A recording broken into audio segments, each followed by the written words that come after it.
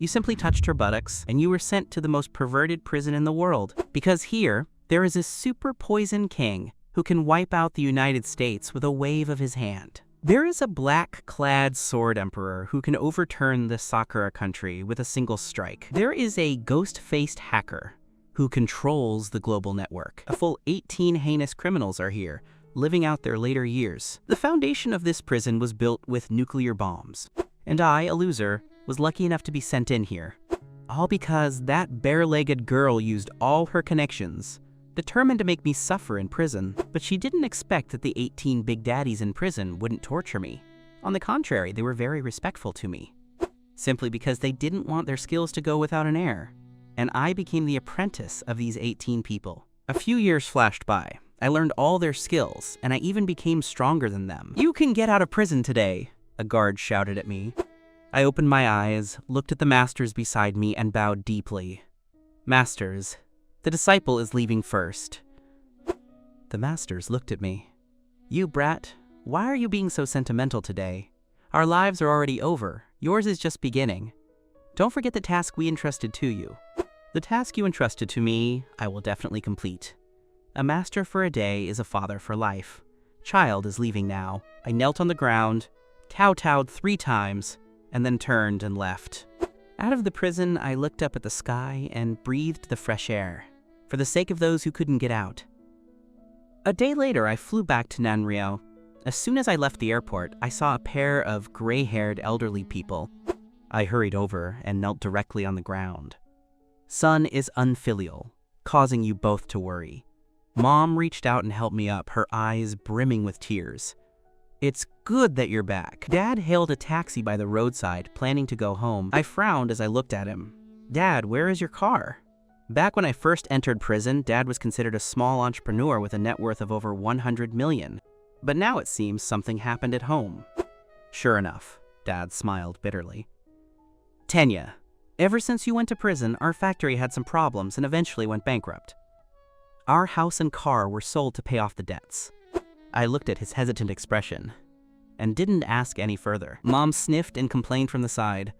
"The child just got out. Why are you saying these things?" "Tenya, although our family isn't as rich as before, we still have the money for you and Kyoko to get married. Look, when should we have a meal with Kyoko's family and settle the marriage?" Kyoko.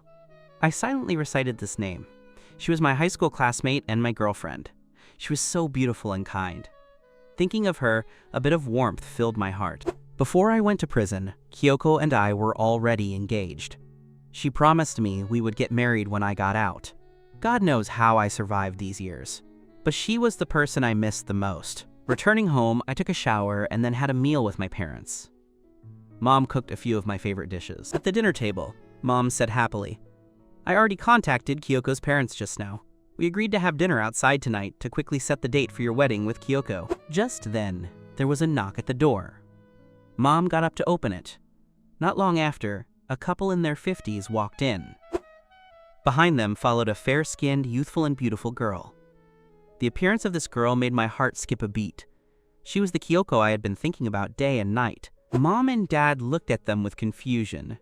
"Didn't we agree to meet tonight? Why are you here now?" Although they were confused, my parents still warmly welcomed them in. The Kyoko family faced my warm parents with coldness. Kyoko's father and Nanagoku sat on the sofa unceremoniously, acting like he was the boss of everything. "Goro Kujo, we've had a relationship for so many years, so I'll just say it straight." He crossed his legs. "I came here this time because there are some things you need to understand." My father's expression changed from eager to cold. Even if he had his glory days, he still had the eye for people. "My daughter Kyoko is now a department manager at Wayao Group with an annual salary of hundreds of thousands. Your son is a prisoner. Do you think he is worthy of my daughter?" And Nanagoku said arrogantly, "I came here today to tell you, wanting to marry my daughter is a dream." Kyoko's mother on the side was also gloomy and quickly echoed, "Toads shouldn't dream of eating swan meat." After hearing their words, Mom and Dad were shocked. They had imagined the N family might make trouble, but they didn't expect such a direct slap in the face. I looked calmly at Kyoko. "Is this also your intention?" Kyoko pursed her lips. "Of course it is. Tenya, When we were in school, you were a rich second generation, and I was just an ordinary student. Of course I liked you. But now, your family is bankrupt, and you've been in prison for so many years. Do you think you have any qualifications to be with me? Just then, a man walked in, wearing a crisp suit and looking very heroic. When Kyoko saw this man, she hurriedly ran over and hugged his arm. Tenya, I won't hide it from you. This is my boyfriend, the vice president of Huayao Group, with an annual salary of millions. Only a person like him is worthy of a princess like me. And I am already pregnant with his child. Hearing Kyoko's words, I suddenly felt my blood boil. I really didn't expect her betrayal, and she was so unscrupulous in front of my parents. The man in the suit looked at me with disdain. You stinking prisoner, just looking at you dirties my eyes. How unlucky. I looked at Kyoko's arrogant expression, and I laughed in anger. Kyoko, on what basis do you dare to call yourself a princess? Do you forget how you knelt and begged me when your parents were down on their luck back then? Don't you know why I went to prison? Everyone says I broke that girl's leg with a car, but it was you driving that day. I went in to take the blame for you, I said coldly. Mom and Dad looked at me in shock. Tenya, what are you saying? I looked at them with shame. I misjudged the person, causing myself to spend 10 years in prison and also causing our family to go bankrupt. Kyoko said without any evasion. Tenya, don't sound so righteous. You did all those things voluntarily at the time. What does it have to do with me? I sighed. Since you want to call off the engagement, I agree.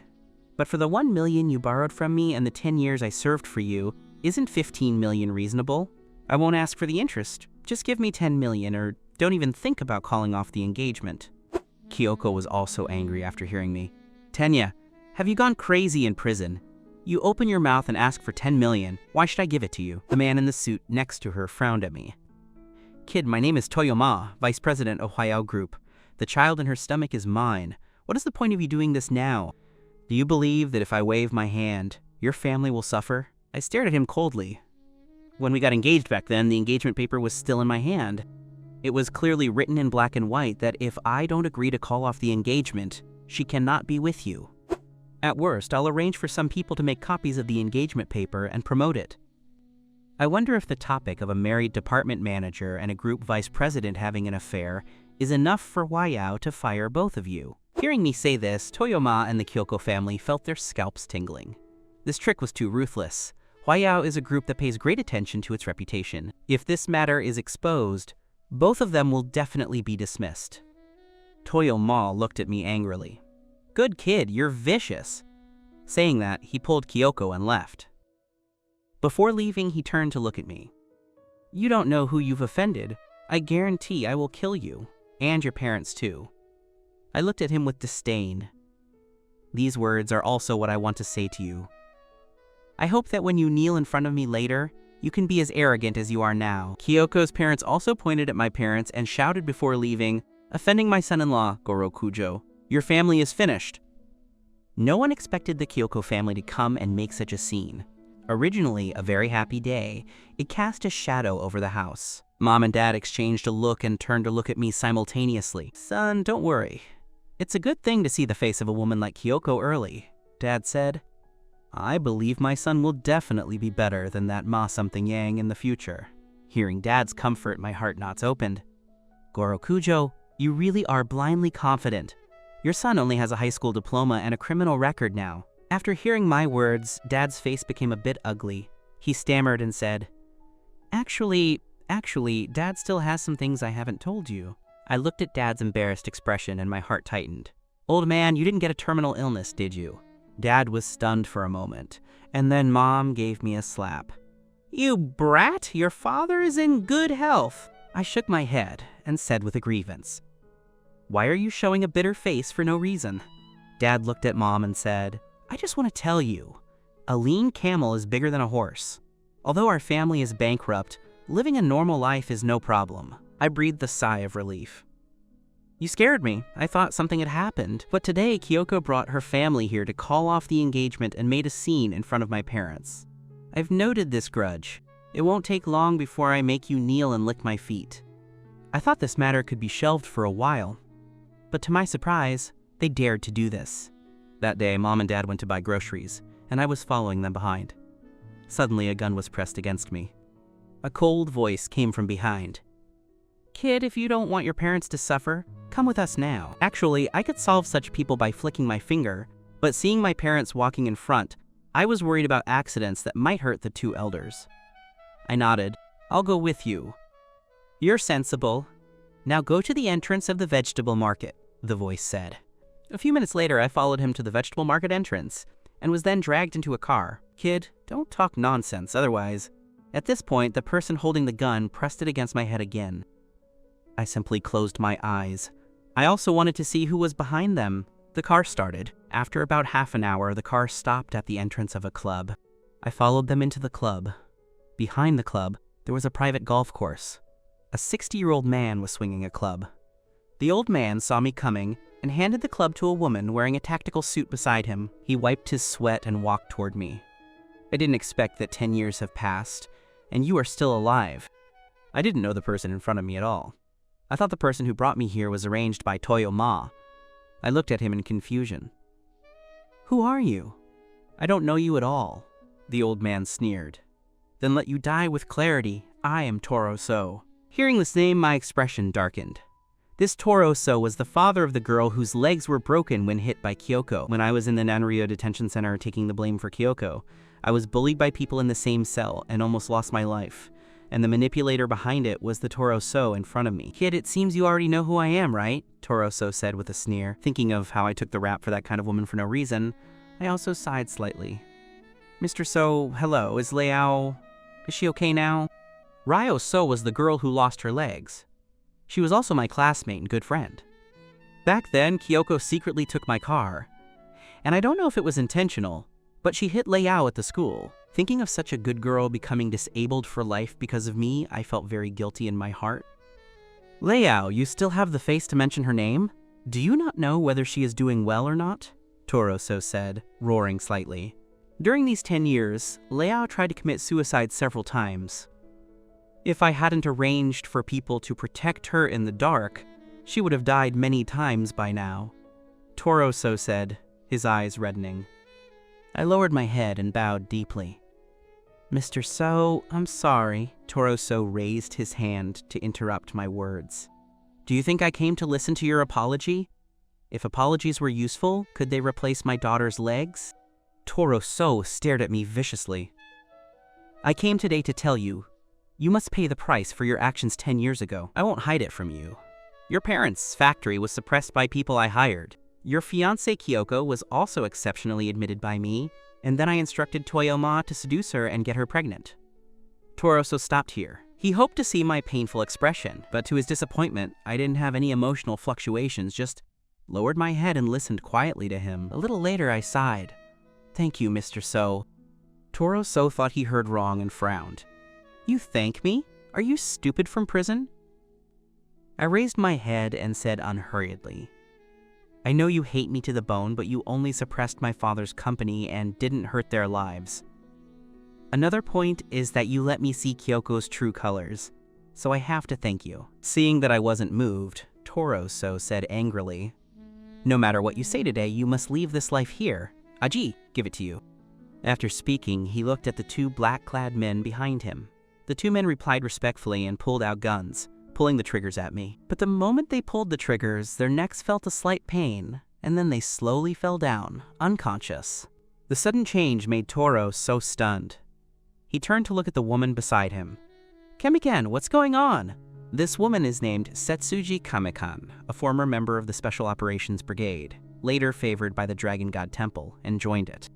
Because Toro So once saved her, she was willing to be his personal bodyguard when she retired. At this time, Setsuji Kamikan said with a solemn expression, "Mr. So, be careful, this person is unusual." This sentence coming from her mouth really startled Toro.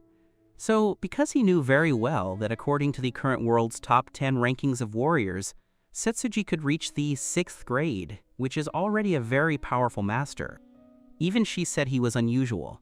It seems Tenya Chu is no longer easy to deal with. Setsuji Kamiken had already seen the silver needles stuck in the necks of Ada and Aji. Even she didn't know when Tenya Chu launched the attack.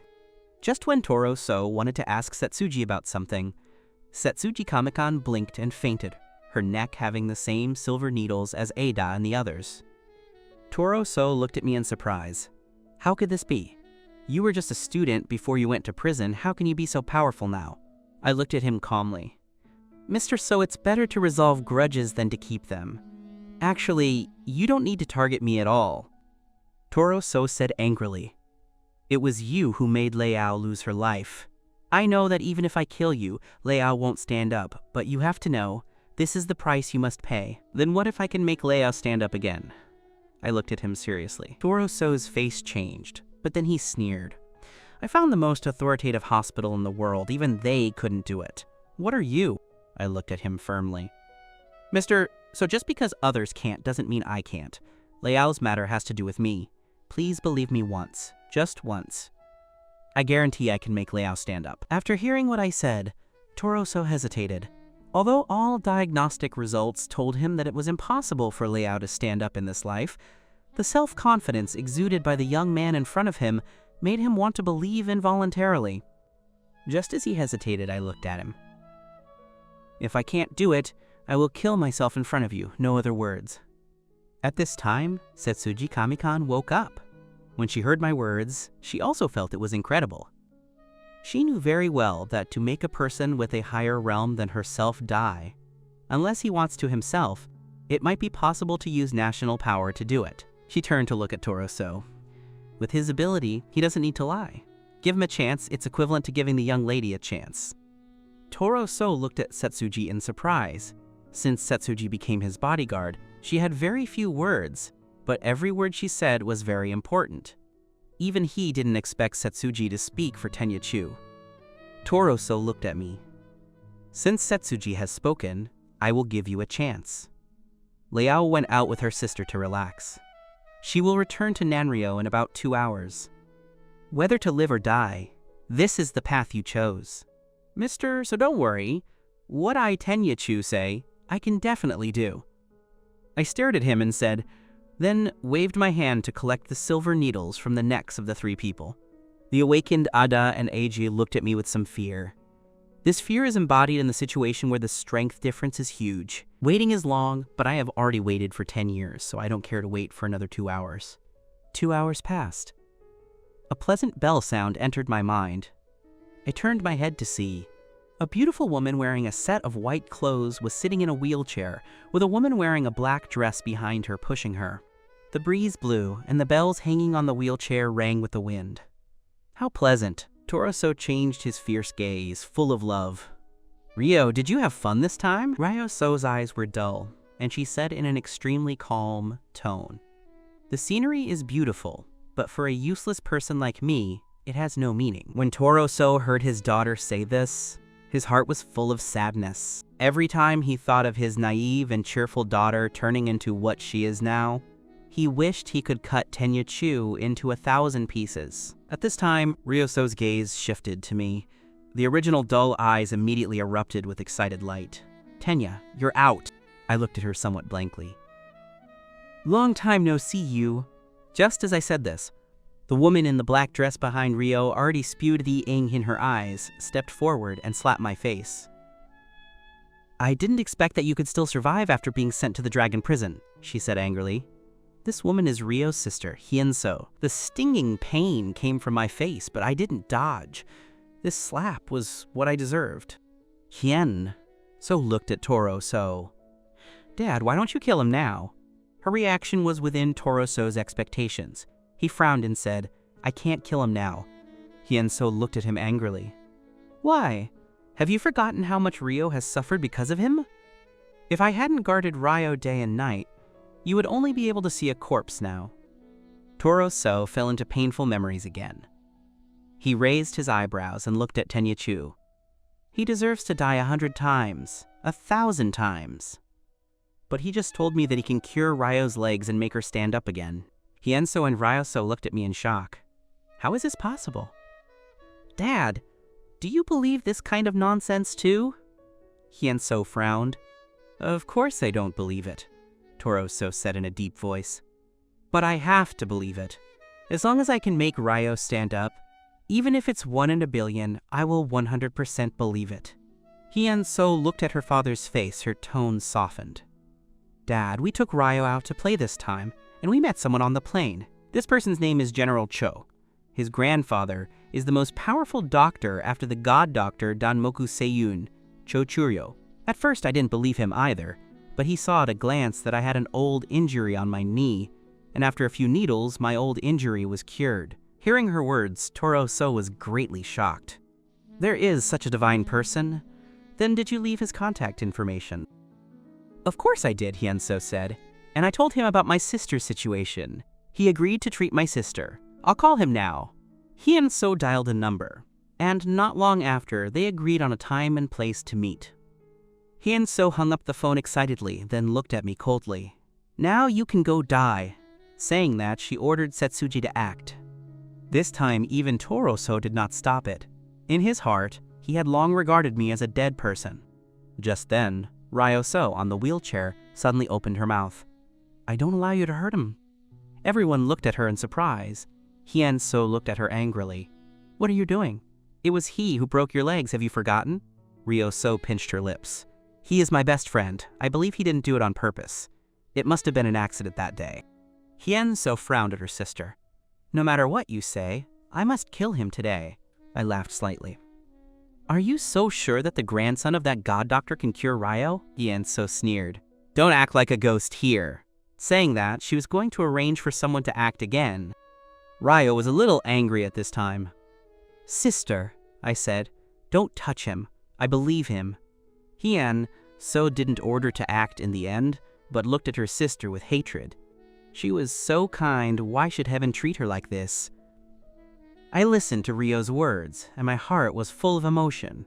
Actually, when I saw Ryo just now, I was observing her injury. The nerves in her legs were large-scale withered and necrotic. To cure Ryo, these nerves must be revived, and this is something that modern medical standards cannot reach. It can only be done by using the second master Danmoku Seiyun's creation needle, combined with my own withered wood spring return technique. Other methods cannot achieve it at all. Not long after, a fair-skinned young man walked in. Sorry, miss, so I'm late. Hien-so went to meet him excitedly. She turned her head and said to Toro, So Dad, this is the descendant of the god doctor I told you about, Gencho, young Master Cho. I stared at this so-called young Master Cho. He can't cure Ryo's legs. Let him go, don't waste time. Hien-so turned around and gave me another slap. Bastard, I told you to shut up, did you hear me? This is a god doctor I invited. If you say another word, I will kill you. I suppressed my anger. God doctor? He can't even cure his own impotence, you tell me he is a god doctor? Hien-so heard me say this and slapped me a few more times. Shut up, did you hear me? Gencho said in confusion. Who is this person? Hien-so hurriedly turned around and said with lowered eyebrows, Young Master Cho, he is just a bastard. You don't have to ignore him, you can continue. Gencho looked at me triumphantly. Well then, I will treat Miss So now. Saying that, he walked to Ryo's side and touched Ryo's knee. Toro-so said nervously on the side, If God Dr. Cho can cure my daughter, Toro will definitely thank you heavily. Gencho frowned. This is not urgent. I understand Miss So's situation. The nerves in her legs are completely necrotic. To revive the nerves, I must use the creation needle combined with my withered wood spring return technique. Hearing him say this, I looked at him in confusion. How could he have the creation needle? It was forged by Master Danmoku Seiyun using extraterrestrial meteorites. There are 13 needles in total in the world, and now this set of needles is on my body. And he fundamentally cannot know the withered wood spring return technique. Gencho said as he pulled a needle box from his arms. Inside lay 13 black long needles quietly. The long needles exuded a cold atmosphere. He took out 2 of the silver needles and was about to stab them into Ryo's knees. I hurriedly grabbed his hand and then looked at Toro-so. Mr. So, you can't let him perform acupuncture on Ryo. Gencho was unable to move at all by my grab and said angrily, Kid, what are you doing? Let go of me immediately. Toro-so looked at me in confusion. Why not? I let go of Gencho's hand. Because he is lying. The needles in his hand are the Ghost Doctor's 9 nether profound heaven needles. Although this needle can be effective in the short term, it needs to mobilize Ryo's vitality. In the long run, Ryo will die. Hearing me say this, a hint of panic appeared in General Cho Zi's eyes, but he immediately suppressed this emotion of his. Hien, so, this brain-dead person, ran over and prepared to do it again. I blocked her with one hand. You will regret doing this. Han So looked at me angrily. I really wish I could cut you into pieces now. Can you get lost? This is my choice. I will never regret it. Get lost. Seeing her almost crazy, I took a deep breath and took out a jade bottle from my arms and handed it to Toro So. Mr. So, if Ryo has a life-threatening danger, let her eat this pill immediately. It can protect her for 8 hours without difference. Before Toro So reached out, he was snatched away by Hien So beside him, and then thrown directly into the trash can. Don't act like a ghost here. Setsuji, see the guest out. If he doesn't leave, Setsuji Kamakan walked over and said in an embarrassed tone, Mr. Chu, please don't make it difficult for us. Although we can't beat you, we will still work hard. I looked at this family helplessly, and turned and left. Before leaving, I looked at Ryo with worry. Ryo also returned me an apologetic look. When I reached the entrance of the club, I looked at Setsuji Kamikan. Can you do me a favor? In the jade bottle that Hien So threw away just now, there is a pill. If Ryo has a life-threatening danger, please let her take it immediately. Setsuji Kamikan looked at me solemnly and then nodded to indicate that she could. I said thank you, and then turned and left the club. At this time, inside the White Horse Club, Gencho had already taken action and stuck the 13 silver needles into Ryo's legs. Not long after, Ryo's eyes changed, and then she screamed painfully, My legs! Hien So and Toro So were shocked first, and then overjoyed. Ryo, what did you say? Does your leg have feeling? Ryo So, who was lagging, also reacted. I can feel pain! My legs can feel pain! Saying that, she left excited tears. Toro-san was about to thank General Cho, but at this time, Gen Cho's face was as pale as paper, his face covered in sweat. Gen Cho smiled bitterly. It seems I am still too young. I didn't expect that this needle application would damage my vitality, but fortunately, Miss Ryo's legs have returned to normal. After a few days of recuperation, she will be able to stand on the ground and walk. Toro-so looked at General Cho in shock. Sir is really a god doctor. Ryo, try to see if you can stand up. Ryo So bit her teeth in anticipation, and then exerted force on her legs and actually really stood up. This shocked everyone in the room. Toro So was even more tearful. His daughter was finally recovered. He hurried to cup his hands to General Cho. Master, the grace of saving my life the So family will never forget. Saying this, he took a check from his pocket and placed it in General Cho's hand. Gen Cho took it and glanced at it. So much?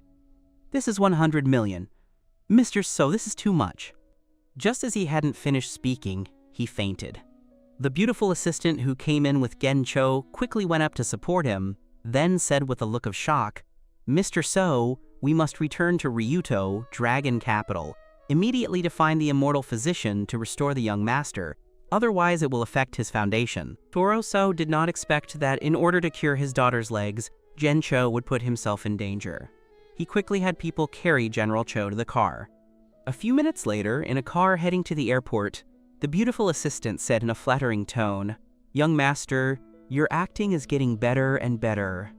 I almost took it seriously. As soon as she finished speaking, the weak General Cho at her side suddenly opened his eyes and pulled the beautiful assistant into his arms. His left hand massaged her softness, while his right hand held that check, and he sneered. Toro! So the boat king of Nanryo? Nothing more than that. I left the clubhouse helplessly and went home with my parents. Unexpectedly, when I returned home, a red Ferrari was parked downstairs. A stunningly beautiful woman stepped out of the car. Seeing me, she walked straight over. You must be Tenya Chu, right? Her voice was like celestial music, pleasant to the ear. I looked at her suspiciously. Who are you?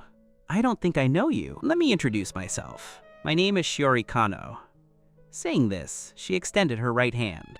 I hadn't even reacted when my dad suddenly said from the side, You are the most famous enchantress in Nanryo, Shiori Kano. I had just gotten out and wasn't familiar with her, but for the people of Nanrio, this name was a household word. It is rumored that Shiori Kano was a fisherman's daughter, poor since childhood, but for some reason, she was taken as a foster daughter by a big boss. From then on, she received the best education, proficient in everything from zither and chess to calligraphy and painting. Of course, the boss didn't do this out of pity, but intended to raise her and give her to another big boss as a gift. But before she was sent away, the boss was killed by Shiori Kano. Moreover, she did not spare his family. It could be said she wiped out his entire clan. Later, Shiori Kano inherited all the boss's wealth. Not only did she build the first mansion in Nanrio, which is said to be the largest in Asia, but she also dipped her toes into almost every project in Nanrio. I shook hands with Shiori Kano with a confused look, then frowned as I looked at her, guessing her purpose. Mom, on the side, hurriedly said, "Miss Kano, my son just got out of prison. I don't know if he offended you in any way. I apologize to you for him. Please, as an adult, don't hold a grudge against a child. Spare him." Shiori Kano smiled charmingly. "Auntie, you're mistaken. Just call me Shiori. Tenya didn't offend me. On the contrary, I'm here to ask for his help." Hearing her say this, Mom breathed a sigh of relief. "Tenya just got out. I don't know what he can help you with." Shiori Kano smiled, but said nothing. Dad, noticing some clues, pulled Mom upstairs, leaving Shiori Kano and me downstairs. Seeing my parents leave, Shiori Kano looked at me. "Guess the purpose of my visit?" I sighed. "When I shook hands with you just now, I found your pulse was chaotic. You were poisoned. It should be the 3-corpse brain god bile, one of the 8 poisons of Miao territory. This poison needs an antidote every so often. You are too deeply poisoned. The antidote no longer works, right?" Shiori Kano looked at me with joy. It seems I didn't find the wrong person. To be able to discover my biggest secret just by the moment of a handshake. "Can you save my life?" I frowned and looked at her. "Give me a reason." Shiori Kano looked at me bewitchingly. "To tell you the truth, I have, at most, 1 month to live. If you can save me, I can satisfy any of your requests." As she spoke, she moved closer to me, her fingers grazing my face, including my body. I frowned and took a step back. "I want everything, except you." Shiori Kano asked curiously, "Why? Do you know how many people in all of Nanrio want to possess me?" "Have you heard of physiognomy?" I said calmly. "I happen to have studied it a bit. Your appearance tells me that hidden beneath your beautiful exterior is a heart of a scorpion. You say, do you dare to ask me to want you? If I sleep with you, I wouldn't even dare to blink." Shiori Kano said with some grievance. "Don't you think it's too much to say that to a girl? Your life savior is saying a few words to you. What are you aggrieved about?" After hearing what I said, Shiori Kano looked surprised. "So, you agreed? Tell me, what conditions do you have? I can agree to anything." "Actually, it's not a condition.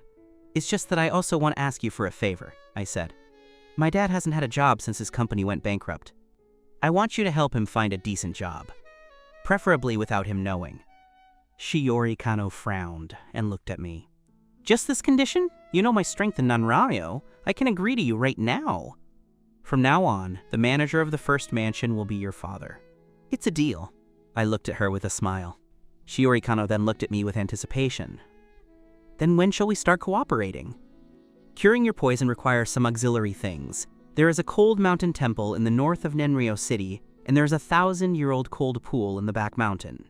We must cooperate there, but there are too many tourists. You need to handle that." Shiori Kano nodded. "No problem. I'll go make arrangements and then notify you. By the way, leave a phone number for me." I scratched my head awkwardly. "Just got out of prison, haven't had time to buy a phone yet." Shiori Kano giggled and took a new phone out of her pocket. "Then you use this first." I took the phone and didn't linger. I turned and went upstairs. Returning home, my parents looked at me worriedly. "What did Shiori Kano want with you?" I looked at them with a smile. "Nothing. She asked me to help treat her illness. No malice." Mom looked at me suspiciously. "When did you learn to practice medicine?" "When I was in prison, a fellow inmate was a medical student. I learned some medicine from him over the past 10 years. My parents nodded. "So that's how it is. It's fine as long as there's no trouble. Shiori Kano is not an ordinary woman, you have to be careful." Seeing my parents worry, my heart warmed. Don't worry, Mom, I have my own discretion. Just then, the phone in my pocket actually rang. I took out the phone suspiciously and saw that the caller ID was General Cho. It seems General Cho wants to contact Shiori Kano in the same way. I couldn't be bothered to deal with him and directly chose to reject it. Gen Cho on the other end of the phone was puzzled. Shiori Kano, this woman, actually dared to hang up my phone? The beautiful assistant on the side said flatteringly, "Maybe she's busy? Who would dare not answer young Master Cho's call?" Gen Cho looked gloomy. "Shiori Kano's poison, I've seen it. Although I don't know what kind of poison she has, her time is running out. Wanting to play? Hard to get? Then I'll play along with you." Gen Cho looked at the assistant on the side.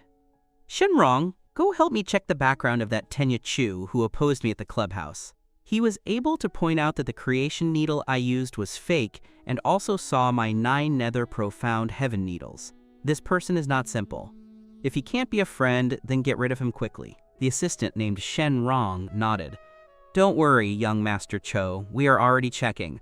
Also, this hotel belongs to the Cho family. No one knows you are here." Gen Cho sneered coldly. "The so-called Boat King of Nanryo, Toroso, the first mansion owner Shiori Kano, aren't they all played in the palm of my hand by me?" Dad saw me hang up the phone directly and asked me suspiciously, "Whose call was it? Why didn't you answer?" I smiled at him. "It's nothing, just a spam call." Dad nodded and then looked at me. "Tenya, do you remember Rong, the daughter of Dad's former driver?" "Of course I remember. Why suddenly bring up Rong?" I asked suspiciously. "Rong and I grew up together. Our relationship was like that of siblings. When I first went to prison, Rong even came to visit me, crying like rain at that time." Dad sighed. "A few days ago, your uncle So called." Judging from his tone, something must have happened at home. Saying this, he took out a card. "Go check for me. If there is anything I can help with, try to help." I took the card and nodded. "I'll go now," Dad said. "They have moved to the happy new village, Kofukumura now. This is the address." Saying this, Dad wrote it down on a piece of paper. I looked at him suspiciously. How could they move there? Their family was doing okay before, right? The so-called happy new village was not literally happy. It was a shanty town, famous for being dirty, messy, and poor. Dad sighed. "You've been in prison for so many years, you don't know?" Rong's mom was diagnosed with kidney failure. To pay for the treatment, your Uncle So sold his family property and finally had to move there. I took the address and left the house worriedly. Half an hour later, I arrived at the entrance of the happy new village. Getting out of the car, I smelled a rotting odor. The ground was covered in garbage, and the houses here were all crooked. I really can't believe Rong and her family would live here. Arriving in front of a crumbling tiled house, I knocked on the door. A terrified girl opened the door. Although she looked haggard, it couldn't hide her beautiful face. "Who are you?" the girl asked me vigilantly. Rong, I am Tenya Chu. Don't you remember me?" I looked at her with some heartache. "Brother Tenya? You got out of prison?" the girl said in surprise. I was about to speak when I suddenly felt a group of people arrive behind me. I turned my head to see more than a dozen fierce-looking men walking toward here with mocking faces. Seeing these people, Rong was terrified. "Why are you here again? Didn't we tell you we wouldn't agree to your relocation conditions?" The leading big man sneered. "Dead girl, who gives you the right to speak here? Be arrogant again and I'll break your dad's other leg." I frowned and looked at Rong. "Uncle, so what happened to his leg?" Tears instantly flowed from Rong's eyes, and she briefly explained the recent events to me. It turned out that the other party wanted to forcibly occupy their house, so Ken didn't agree, and in the end, these people used dirty tricks. Uncle So could be said to have watched me grow up since childhood. Although he was my dad's driver, over the years, our relationship was better than that of biological brothers. I turned around, eyes cold, looking at those people, and said in a low voice, "Who did it?" The leading big man sneered and pointed at himself. "It was me, your grandpa." Before he could finish, I rushed over. The big man was still pointing at his own head, but suddenly felt his finger had no sensation. He turned his head blankly and saw his finger presenting a negative angle reversal and a pair of scarlet eyes. Then he felt the pain and screamed. I didn't give the others time to react. I instantly knocked them all to the ground.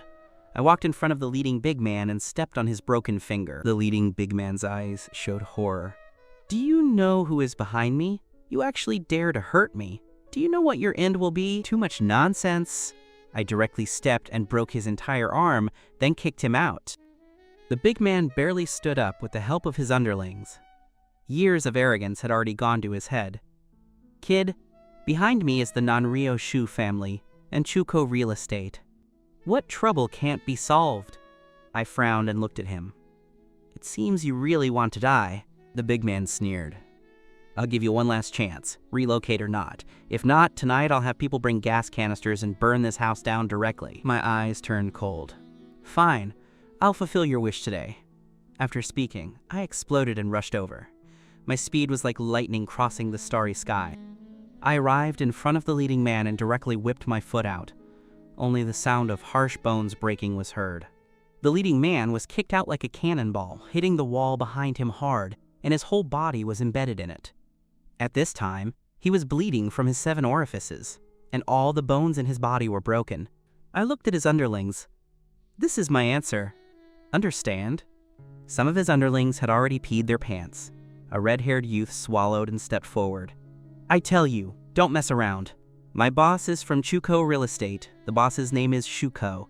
I looked at him coldly. "Now, call him immediately. Tell him to come here in half an hour to kowtow and apologize. Otherwise, I will personally visit and chop off his legs." The red-clothed youth thought that bringing out his boss would scare the person on the opposite side away, but didn't expect the other party to be so crazy that he couldn't even say his follow-up lines. "Kid, are you an alien? My boss, Shuko, is the underground emperor of Nanrio. You dare to ask him to come over and kowtow to apologize to you?" I couldn't be bothered to talk, so I rushed up and grabbed one of his ears and tore it off directly. "You have 29 minutes. The red-clothed youth only reacted after seeing his ear drop to the ground. Then there was a shrill scream. He dared not delay and hurriedly called Shuko. Shuko, on the other end of the phone, was discussing matters with his secretary in the office. Hearing the red-haired boy's call, he was furious, pushing away the secretary on his body. "Hyokatang, call people for me. Go to Happy New Village. I want to see who is trying to die." Watching the red-clothed boy finish the call, I turned to look at Rongrong. "Take me to see Uncle So." Rongrong was still staring at me dully. She hadn't reacted to the scene just now. The gentle brother Tenya of the past was like a devil just now. Walking into the room, I saw Uncle So lying on the bed at a glance. At this time, his face was haggard, skin and bones, and there was still a plaster cast on one leg. So Ken felt someone coming in and opened his eyes to look at the door. "You? Are you Tenya?" I hurriedly walked over. "Uncle So, I am Tenya. I've come to see you." So Ken said with some excitement, "You're out? It's good that you're out. You should be cautious in the future." Even though he had become like this, he was still worried about me. My heart was incomparably sad. "Uncle, so let me see your injury." So Ken looked at me with a smile. "Old bones, half buried in the dirt, it doesn't matter. It's just that I can't let go of Rongrong. Don't look at my injury." Although he was smiling, I still saw some helplessness and indignation from it. "Uncle, so don't worry, I can cure your injury." Rongrong heard me say this and ran over happily. "Brother Tenya, are you serious? Doctor said it can't be cured." I looked at her with a smile. "Has your brother Tenya ever lied to you?" Rongrong looked at me shyly. "I listen to everything my brother says." So Ken, on the hospital bed, heard me say this, and hope appeared in his eyes. As a retired veteran, he had previously been desperate. "Don't worry, Uncle So. I guarantee that in 1 week you will be jumping around." So Ken was still a bit skeptical, but hearing me use "jumping around" to describe him, he also laughed and scolded, "You brat, still so naughty." The atmosphere in the room became active with his joking scolding. I smiled and took out a needle case from my arms. After opening it, 13 blood-red, long needles came into view. If General Cho were here, he would definitely exclaim, "This is the real creation needle." I pulled out a few silver needles and began acupuncture on So-Ken's legs directly. The speed of my technique made So-Ken dumbfounded. Not long after, black stagnant blood seeped out from the places pierced by the silver needles, and the places that used to be swollen were restored to their original state. Then I took out a black substance from my arms and applied it to So-Ken's leg. Pulling the needles was done in one go. Done. In at most 1 week, uncle. So you will be recovered. I wiped the sweat from my forehead. Rongrong heard me finish and said gratefully, Brother Tenya, thank you. If it weren't for you, I wouldn't know what to do. Having finished, her eyes turned red. I hurriedly went over and patted her. Silly girl, we grew up together. Why thank me? Just at this moment, the car horn sounded outside the door, along with the dense sound of footsteps. So Ken looked at Rongrong suspiciously, asking her to go out and see what the situation was. Rongrong worriedly recounted what had happened at the door just now to So Ken. Hearing this, So Ken's face turned pale with shock. You have caused a big disaster! Shuko's power is too great. How could you be so impulsive? Tenya, hurry up and go. These old bones of mine won't live for a few more days anyway. I looked at So Ken with a smile. Don't worry, Uncle So. You should rest well. Leave the rest to me. After speaking, I walked out the door. So Ken thought that if Tenya had an accident here, he wouldn't be able to explain it to his older brother. He hurriedly told Rongrong to get his cane and followed Tenya out the door. I walked to the front gate and saw the lineup of hundreds of people. I sneered in my heart. Just praying mantises. Even if there are many, it's useless. The leading man in a suit stepped forward. Kid, were you the one who had someone call me just now? And you also want me to come here to kneel for you? I smiled and said, It is me, little master. Shuko paused for a moment and then began to laugh loudly. Guts! I like it! It seems that the number of people I've killed over the years is still too few. Everyone dares to challenge me now. He pointed at the hundreds of people behind him. Catch this kid and light him like a sky lantern. Let the people of Nanrio see if I, Shuko, can still lift a blade. So Ken, who ran out, happened to hear this sentence. He rushed forward, wanting to apologize to Shuko. I hurriedly stopped him and then smiled to greet Rongrong, who had followed. Take good care of Uncle. Feeding the eagle with meat won't work. If you don't want to be eaten, you have to eat the eagle. After speaking, I pulled a bamboo flute from my sleeve and began to play slowly. Shuko sneered and watched me. About to die and you want to play a tune, what's wrong? He didn't expect that just after he finished speaking, he would see a group of purple-black wild bees flying over. First one, then hundreds, thousands. In a few seconds, the sky was covered by a layer of black mist. I put down the flute and said silently a sentence. Then thousands of black bees rushed toward the hundreds of people opposite. Shuko's men hadn't reacted before they were surrounded by the wild bees. Immediately after, screams came from the crowd. What is this? It hurts! Not long after, the hundreds of people in front of them were lying on the ground instantly, expressions painful, spitting white foam, looking terrified.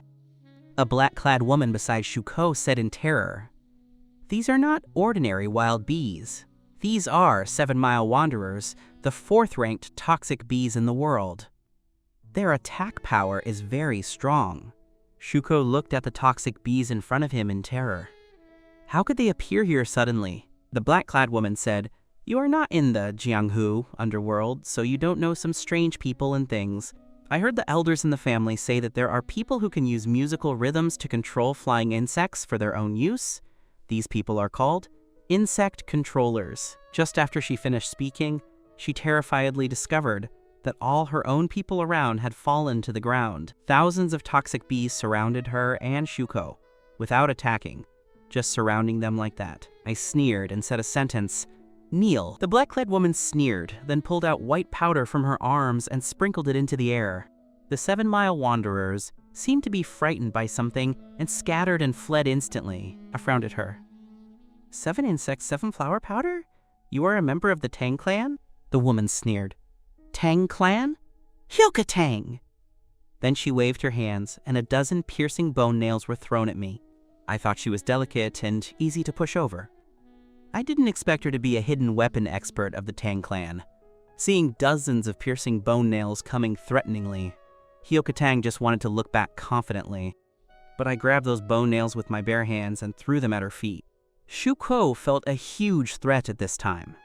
As the underground king of Nanrio, the existence of Tenya Chu was something he could not accept. Hyokatang, no matter what, kill him. Shuko said with cold eyes.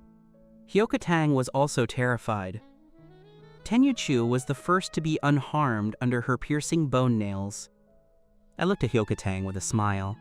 Little girl, what other fun things do you have on you? Bring them all over. Hyokatang was cold. Looking down on the Tang clan is the biggest mistake you made in your life. Saying this, she threw another bone nail from her sleeve. That bone nail shot into Tenyachu Esclabella at extremely high speed. Hyokatang was overjoyed. I still overestimated you. But the next scene made her dumbfounded.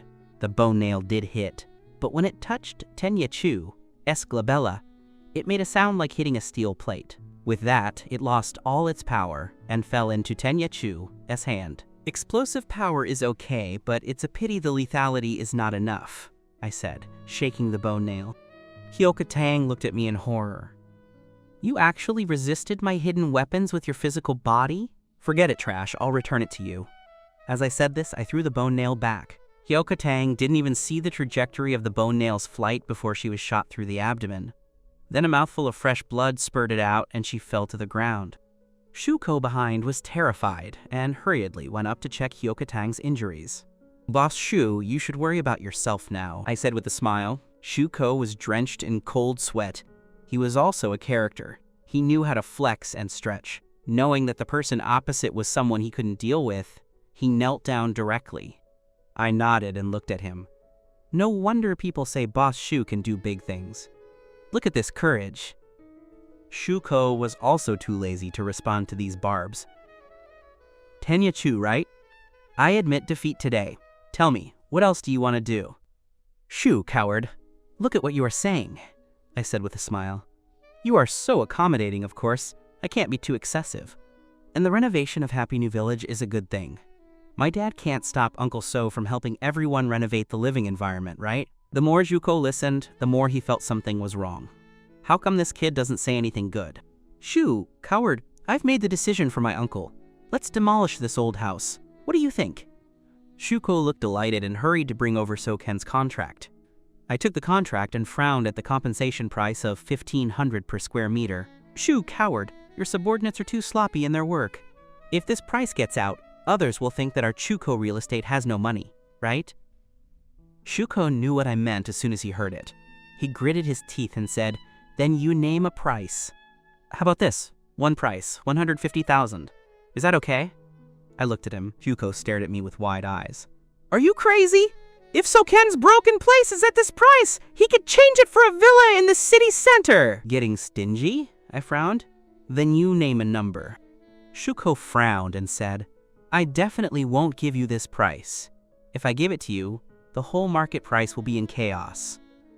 I'll give you 50,000 per square meter at most. Deal!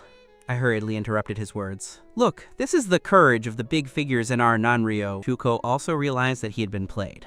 This kid was completely asking for a sky-high price and sitting down to bargain. Today, he had truly lost. For this broken place, he actually spent more than 10 million. All right, the contract is signed. We'll meet again, Uncle Shu. If you still want to see me, that is. I looked at him with a smile. Shuko looked at Tenyachu gloomily, thinking in his heart that this grudge was settled today.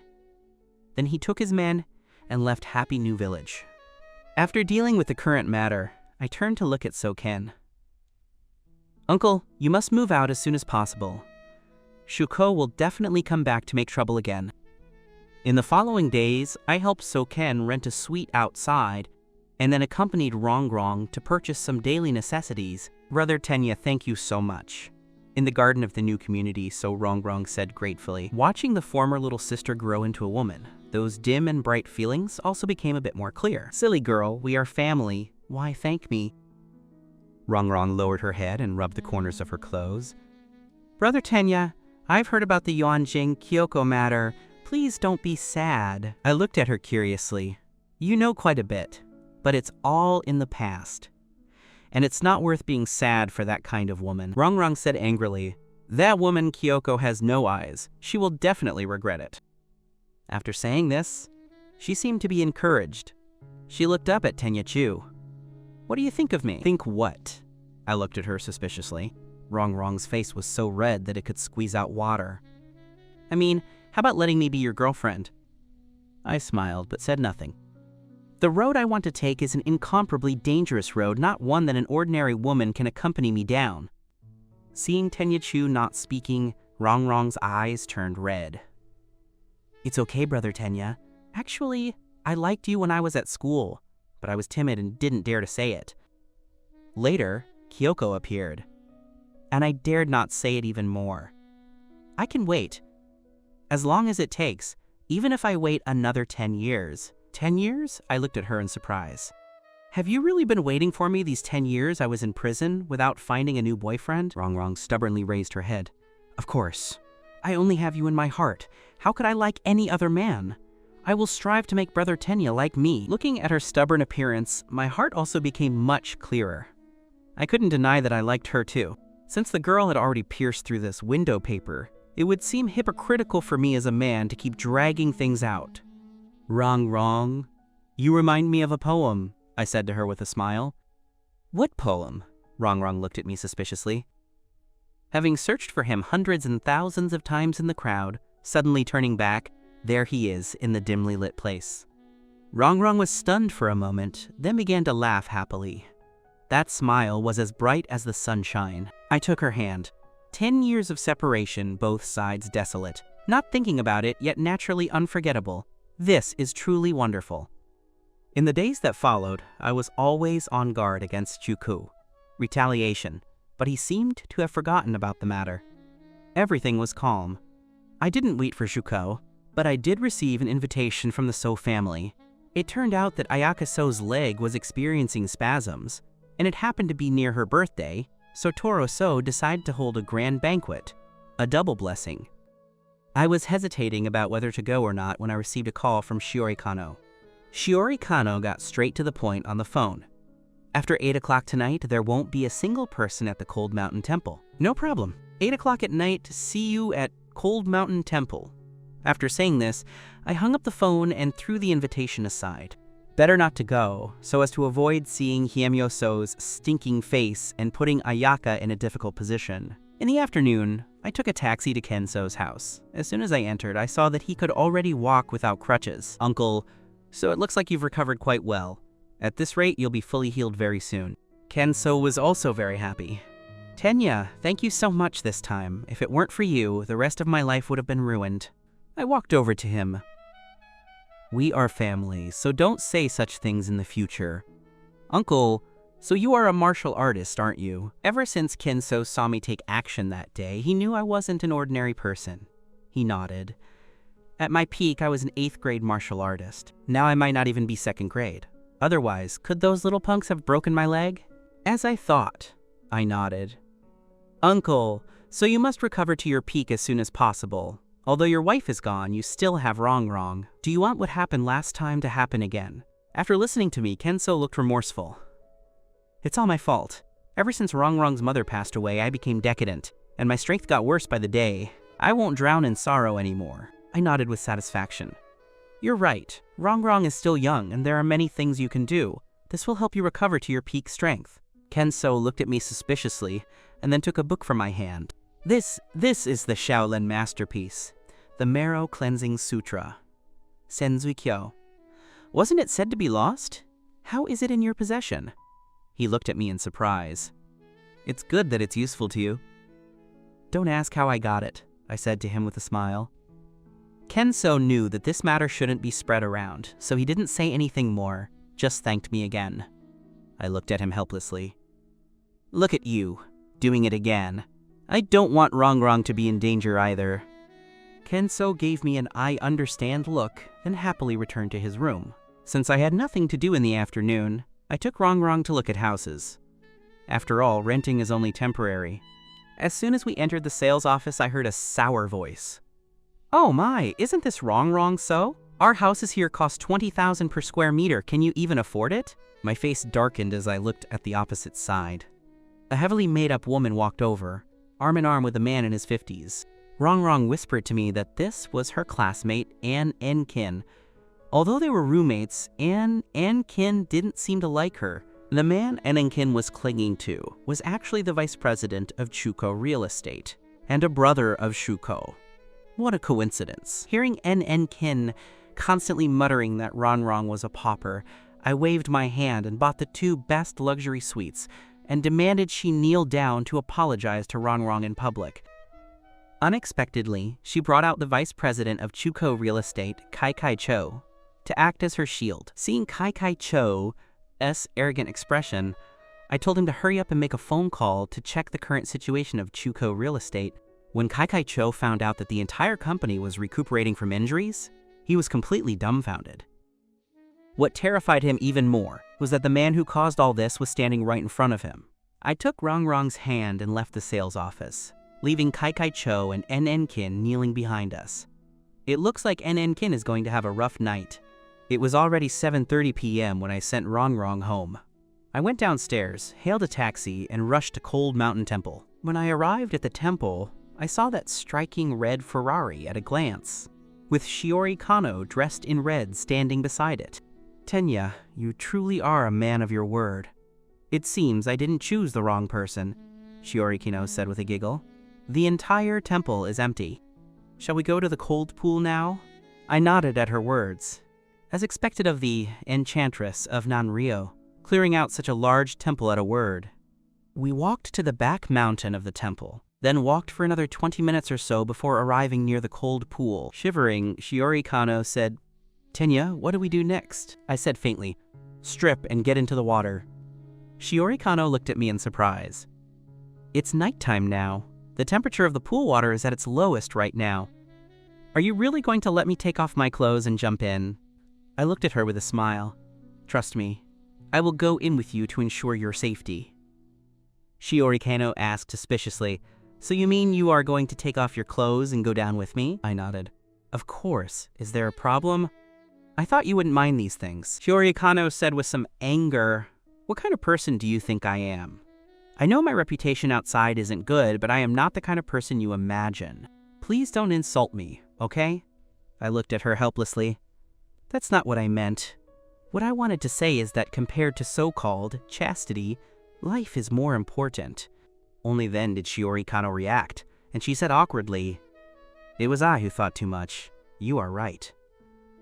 Saying this, Shiori Kano disrobed and stepped into the pool water.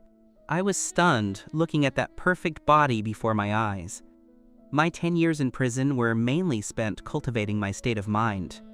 But I didn't expect Shiori Kano's beauty to almost cause me to fail.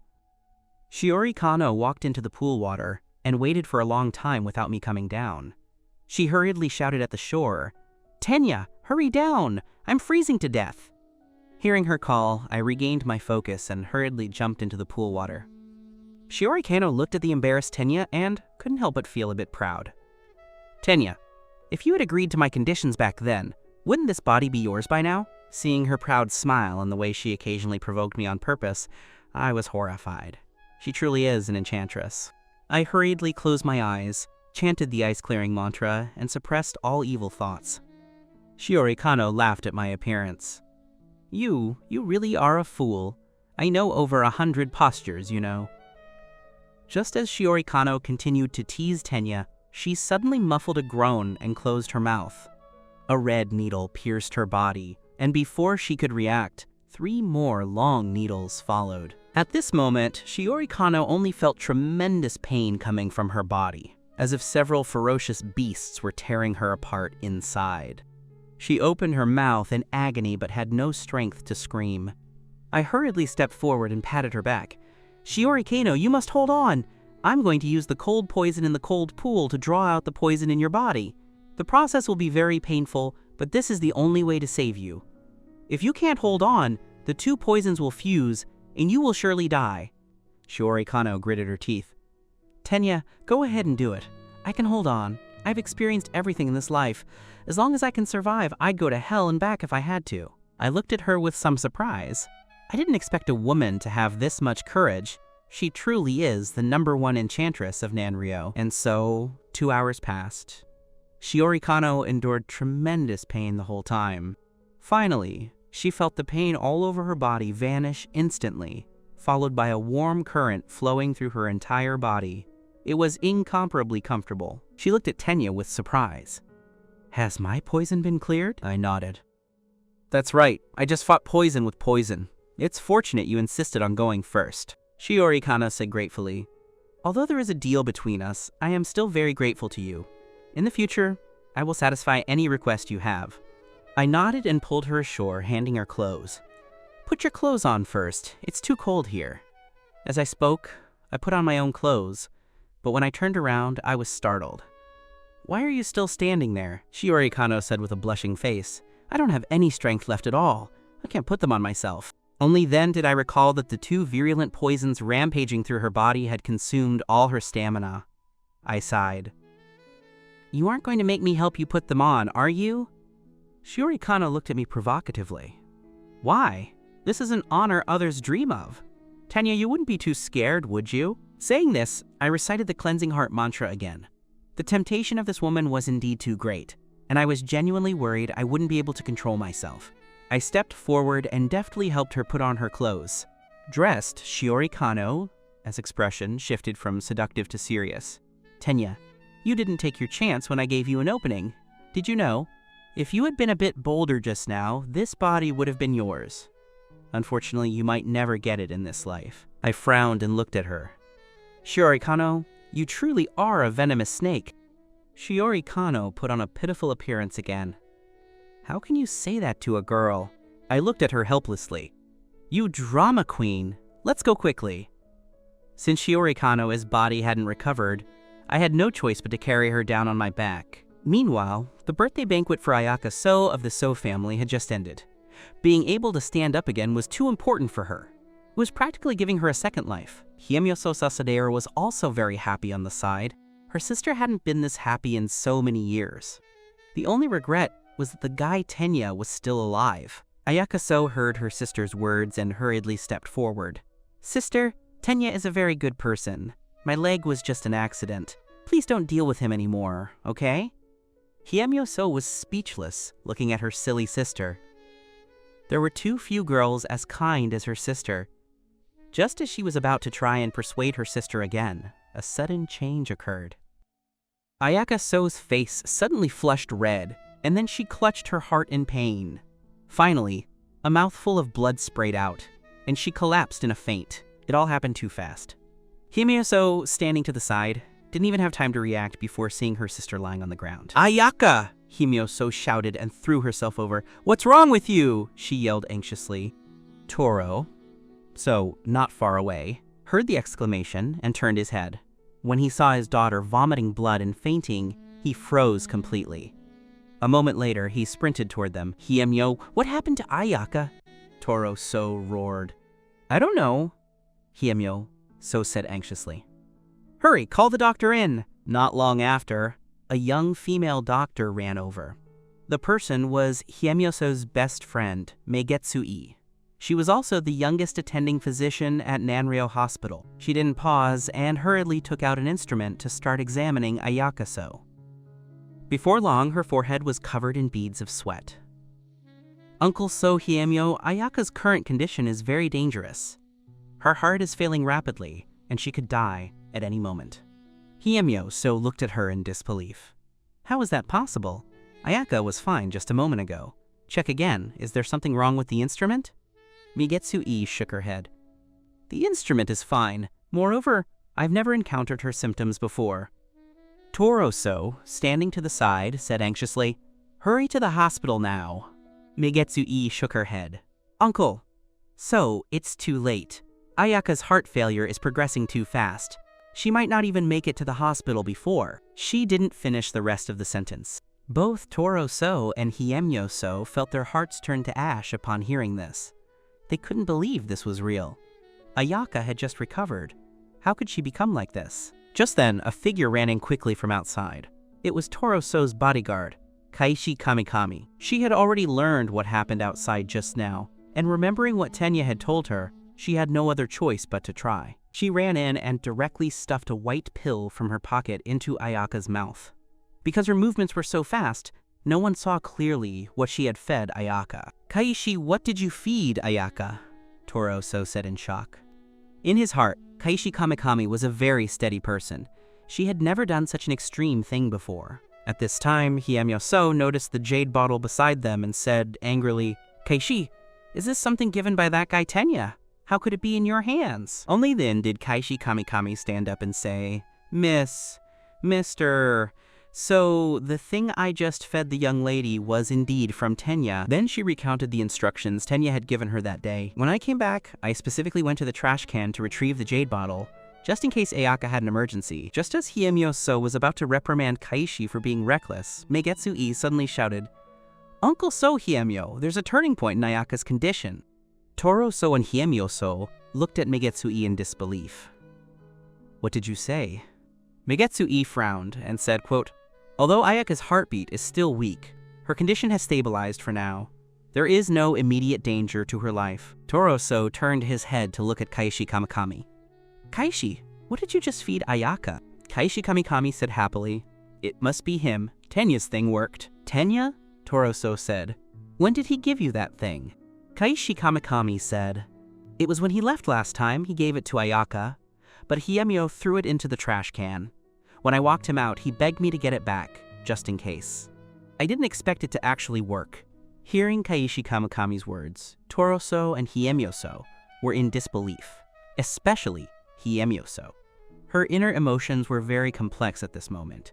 Because of her own recklessness, she almost ended her sister's life. At this time, Meigetsu-e frowned and said, Uncle So, although Ayaka's condition has improved, if she doesn't get timely treatment, she will still be in great danger in a few hours. Kaishi, go find Tenya immediately. Toro-so decided decisively. Hiemyo-so to the side was still suspicious. You can't conclude he knows medicine just because he can produce this thing. If my sister is delayed again, there really might be no chance left. Toro-so frowned and said, Nothing else needs to be said. I trust my intuition. He will definitely be able to do it. At this time, Shiori Kano and I had left the Cold Mountain Temple and were driving back to the city. With her biggest threat gone, Shiori Kano was very happy, chattering incessantly all the way. The car stopped beside a bar. I looked at Shiori Kano suspiciously. I'm going home. Why are we here? Shiori Kano said happily, Of course it's to celebrate with a drink. It's my treat tonight. Drink whatever you like. I frowned and said, Send me home. I'm not interested in this kind of place. Shiori Kano frowned at me. Tenya, you're not serious, are you? Beautiful woman and fine wine are both here, and you're unmoved? You wouldn't have stayed in prison so long that you've gone dim-witted. I've heard there are those kinds of things in prison. I interrupted her. Shut up. Let's go drink. Shiori Kano looked at me with a satisfied expression, whispering in her heart. There isn't a man in this world that this lady can't conquer. After arriving at the bar, we found a seat and sat down. Before long, a woman walked over. I have to say, this woman's beauty was even more formidable than Shiori Kano SNO. Shiori Kano pointed at the woman and said, This beauty is named Sei. She is the proprietress of this Sei bar. How about it? Beautiful, isn't she? I didn't answer her question, just pondering Shiori Kano's purpose. Shiori Kano didn't take the hint to stop talking, turning her head to look at Sei. Let me introduce you. This is Tenya, my life-saving benefactor, and also a guy who is completely uninterested in fine wine and beautiful women. I brought him to you, so you can't let me down. Sei revealed an even more charming smile. I didn't expect Brother Tenya to be eating vegetarian, abstaining, at such a young age. Smelling the perfume on Sei, my blood actually started to boil.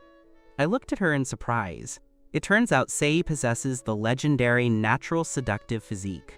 There have only been 3 such women in history, but each of them was an enchantress who could bring disaster to the nation and the people. Seeing that Tenya was already having trouble holding his composure, Shiori Kano said with a satisfied expression, Let's have some wine first. Tenya, it's not that I'm talking about you, but why have you become so world-weary at such a young age? You should enjoy yourself in time, Shiori Kano said with a smile. I looked at her with a bitter smile. If you had served 10 years in prison as a scapegoat for someone you liked, suffered all sorts of torment, and upon getting out found she was pregnant with another man's child, you'd know why I'm so world-weary. This was the first time Shiori Kano heard me mention this matter, and she was very surprised. She drank a glass of wine and said, I understand you. I am the same as you. I have experienced life worse than death. Then she told me about her own experiences. Tenya, we are now friends who can share our hearts, right? I've told you everything, I nodded. Then from today on, we are friends, Shiori Kano said slyly. Then as friends, shouldn't one offer mutual support? Shouldn't friends step up to help when needed? Just as I was confused by her words, a glamorous woman walked in with a group of men in black. Looking at their fierce eyes, it was clear they were not coming with good intentions. I instantly understood Shiori Kano's words earlier. You really are an enchantress. Shiori Kano complimented me. Tenya, you are a man of integrity. These people are here to trouble Sei. Sei is my friend, and I am your friend. You can't refuse to help with this, right? I said calmly. What does it have to do with me? You don't even dare to act in this place, which shows that the people coming are someone even you can't afford to provoke. I acted like a big shot back then and went to prison for 10 years, leaving my parents worried sick. Don't even think about it this time. Shiori Kano said angrily. Do you know how miserable Sei is? If you don't help her, no one will. There are so many miserable people in this world. Can I help them all? Do you know the difference between a saint and a saint wannabe? Shiori Kano looked at me suspiciously. What is it? A saint is, I can't bear to see the people of the world suffer, so I go to save them. A saint wannabe is, I can't bear to see the people of the world suffer, so I make you go help her. Am I right? I looked at her with a cold sneer. Shiori Kano said angrily, You still call yourself a man? Just as we were arguing, that group of people had already walked to Sei. Miss, you'd better go back with us. This is the old master's wish. Please don't make it difficult for us subordinates. Sei said angrily, I won't go back. You tell Shen Sanzen that I will never see him again in this lifetime. The leading woman in black said, Miss, then I must defend you. Saying this, she told the men behind her, Please bring the young lady home. Hearing the order, the men behind them came up and surrounded Sei Shen, grabbing her by the arms and walking her outside. Sei turned her head in despair and looked at Shiori Kano. Shiori, save me. Before Shiori Kano could speak, the woman in black spoke first. Shiori Kano, I know you are a friend of the young miss, but the old master had reminded us when he came. If you insist on meddling in this matter, the first mansion will have no need to exist. Saying this, she turned and prepared to leave the tavern. Wait a minute. I stood up and walked forward. Sei, the bamboo brewed wine is very good. I truly hope I can continue to drink it in the future. Shiori Kano understood what I meant at this point and hurriedly walked over. The wine brewed by Sei must be brewed by her own hands, otherwise the taste of the wine will change. I pretended to be surprised and looked at her. Does that mean I won't be able to drink such delicious fine wine in the future? Could you stay? Sei seemed to have grasped the last straw of hope and said tearfully, I don't want to leave. I nodded and looked at the group of men in black. She says she doesn't want to leave. Let her go. The woman in black said angrily, Kid, you dare to meddle in the affairs of the Shen family? I shook my head. What Shen family? What Yi family? I don't care. I only care about whether I can drink the wine she brews in the future. You're courting death! The woman in black roared in a low voice. Do it! Teach this kid a lesson! Hearing the woman in black's order, 2 men in black walked out from the crowd and rushed toward me. But they had barely taken 2 steps before they slumped to the ground, no longer moving. This scene caused the woman in black's pupils to shrink. Then she roared, All of you, go together! This kid is a bit bizarre. The men in black behind her released Sei and rushed toward Tenya together. But just like the previous 2, the moment they got into a charging posture, they slumped to the ground and fell unconscious. Everyone looked at this scene in terror. Only Shiori Kano watched Tenya from start to finish. Every time the men in black wanted to rush over, Tenya just lifted his hand slightly, and the men in black opposite would fall down. What kind of bizarre ability is this? The woman in black herself was also a martial artist. She saw a very small silver needle on the necks of the fallen men in black. This level of expert was something she could not defeat. Kid, do you know what a stupid thing you've done? Daring to attack the people of the Shen family? You will regret it. I looked at her helplessly. I simply wanted to drink the wine of Sei. If you don't leave now, I'm going to get restless. Knowing that she was no match in strength, the woman in black took her men and left the tavern. Sei Shen walked up to me. Tenya, I will remember this debt of gratitude. I will find a way to repay you. I turned to look at Shiori Kano. Give me an explanation. Shiori Kano walked over awkwardly. I indeed knew the Shen family would come to take Sei tonight. Sei is a member of the long capital Shen family. Their power is so great that I cannot provoke them.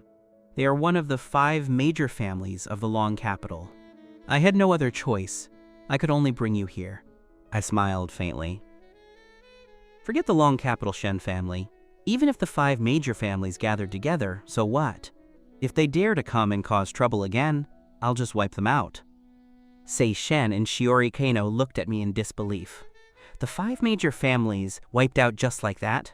Have you had too much to drink, Tenya? I couldn't be bothered to explain to them. Yes, I've had too much to drink. It's very late. I need to go home now. You continue drinking. Saying this, I turned and left the tavern. Half an hour later, I returned home. When I opened the door, I found that all the lights in the house were on, but the 2 elderly parents were not at home. At this time, my parents would have long been asleep. Bad. I suddenly realized my parents had met with trouble. You racked your brains, trying to think of everyone who had offended you, finding that it seemed like anyone could have done this. Just as I was scratching my head, the phone rang. Tenya, your parents are in my hands. If you want to see them, come to the Qin mansion immediately. I'll only give you 20 minutes. If you exceed the time, you'll only see their corpses, I said in a low voice. Hiemyo. So misfortunes shouldn't extend to parents. If you have the ability, come at me. Release my mom and dad. Hiemyo so snorted coldly. You have 19 minutes left. After saying that, she hung up the phone. Inside the So mansion at this time, Toroso looked at Tenya's bound parents and said suspiciously, I told you to invite Tenya. How come you kidnapped his parents over? Hiemyo So said triumphantly, with them in my hands, won't Tenya listen to me obediently? After hearing her speak, Toroso's face grew complex. He was not someone who had the habit of implicating others. If he were, Tenya's parents would have been gone while Tenya was in prison. At this time, there was some inexplicable tension in Toroso's heart. He always felt that things wouldn't be this simple. Tenya's parents were also very anxious. They thought it was still because of Tenya breaking the leg of the So family's second young lady. This was retaliation against them. So Tenya was indeed wrong, but he has already paid the price for his mistakes. Please, as an adult, have mercy and let him go. As she spoke, Tenya's mother knelt down. Tenya's father, seeing his wife like this, frowned and wanted to pull her up. But Tenya's mother directly pulled Tenya's father down as well and shouted loudly, Hurry and apologize to them! Do you want Tenya to die? At this point, Tenya's father realized that this was aimed at his own son. He knelt down heavily and then began to kowtow on the floor to admit his mistake to Hiemyo So. Miss So, please let our son go. I can die in his place. Tenya's mother hurriedly said, Actually, the second young lady's leg injury had nothing to do with Tenya. There was a misunderstanding inside. Hiemyo So raged. No wonder Tenya is so shameless. It turns out the upper beam is crooked and the lower beam is crooked. You are still trying to evade responsibility now. Congratulations, you've angered me. I must teach you a lesson. Saying this, she pointed at 2 of her subordinates. Slap their mouths for me! Hearing Hiemyo So's order, 2 men in black stepped forward. One of the men raised his hand and directly slapped Tenya's mother across the face, and soon Tenya's mother's mouth was full of blood. Tenya's father, seeing his wife being beaten, rushed up in a rage, but he was stepped firmly on the ground by another bodyguard in black. Old man, move again and watch me stomp you to death. But just as he finished this sentence, his abdomen was suddenly hit by something, and he flew out more than 10 meters. The people present looked at this scene in surprise. Someone is ambushing? Who is it? At this moment, a woman in her 20s stood out. When she stood out, the faces of everyone in the hall changed from anger to surprise, because this person was none other than Kaishi Kamikami. Kaishi Kamikami didn't stop. She turned to look at the man who was currently slapping Tenya's mother, and with one kick, she sent the man in black flying as well. Kaishi, what is the meaning of this? Hiemyo So shouted at her angrily.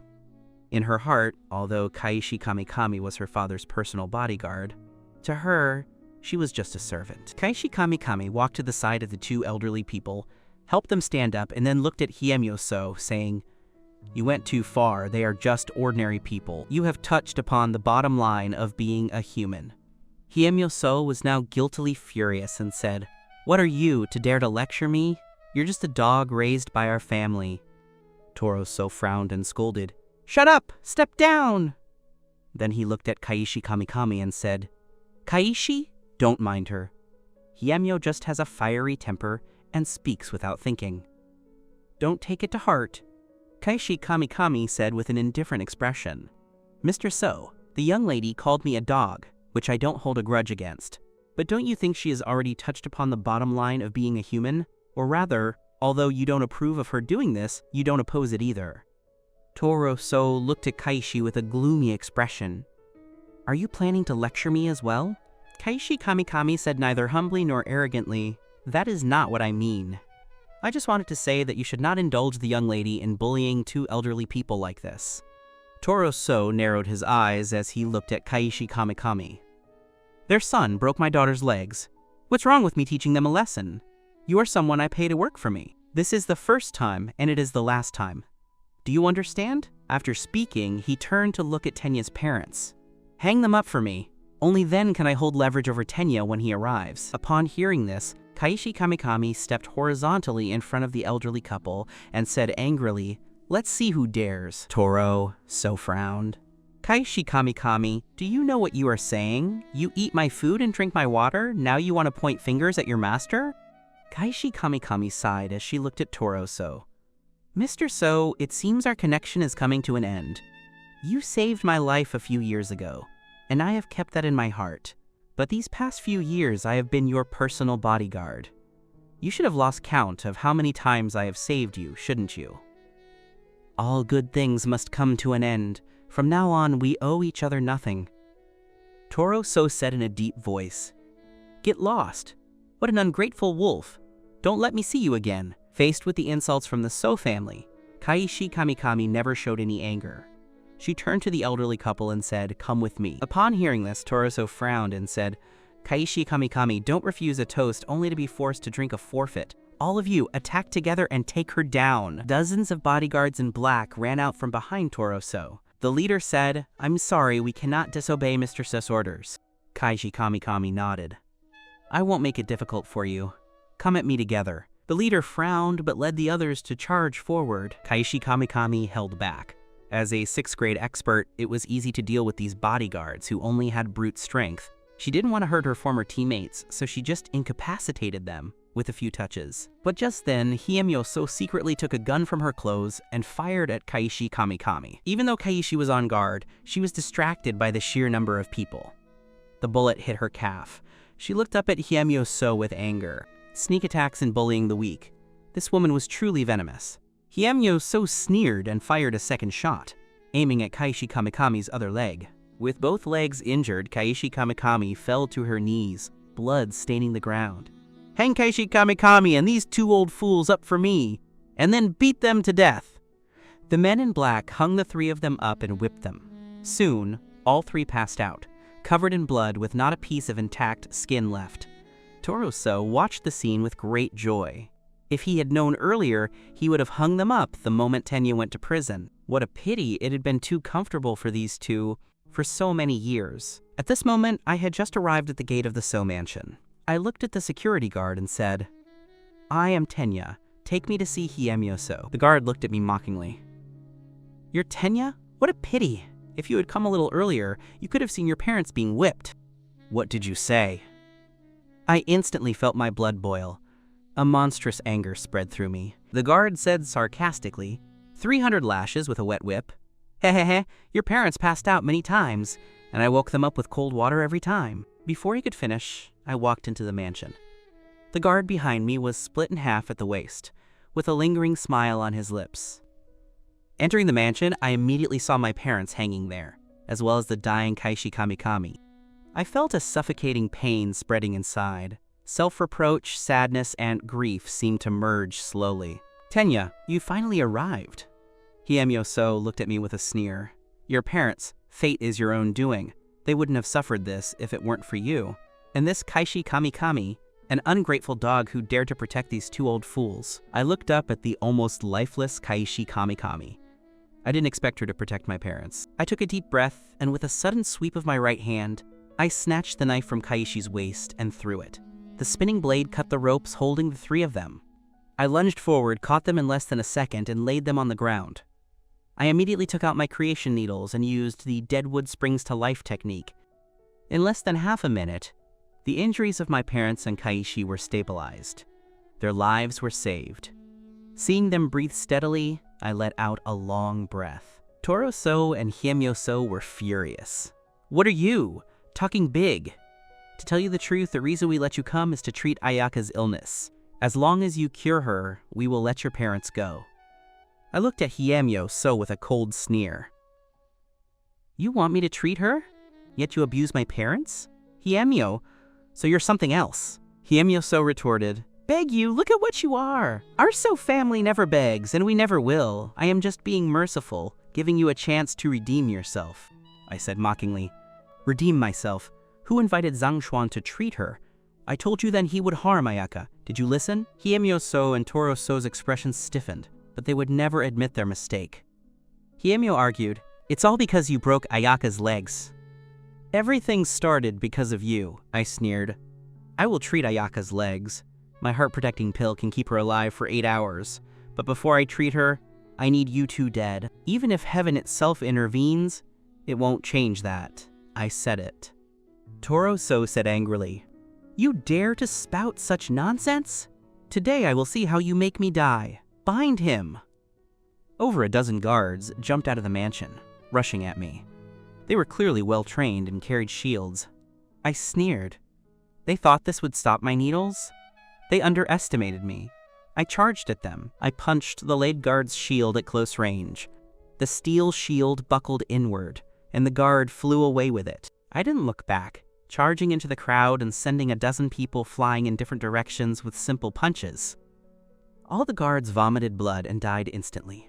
The shields were clearly marked with fist prints. Toro-so and Hyemyo-so were dumbfounded. This was terrifying. Was this human strength? I stood up and said in a deep voice, "Today, these two must die. Everyone else, get out of the mansion immediately, or you will end up like them." The remaining bodyguards behind Toro-so were terrified and didn't dare to step forward. Toro-so roared, "What are you waiting for? I fed you for so many years. Get them!" The bodyguards had no choice but to surround Tenya. I shook my head. Self-inflicted suffering is inescapable. Since you choose death, I will grant it. A few minutes later, 30 men in black lay on the ground, their steel shields shattered, blood flowing from their mouths. After finishing the guards, I turned to Toro-so and Hyemyo-so. "Now, it's your turn." Hyemyo-so was terrified but shouted, "Tenya, you're finished. You killed so many people. This is a capital crime. A capital crime." I walked toward her step by step. "Is that so? What crime is it to abuse my parents? What crime is it to use means to send me to Prison of Dragon 10 years ago? For people like you, blood must be repaid with blood."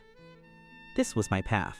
Hearing my words, Toro-so and Hyemyo-so looked gloomy, as Tenya's words completely tore off their masks of hypocrisy. Hyemyo-so pulled out her gun in a fit of shame and rage.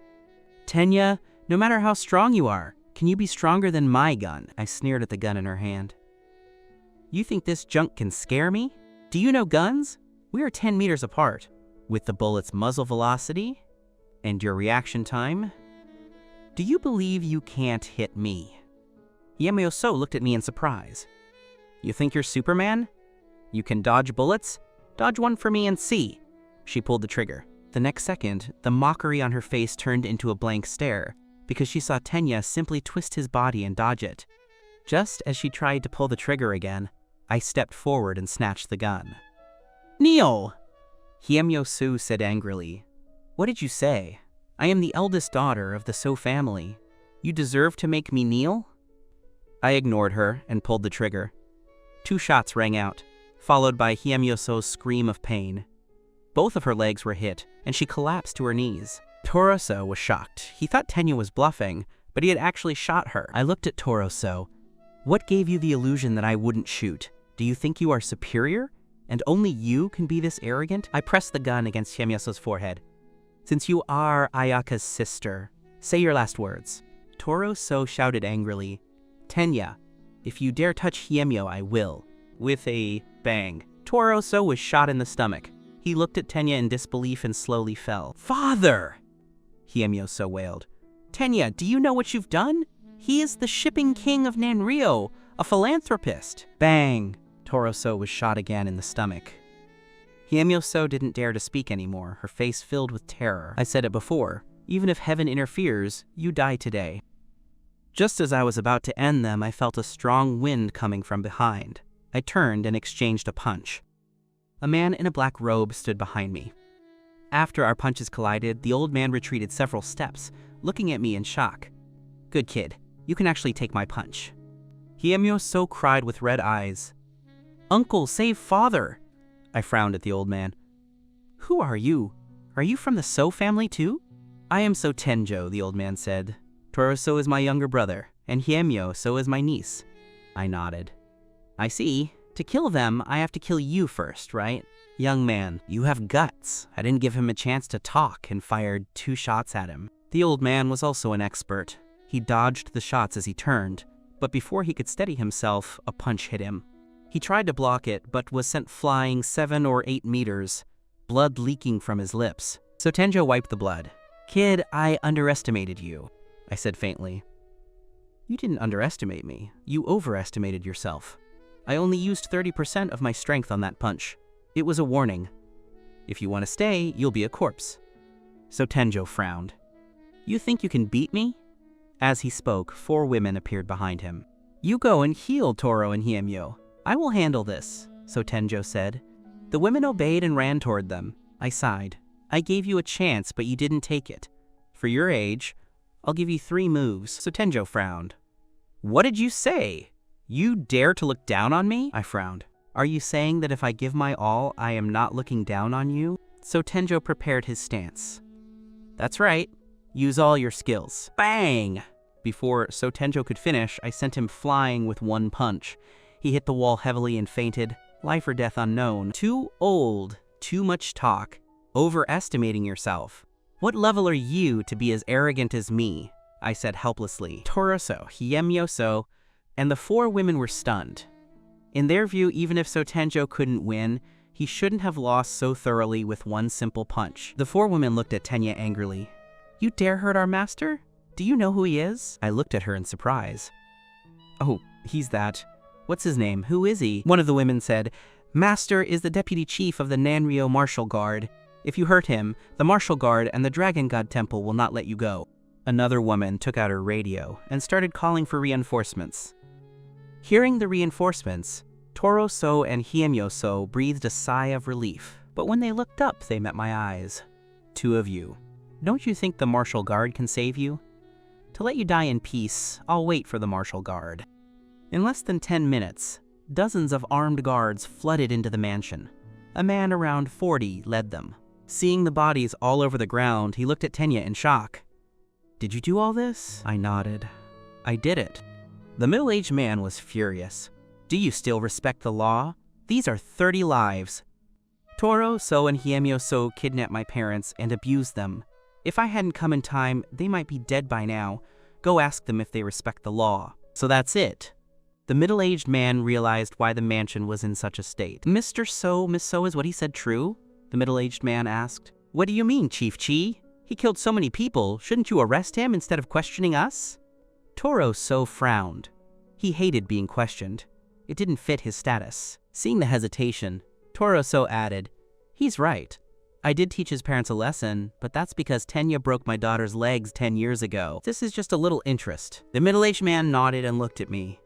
Even if they kidnapped your parents, you should have reported it to us. How could you kill so many people? I sneered. You solve it? Would you? With Toro So's influence, you wouldn't dare touch this case. I'll say it clearly. I want the lives of Toro So and his daughter. No one can stop me. Toro So mocked. You're still arrogant? Do you know who is in front of you? He is not only the chief of the martial guard, but also the branch master of the Dragon God Temple. Sword God Shunaki Saki. Shunaki Saki spoke up. Tenya, I'm giving you face by not arresting you immediately. If you persist, I won't hesitate to cripple you or kill you. I looked at him coldly. Truthfully, no matter how special you are, if you block my path, the consequence is death. Shunaki Saki was annoyed. My patience has run out. Men! The 30 armed guards roared and prepared to surround me, but the next second, they all slumped to the ground unconscious. Shunaki Saki stared in shock. Each of the 30 guards had a thin silver needle in their neck. What was more terrifying was that he hadn't even seen Tenya move. This is what happens to my opponents. I walked slowly toward Toroso. Are you two ready to die? Hiemyoso was in despair, but she still squeaked. Tenya, have you thought about the consequences of killing us? Ayaka will never forgive you. I nodded. Indeed, I owe Ayaka. Don't worry, after I kill you, I will go back to save Ayaka. For the rest of my life, I will protect her. I grabbed Hiemyoso's neck. It's over. Just then, I felt a gust of sword wind behind me. I snorted, didn't even turn my head, and reached back with one hand, catching the sword energy. What? A cry came from behind. Shunaki Saki's grip on his sword loosened, and he stepped back in disbelief. He finally felt the strength of the man in front of him, strength so great that he was helpless. I turned and threw the sword energy from my fingertips to the ground. Sword God! Ridiculous! Seeing the contempt in my eyes, Shunaki Saki couldn't even summon the will to resist. I turned to look at the dead-as-ash Hiemyoso. The show is over. Now, be on your way. Just as I was about to finish them, a woman's voice came from behind. If you want your parents to die, go ahead. It was those white-clad women again, holding my parents hostage. Let them go, or die, I said furiously. Big talk. Do you dare try? One woman said, her voice shaking. They had seen Tenya's power. Their master hadn't even lasted one move. The others turned to Shunaki Saki. Chief Chi, you are the branch master of the Dragon God Temple. Shouldn't you say something? Shunaki Saki frowned.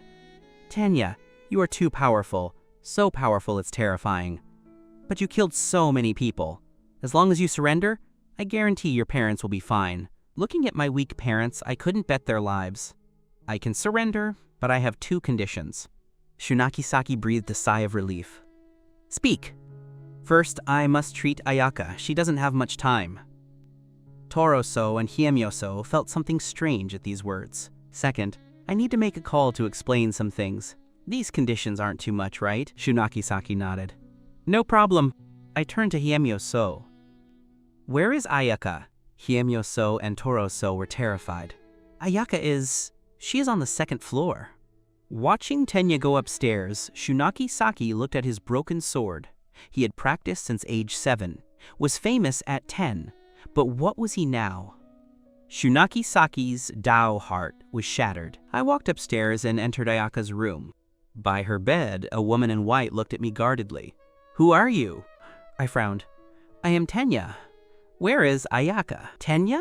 You got out of prison? The woman asked happily. I frowned. You know me? The woman stepped forward. You idiot! Have you forgotten your senior sister? I looked at her carefully. A name flashed in my mind.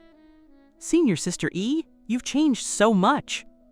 Meigetsu E was the student union president in Tenya's year. Meigetsu E snorted. I knew you were heartless. You even forgot me. Then she realized the situation. Tenya, why are you here? I said calmly, why can't I be here? Meigetsu E said worriedly, you know why you went to prison. You broke Ayaka's legs. The So family hates you. They won't let you go. Run! I felt a warmth in my heart and told her what happened downstairs, knowing I had gone on a rampage and hurt Toro, so she became even more anxious. Why are you still standing there? Run! I smiled. Don't worry, senior sister. I'm fine. They aren't a threat. She tried to drag me away. I grabbed her. Senior sister, if I leave, who will save Ayaka? Meigetsu E stopped. Stunned. Could it be that you are the miracle doctor who left the heart-protecting pill? I nodded. Indeed. Without intervention, she wouldn't last. Meigetsu E looked at me suspiciously. Tell the truth. Where did you get it? As a doctor, I've never heard of such a thing. I looked at her sincerely. I met the legendary medical immortal, Danmoku Seiyun, in prison. He taught me. Meigetsu E pulled a face. If you don't want to say, don't make up such an outrageous excuse. I looked at her with tears in my eyes. You'll see later. By the way, how is Ayaka? She led me to the room, and I saw a weak Ayaka lying on the bed. I took her pulse, my brows furrowed. To make Ayaka stand, Zhang Xuan had used the 9 Nether Heaven needles to drain more than half of her life force. I took out my needle bag and started treating her with 3 creation needles. Time flew. 10 minutes later, Ayaka's pale face began to show color. Megetsu-I was shocked. As a doctor, she knew Ayaka was recovering, but she remembered Tenya having no medical skills. About 10 minutes later, Ayaka opened her eyes, looking at Tenya with concern. "Tenya, why am I here? What happened?" Megetsu-I said happily, "Ayaka, your heart failed and Tenya saved you." Ayaka was sharp. She understood immediately. She looked at me. "Thank you, Tenya. You were right. Zhang Xuan is a fraud. My father and sister treated you like that. I apologize." I smiled. "It's all in the past. Rest more. I will come to see you when I have time." Ayaka nodded and watched me leave. Megetsu-I followed. "Let me see you out. It's not safe." I could feel her genuine worry. Outside the room, Megetsu-I suddenly hugged me. She was in tears. "Tenya, they won't let you go. Don't go down. I like you. I've been waiting for you. I can't lose you." I was at a loss. I patted her gently. "Don't worry, senior sister. They are like ants to me. I promise I will be back in 3 days." Megetsu-I let go. "You promise?" I smiled. "I never lied to you, right?" She whispered to herself. "How didn't you lie? You said you were Danmoku's disciple just now." Before being taken by Shinaki-saki, I made 2 calls. One to Shiori Kano to take my parents home, and the other to say, "The warehouse key is with me." Then I crushed the phone.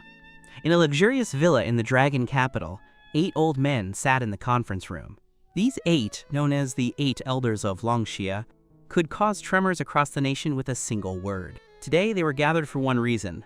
The key to warehouse number 62 had been located. Heaven's punishment. Where did this news come from? Sha Shengtian frowned at a 20-something-year-old. Reporting to Elder Xia, we received an anonymous call at our Nanrio base. They said one sentence and hung up.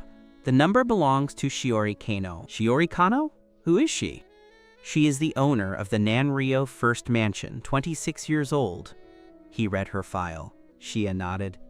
This is important. You go investigate personally.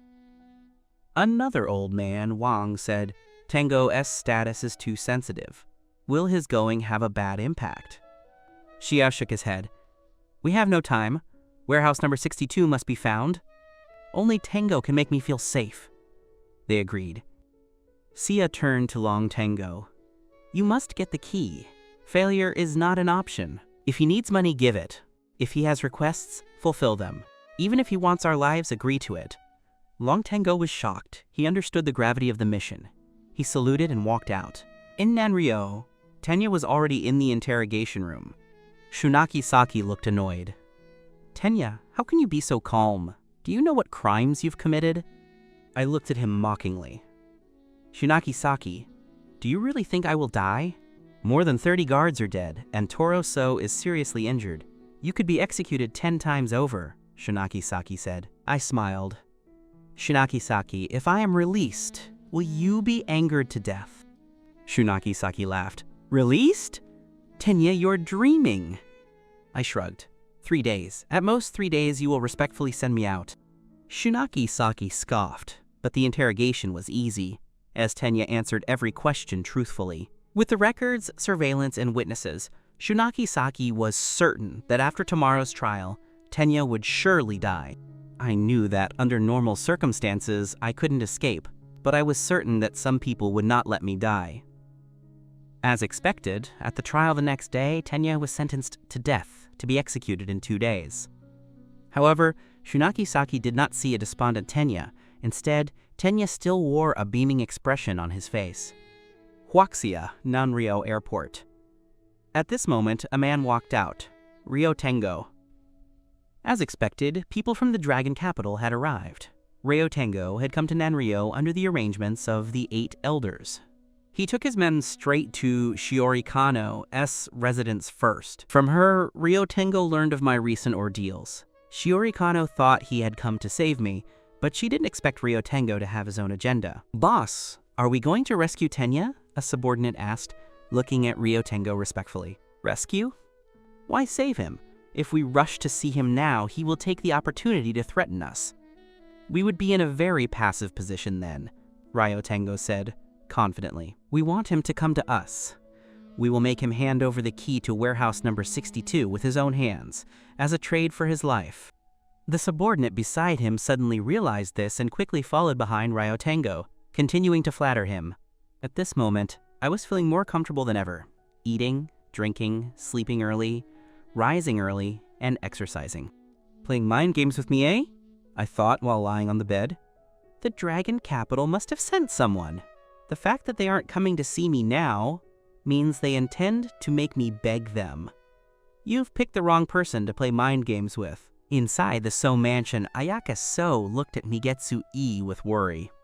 Migetsu-e had just told her that Tenya was about to be executed. My father and sister are truly going too far. How could they treat Aunt Tenya and Uncle Tenya like that? Ayaka So said angrily. Migetsu-e sighed and said, Tenya is a man of deep affection and righteousness. Otherwise, he wouldn't have insisted on saving you under those circumstances. In fact, Ayaka So had tried everything to save Tenya. She had begged all her family and friends, but no one was willing to step up to help her. Ayaka So said despairingly, Migetsu, let's go see Tenya. It might be the last time. Migetsu-e felt sad in her heart as well. Then let's go now. Half an hour later, the two women arrived at the Nanryo Martial Guard Bureau and found Shunaki Saki. Shunaki Saki was very pleased with himself. Indeed, he couldn't beat Tenya, but why worry about a dead man? Chief Chi, Meigetsu and I would like to see Tenya. Is that allowed? Ayaka So asked, her face full of pleading. Shunaki Saki frowned. Actually, since Miss So is asking, I should give you this face, but you might have to wait in line now. Ayaka So said, confused. Wait in line? Is there someone else there? Shunaki Saki smiled and said, Yes, someone you also know. It is your sister, Himyo So. At this time, in the interrogation room of the Martial Guard Bureau, Himyo So looked at Tenya triumphantly. In 2 hours, you will be executed. I really want to know your thoughts right now. Fear or regret? She hated Tenya deeply. He not only caused her younger sister to lose her legs, but now had also left her wheelchair-bound. I sighed. Himyo, so it seems that shooting through your legs didn't teach you a lesson. You still dare to come and mock me now? If I don't die, won't you be driven mad with rage? Himyo So sneered. Don't daydream. Killing people in public, seriously injuring a famous entrepreneur, resisting the martial guard, all of these combined are enough to make you die 10 times over. And you're still talking big? Himyo, so you are far worse than Ayaka. Ayaka has a kind heart and knows how to be tolerant of others. As for you, you are mean-spirited, ruthless, arrogant, and conceited. I truly wonder how you two could be sisters living under the same roof. Shut up, Himyo So said angrily. A prisoner dares to lecture me? I sighed and said, Himyo, so let me tell you, I will not die, but you and your father will definitely die. If you don't believe me, we shall see. I hope you won't go insane when that time comes. Himyo So slapped the table in anger. Tenya, if you don't die, I, Himyo So, will take your surname. Let's wait and see. After speaking, she walked out of the interrogation room. When she opened the door, she found her younger sister and Dr. Meigetsu standing at the door. What are you here for? She asked suspiciously. Sister, we came to see Tenya, Ayaka said. Visiting Tenya? Ayaka, have you lost your mind? He seriously injured father, caused me to be wheelchair-bound, and killed so many of our guards? And you come to visit him? Sister, Ayaka said with a sunken face. I already know what happened. It was you who insisted on harming Uncle Tenya and Aunt Tenya, which led Tenya to take such desperate actions. He did nothing wrong. You are the ones who are wrong. Himyo So looked at her sister in disbelief. What did I go to kidnap his parents for? Wasn't it to treat your illness? Of course I know you did it for my sake. I also know that I am most responsible for this. If I weren't so useless, you wouldn't have paid such a high price, Ayaka said bitterly. But Tenya saved me after all. I just want to see him for the last time. Is that okay? Ayaka pleaded. Himyo So was furious, but she knew she couldn't stop her silly sister. She stomped her feet and left the Martial Guard Bureau. Seeing her leave, Ayaka took Megetsu-e into the interrogation room. The moment she saw Tenya, she burst into tears. "Tenya, I'm sorry. It's all because of me. I am truly sorry." I quickly comforted her. "This has nothing to do with you. You don't need to blame yourself. This matter actually started because of me. And besides, I will not die." Ayaka stopped crying immediately and looked up at me. "What did you say? Really?" I smiled and nodded. "Nanrio is not worthy of being the place where I die, so you don't need to blame yourself anymore." Upon hearing my words, Ayaka was overjoyed. Then she took out a lunchbox and placed it on the table. "I knew the food here wasn't good, so I made you something special." I quickly walked over. "Give it to me. You don't know how terrible the food here is." At the same time, in a 5-star hotel in Nanrio, Ryo Tengo was holding his phone with a smile. Eating a last meal so eagerly? It seems his heart is full of fear and despair. This is exactly the effect I wanted. We bestow fear, and he will kneel and beg. Ryo Tengo stood up confidently. "Let's go." At the Nanrio Martial Guard Bureau, Tenya was being escorted to the execution ground by several guards. "It seems there are quite a few people here to see me make a fool of myself," I said, looking at the surroundings. Hyamyoso and Jirokoda were among them. Jirokoda said triumphantly, "Kid, where is your nervousness from back then? Your arrogance?" Wreaking havoc at the So Mansion, I didn't even dare to imagine it, and you actually dared to do it. "Don't worry. After you're gone, I will take good care of Sujian. I guarantee they will regret coming into this world," Jirokoda said coldly. "By the way, there's also Rongrong. That little girl still has some charm. Don't worry, I will enjoy her on your behalf." "Jirokoda, I really shouldn't have let you leave alive last time," I said in a deep voice. Jirokoda was even happier after hearing me. "Regretting it now? But let me tell you, it's too late. I gave you a chance, but you couldn't take it." "You are very good." I nodded. "I will slaughter you first in a moment." Jirokoda feigned fear. "I'm so scared, Tenya. Slaughter me in a moment? In another moment, you'll be cold. Not dead yet, but brain damaged?" I ignored this clown. His ending for today was already set. Hyamyoso looked gloomy nearby. It was all thanks to him that she was now in a wheelchair. In a moment, no matter what, she would take his body away and grind his bones to ashes. "Silence!" Shunaki Saki, who was in charge of security, shouted, and then he pulled out an execution order and began to read it, making Tenya's crimes public. To ensure everything went without a hitch, Shunaki Saki had transferred a martial arts expert from the Dragon God Temple. This person was ranked 40th on the Wuxia martial arts ranking, a very powerful individual. "I am troubling you this time. It is only because Tenya's strength is indeed extraordinary that I have invited you over to be safe," Shunaki Saki said respectfully. "Chief Chi, you are being too polite. Don't worry, with me here, there will definitely be no accidents," the martial artist said. Hearing his words, Shunaki Saki felt at ease. He turned to look at Tenya. "Prepare for execution." At this moment, a guard walked up with a gun and aimed it directly at Tenya. Shunaki Saki checked his watch. There were still half an hour left. He walked to Tenya's side and said, "Tenya, I respect you as a man. To tell you the truth, if my parents suffered the same torture, I would make the same choice as you." He walked to the guard who was holding the gun. "Aim well in a moment. Try not to make it too painful for him." I looked up at the crowd outside. What patience. Let's see how long they can hold out. Time ticked away. Shunaki Saki looked at his watch and shouted, "Time is up! Begin execution!" Ayaka and Megetsu-e in the crowd shook violently upon hearing this, almost falling down. They screamed Tenya's name through their tears. Hyamyoso and Jirokoda were triumphant. Revenge was theirs, and their hearts were incredibly refreshed. Just then, a lazy voice rang out in the crowd. "Hold your fire!" Shunaki Saki's eyes widened in anger when he heard this voice. "Who? Disturbing the execution ground? Do you want to die?" As soon as he finished speaking, he discovered with horror that 7 figures had appeared on the stage where only Tenya and the executioners had been. One of the women rushed to the executioner with extreme speed and snatched the gun from his hand. Shunaki Saki shouted with a gloomy face, "Martial guards, where are you? Guard with all your might!" Dozens of armed guards emerged from behind Shunaki Saki, aiming all their guns at the 7 people on the stage. Just as Shunaki Saki was about to order them to fire, a handsome youth walked out from among the 7. "I presume you are the chief of the Nanryo Martial Guard, Shunaki Saki, right?" Ryotengo said calmly. Shunaki Saki frowned as he looked at the person. Such indifference, as if the mountains were collapsing before him, reflected this person's extraordinary nature.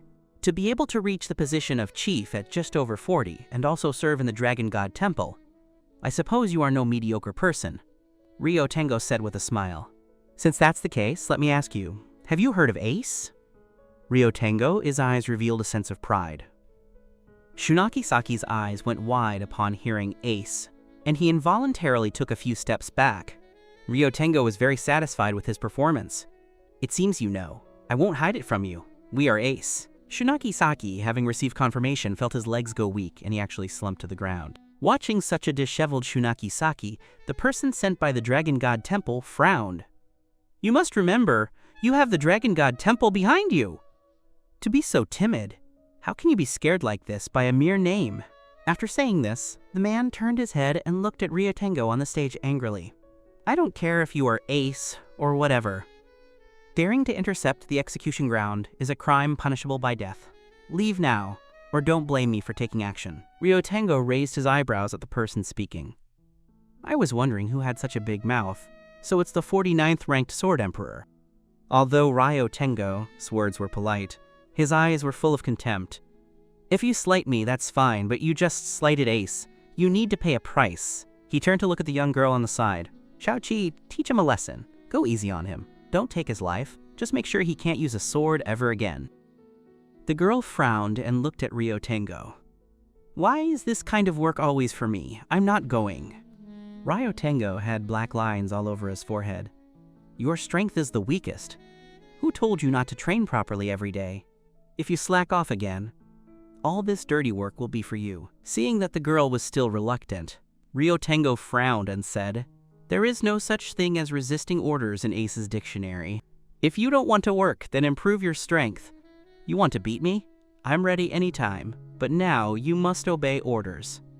Hearing this, the girl stomped her feet, looked at Ryotengo with a fierce face, and then walked toward the Sword Emperor. Seeing himself being slighted, the Sword Emperor felt his heart burning with anger.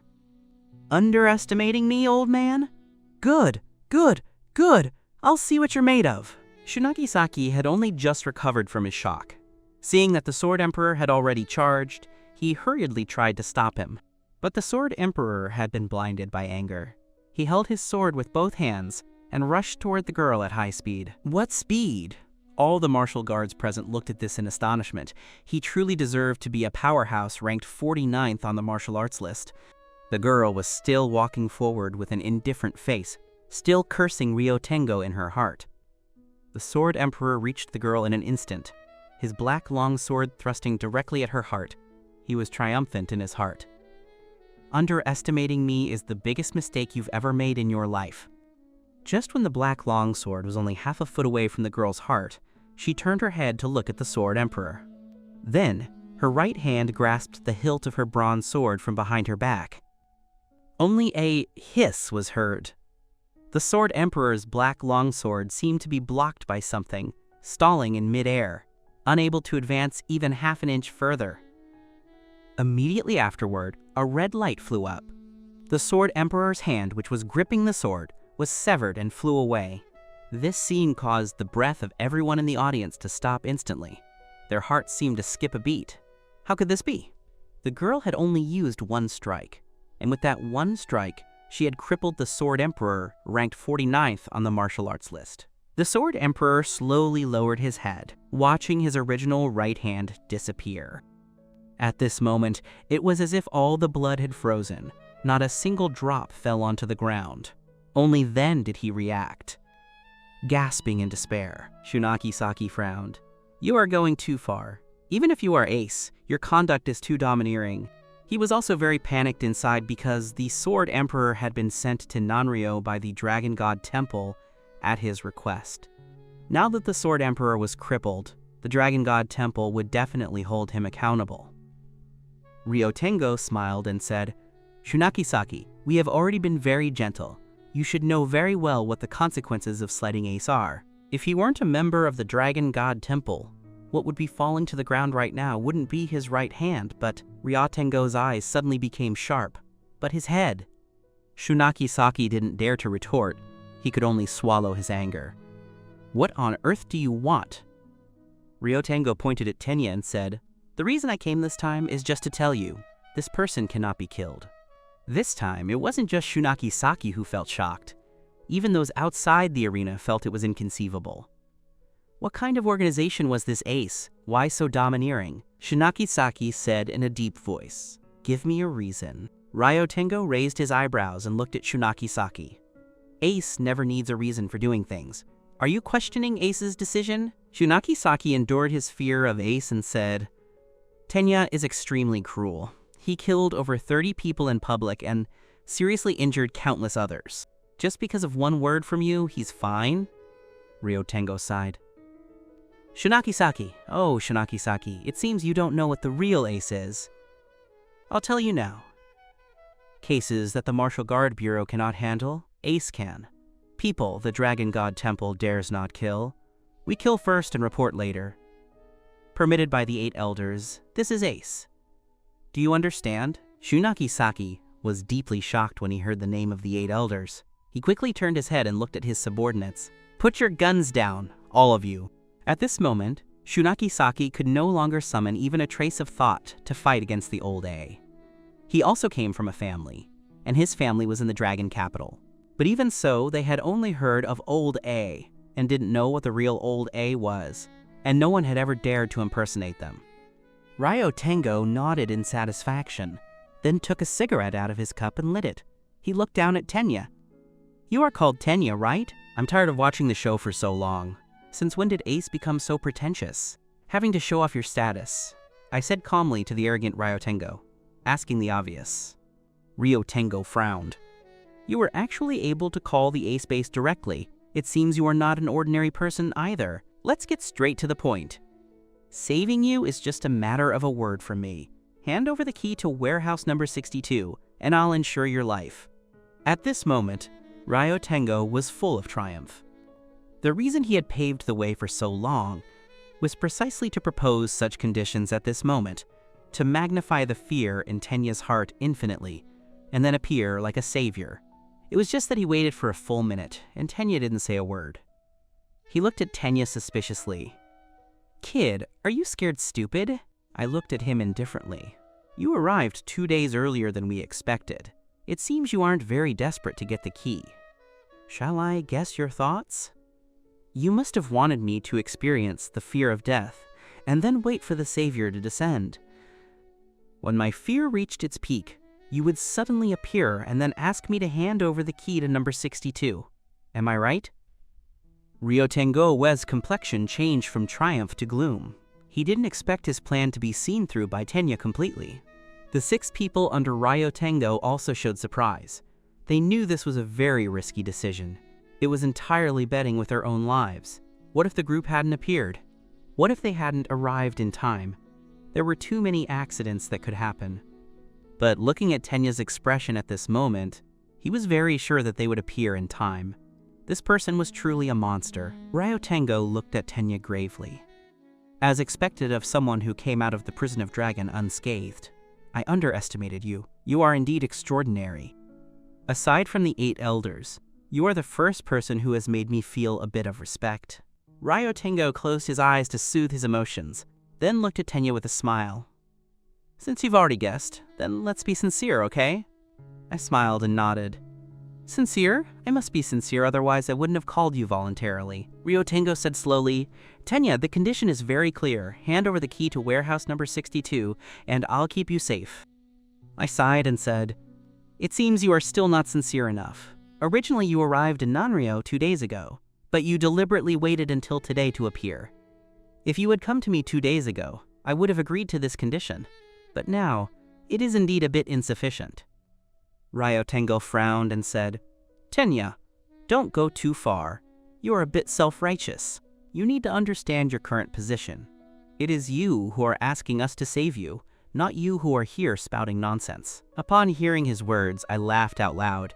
Ryotengo, don't you really think I placed all my hope on you guys, right? Even if you didn't appear, I have dozens of ways to get out. Since you have no sincerity, then that's it. You guys go.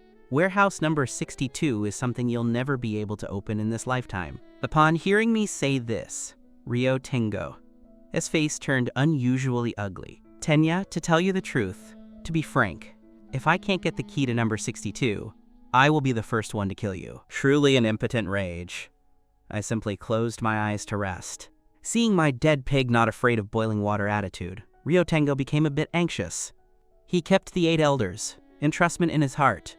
If he didn't get the key, he wouldn't even have a way to report back to them. Ryotengo took a deep breath, and then said with a gentle smile, Let's be direct.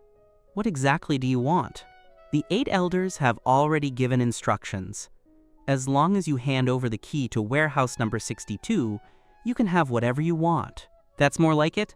Look at the awareness and state of the 8 elders. That's what you call full of sincerity. Unlike you, full of mind games, I teased. Ryotengo struggled to suppress his anger, frowning at me. Speak, what do you want? After saying this, Ryotengo was already prepared to be enraged by Tenya. I looked up at him.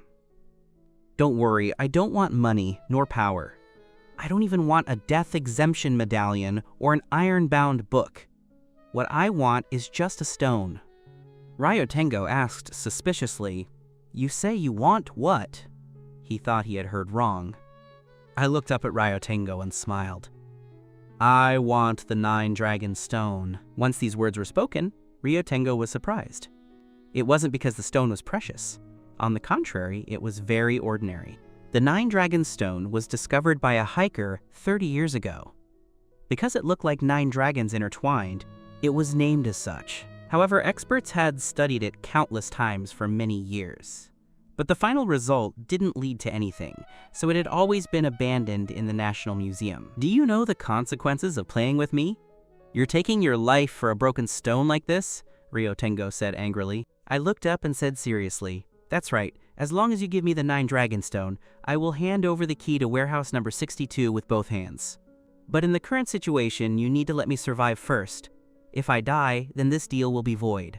Ryotengo sneered. Where is your arrogance from just now? Didn't you say that even without me, you have dozens of ways to escape?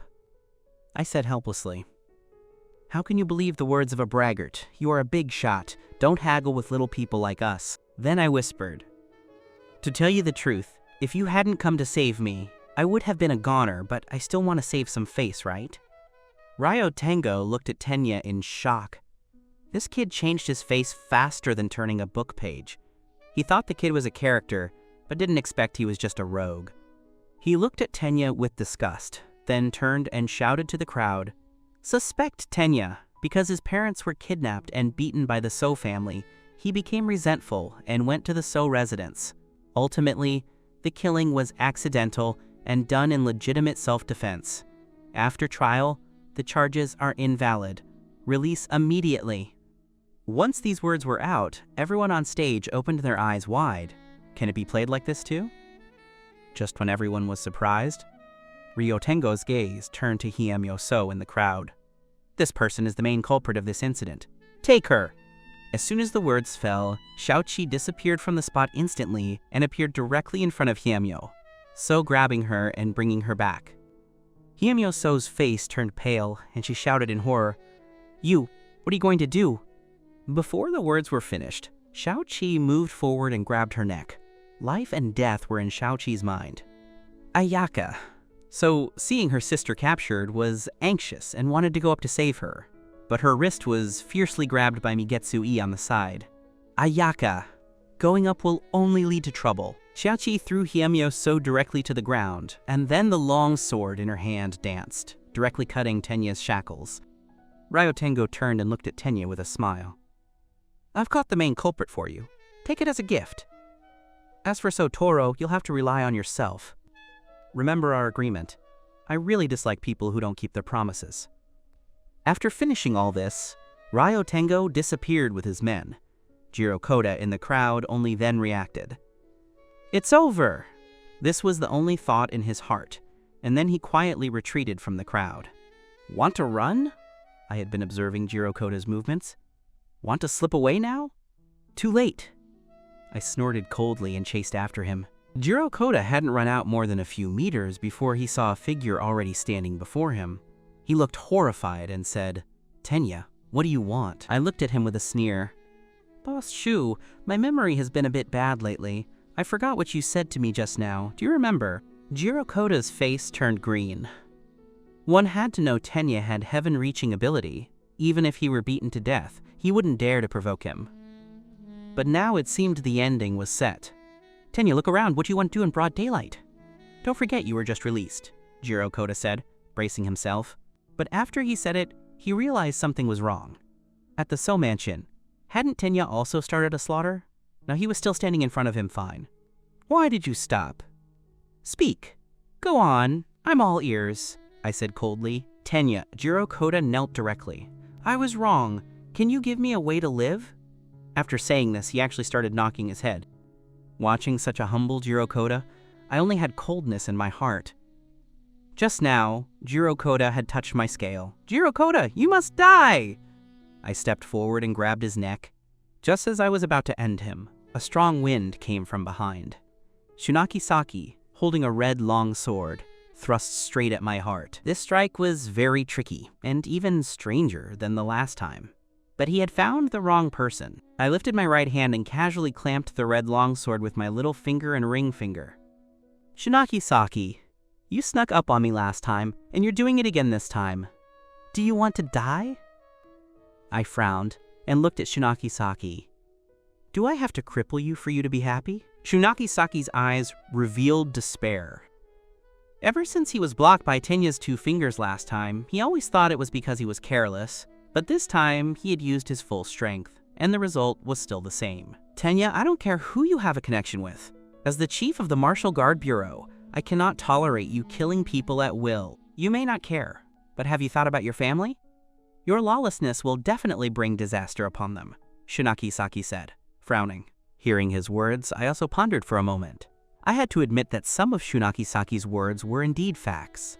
I could be carefree, but what about my family? I turned my head and looked at Jirokoda, who was still knocking his head.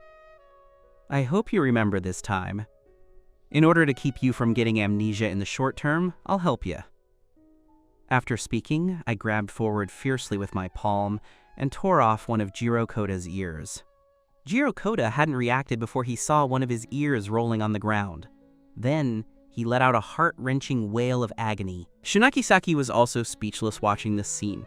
But since Tenya had chosen to let him go if he interfered now, it might be counterproductive. "Tenya, are you satisfied now? You can go now," Shunaki Saki said through gritted teeth. He fundamentally didn't want to let Tenya go, but with Ace's intervention, he no longer had the ability to manage the situation. "Chief Chi, where do you want me to go? There is a miscarriage of justice waiting for you to preside over here." I looked at him with a sneer. "Miscarriage of justice?" Shunaki Saki frowned. "Although the So residence was in the wrong first, you killed more than 30 people, and you dare to say this is a miscarriage of justice? The only mistake was releasing you." "Chief Chi, you heard it just now. Ryotengo already said that I was in legitimate self-defense, so the deaths of those people have nothing to do with me. But you are questioning AC's decision now? You are questioning the 8 elders? What are you afraid of?" Shunaki Saki's teeth were almost bitten to pieces. "Tenya, you guy, really unreasonable." But his words were all on the surface, and he fundamentally couldn't refute them. "Tell me, what exactly do you want?" Shunaki Saki said helplessly. I looked at him angrily. "Shunaki Saki, watch your attitude. Standing in front of you now is a good youth of society who was almost wrongly killed. You should come to comfort me and represent the Martial Guard Bureau in apologizing to me formally." Watching the serious-faced Tenya, Shunaki Saki was stunned. What kind of person is this kid? One moment decisive in killing, another moment playing the rogue. Fine. I was wrong. I apologize to you on behalf of the Martial Guard Bureau. What else do you want? Just say it." Shunaki Saki had no more heart to argue with Tenya. What do I want? You're asking me this? Do you know how much trauma my young heart has received? These past few days, I haven't eaten well, haven't slept well, and had to wait for the judgment of death. You must give me mental compensation. Shunaki Saki only wanted to leave this haunted place immediately. Accurately speaking, he wanted this person in front of him to disappear immediately. I express my apologies to you on behalf of myself and the Martial Guard Bureau, and I will personally put out 100,000 yuan as mental compensation, Shunaki Saki said weakly. Thanks to the Martial Guard Bureau, thanks to Chief Chi, I immediately laughed. I took out a piece of paper I had already written from my pocket. This is my account number. I believe, with Chief Chi's swift and resolute means, within 10 minutes, the money will be in my card. Shunaki Saki blankly took the note and said silently, In the future, I won't support any walls, I only support you. I didn't pay attention to the somewhat demented Shunaki Saki anymore, turned and walked to Hiemyoso's side. Miss... So was this show pleasant to watch? Don't worry, your father will come to accompany you very soon. Hiemyoso gritted her teeth and said, Tenya, I won't let you go, and the So family won't let you go either. I sighed. I'll wait for you. Wait until you have sat at the bottom of the prison, then come out to seek revenge. After speaking, I turned and left the execution ground. When I reached the door, Ayaka and Meigetsu-i ran towards this side. I didn't expect you to be really okay, Meigetsu-i said with joy. Of course! When have I, Tenya, ever lied to you? Relax, relax. Everything is under control, I said triumphantly. Meigetsu-i immediately curled her lips. I haven't even praised you yet, and you're already floating. While Ayaka was hesitant, bowing her head and saying nothing. Meigetsu-i of course knew Ayaka's mind, so she greeted Tenya and left first.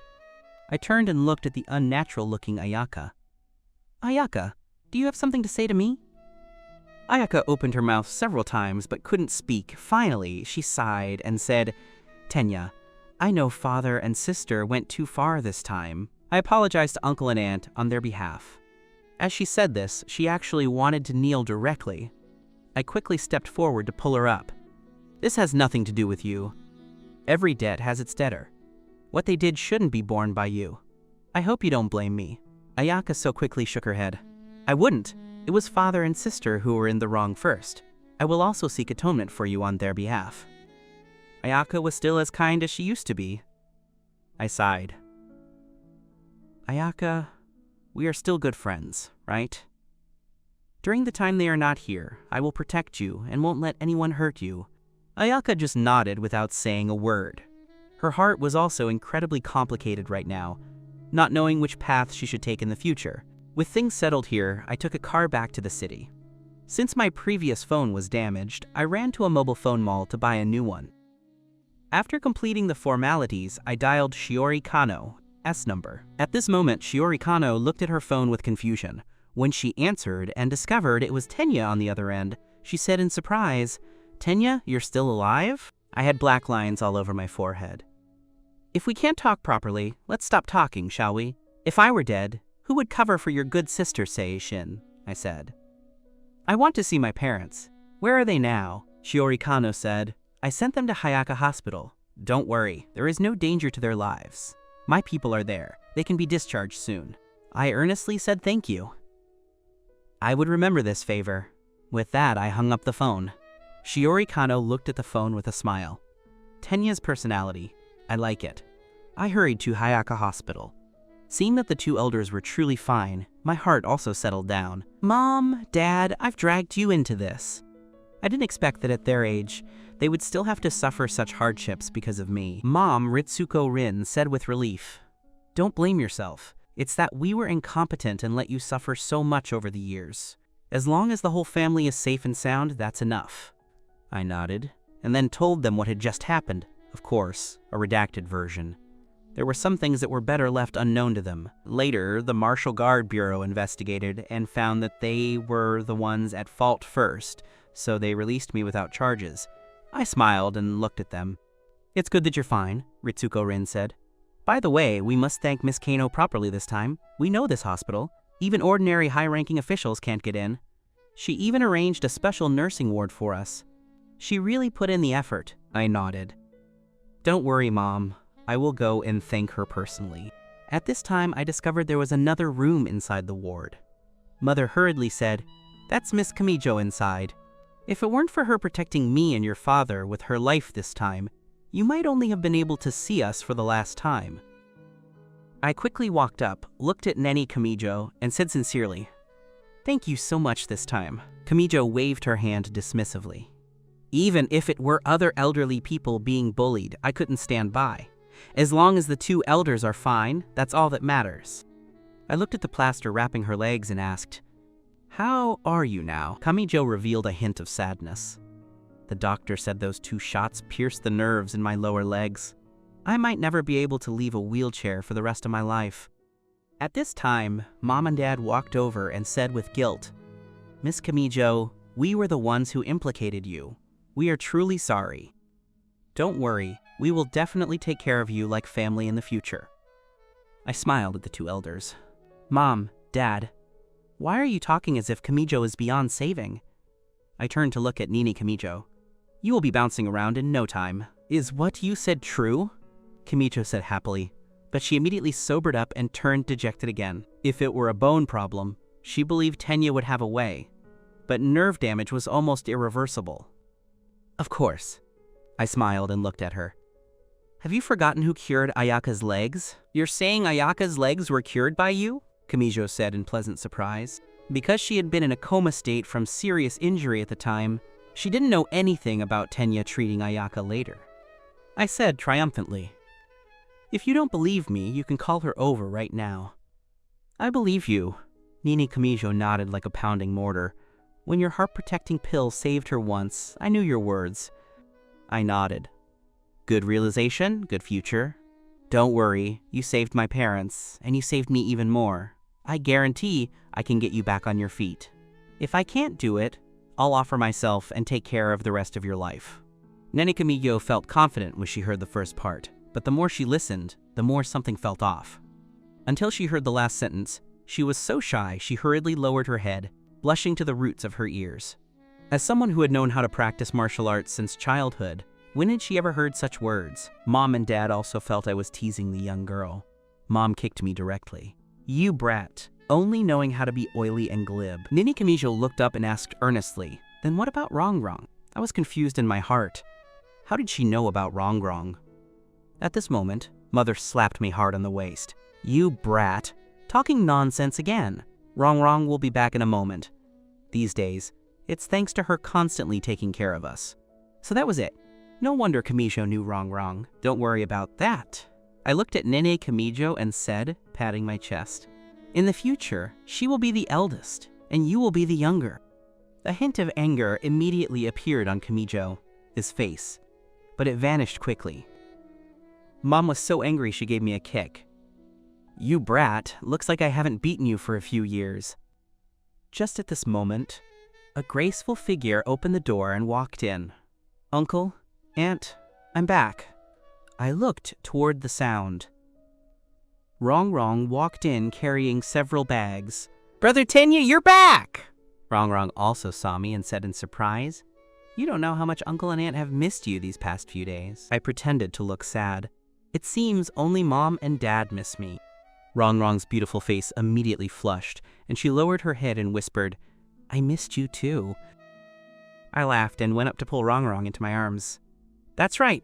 That's my obedient Rongrong. Let me see if you've lost weight. Rongrong, held in my arms, was blushing so hard she was almost smoking. Uncle and Aunt were still here, and so was Kamijo. This guy was hugging her so brazenly. She had no face left to meet people. This hug also served to declare Rongrong's status to my parents. Only now did Rongrong realize, her heart feeling warm as she hugged back the guy she had loved for many years. Behind them, Ritsuko Rin and Tenya So looked on in surprise. When did you two get together? How come we didn't know? I turned around, holding Rongrong with one hand. Don't worry about that for now. Father, you must treat Rongrong well in the future.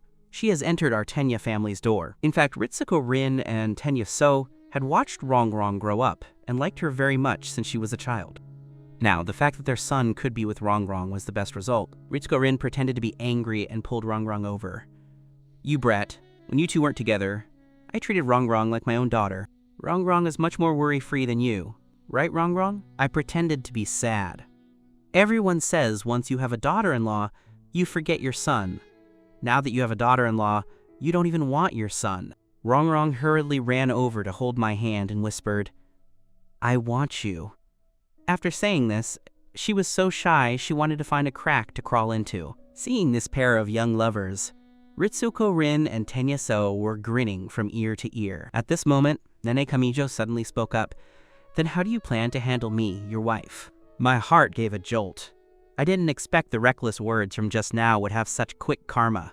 Sure enough, Rongrong looked at me suspiciously, faint flames flickering in her eyes. I hurriedly laughed it off and said, Don't worry, Kamijo. I will definitely cure your legs. You are so strong, you don't need anyone to take care of you, and you won't need anyone for the rest of your life either. Truly, words spoken lead to mistakes. Hearing my previous words, Kamijo had been quite happy, but upon hearing Tenya cursing her to be alone for the rest of her life, she gave a cold huff and stopped looking at him. I hurriedly turned to Rongrong to explain the small accident that just happened. Rongrong burst out laughing after hearing it. Serves you right. I saw that there were only 3 lunchboxes in the bag Rongrong carried, and I looked at her suspiciously. Rongrong, did you only bring 3 portions? After hearing this, Rongrong hurriedly explained, Brother Tenya, I didn't know you were here, so I only brought 3 portions. I'm sorry, I'll go back and get one for you immediately. Seeing her anxious expression, I hurriedly pulled her back. Silly girl. That's not what I meant. I meant, where is your food? Only then did Rongrong react, scratching her head in embarrassment.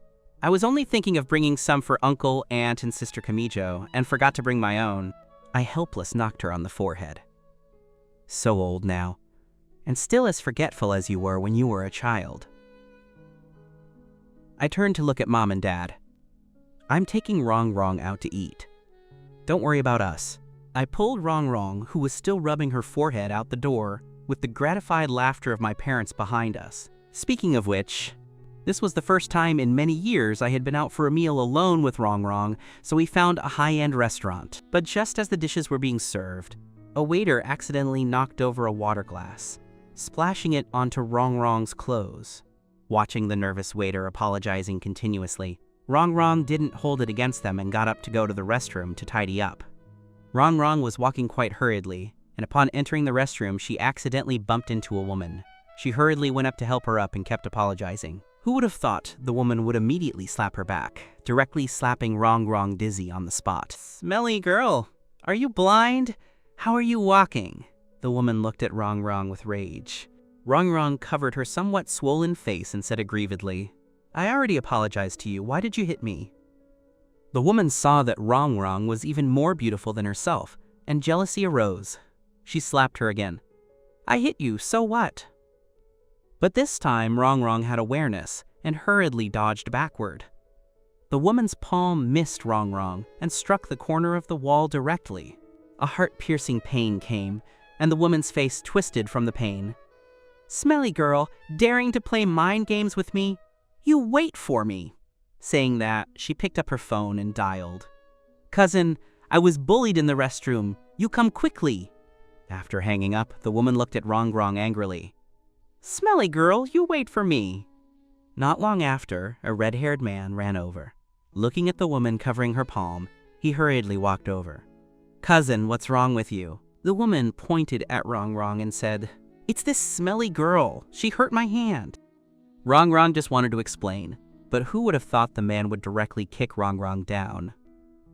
What kind of trash is this, daring to bully my Akagi-ro-s cousin? In fact, this Akagi-ro had seen Rongrong before because his boss was named Jiro Koda. He had been there when they went to Kofuku Newtown, but it had been a while, and at that time he was a small fry who could only stand at the very back, so he forgot Rongrong's looks. But he remembered that terrifying man. Rongrong held her stomach and said painfully, I didn't mean to. I had already apologized. Just now, she hit the wall by herself. Akagi-ro turned his head to look at the woman. Cousin, you say it. What should we do? Cousin will back you up, the woman said with a gloomy face. Make her kneel and kowtow to me. Otherwise, don't think about walking out of here. Because she had been in a hurry, she hadn't taken her phone. Now Rongrong was forced into a dead end, but the decline of her home had indeed toughened her. Catching Akagi-ro off guard, Rongrong ran out directly. "Brother Tenya!" Akagi-ro said angrily. "Still daring to run? Little girl, you are going with me today." He chased after Rongrong. I heard Rongrong's cry for help and stood up hurriedly. By now, Rongrong had reached my side. I looked at the bright red slap print on her face and the footprint on her clothes, and said furiously, "Who was it?" Rongrong looked at me with red-rimmed eyes and lowered her head with a grievance-filled face. This silly girl, that's how she had been ever since she was bullied as a child. I pulled her behind me and looked at the youth chasing toward us. Akagi-ro was running toward this side in anger, but seeing the man in front of him, he felt very familiar. He stopped his footsteps to ponder, and then he went stupid. Back at Kofuku New Town, he had personally experienced Tenya's terror.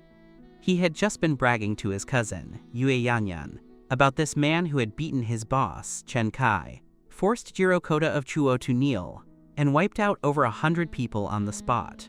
I ignored him and turned to look at Rongrong, listening to her recount what had just happened.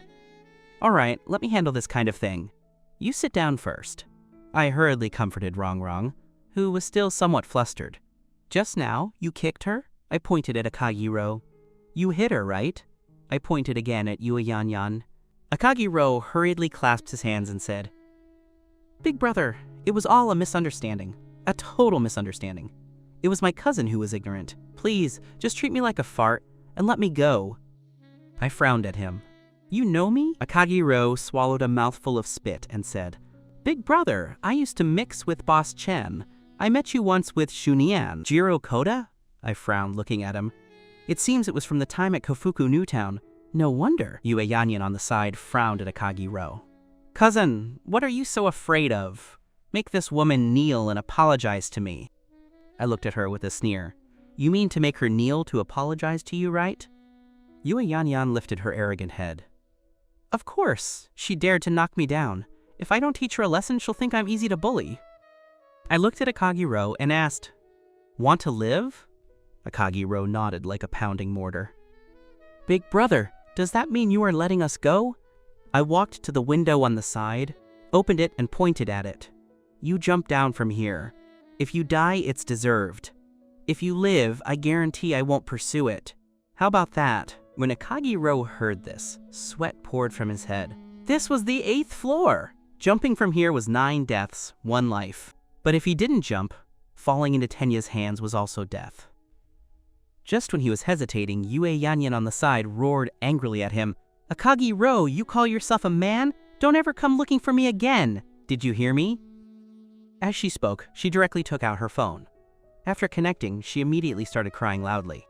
"Young master, so please come and save me. I've been hit by someone." The person who hit me said that even if you come personally, he would still hit me in front of your face. Help me, young master so. After giving the address, she hung up the phone. Yue Yanyan's face, which had just been mourning, turned into a smile. "Kid, you wait for me. When young master So arrives, I will make you pay." Do people nowadays make it a trend to call people? I looked at her frowning. Well, that's fine too. In order not to leave any trouble for Rongrong, it's best to solve whatever matters at the root. Not long after, a youth arrived at the restaurant under the protection of 4 or 5 youngsters. Yue Yanyan hurriedly ran up. She pointed at Rongrong with an aggrieved face. "Young master, so it's this woman!" The man beside her even wanted to hit me just now. Young master So nodded and said, "Don't worry, Yanyan, we are bedmates. I will take responsibility for your matters." Saying that, he walked up, lifted his chin and said, "Kid, you are very arrogant, aren't you? Do you know who I am?" Seeing I didn't reply, the youth was a bit angry. "Good kid. I'll see how long you can act tough. Let me tell you, I'm Qin Fei Yu. My father is So Tenjo. My uncle is Qin Toro. How about that? Afraid now, aren't you? So Toro?" I laughed coldly. What a coincidence. It really was enemies on a narrow road. Listening to him still bragging about how powerful his father and uncle were, I only had a cold sneer in my heart. Truly, one big one is wiped out, and now a smaller one comes. For the sake of Ayaka, I'll let you go today. You can leave, I said, frowning. You know my cousin? but it's useless. If you knew my eldest sister, Chin Hyemyo, I might give you some face. That loser So Ayaka is worthless in my eyes. Qin Feiyu said arrogantly. It was no wonder Qin Feiyu was so arrogant. A few months ago, he had taken a group of playboys to the seaside to play and had just gotten off the plane back to Nanryo. He knew absolutely nothing about what had happened here. I looked at her frowning. I originally wanted to spare you once for the sake of Ayaka. Now it seems there's no need. Oh my, I've seen arrogant ones, but never anyone as arrogant as you. Not only bullying my woman, but now you dare to threaten me? Have you lived enough? Queen Feiyu said furiously. Teach this guy a lesson for me. Hit him hard, I'll take responsibility for any trouble. Qin Feiyu turned his head and shouted to the burly men in black behind him. Seeing So Feiyu insisted on courting death, Akagi-ro hurriedly went up to persuade. Young master So, you can't fight with him. So Feiyu looked at him frowning. What kind of thing are you, daring to command me? Saying that, he went up and slapped him. Akagi-ro was slapped to his knees, but he still said, Young master, so do you know what kind of person he is? Before the words were finished, Qin Feiyu kicked out directly, kicking Akagi-ro 2 meters away.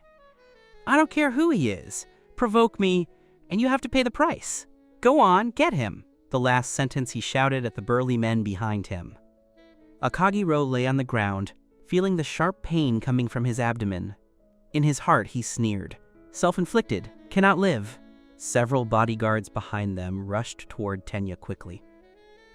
Kid, you even dare to provoke young master So.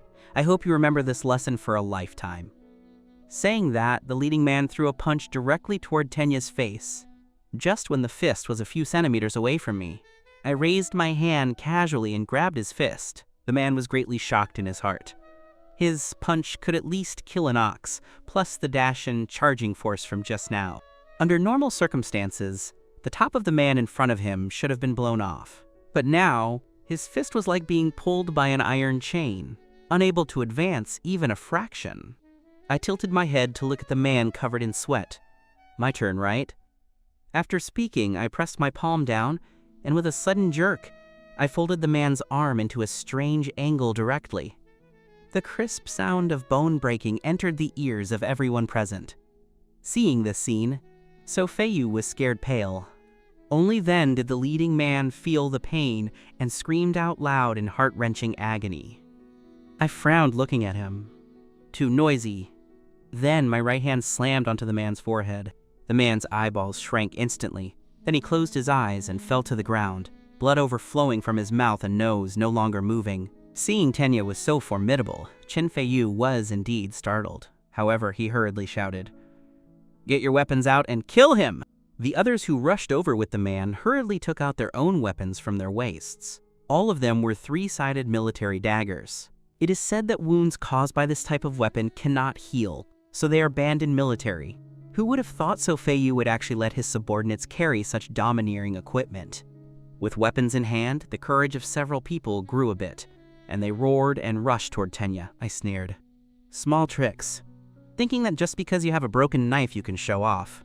Since you like it so much, go along with it. Watching the first man who rushed up, I directly leaned slightly to the side, dodging the blade of the dagger. I backhanded a slap on that person's arm. The man felt pain, and the dagger fell from his hand.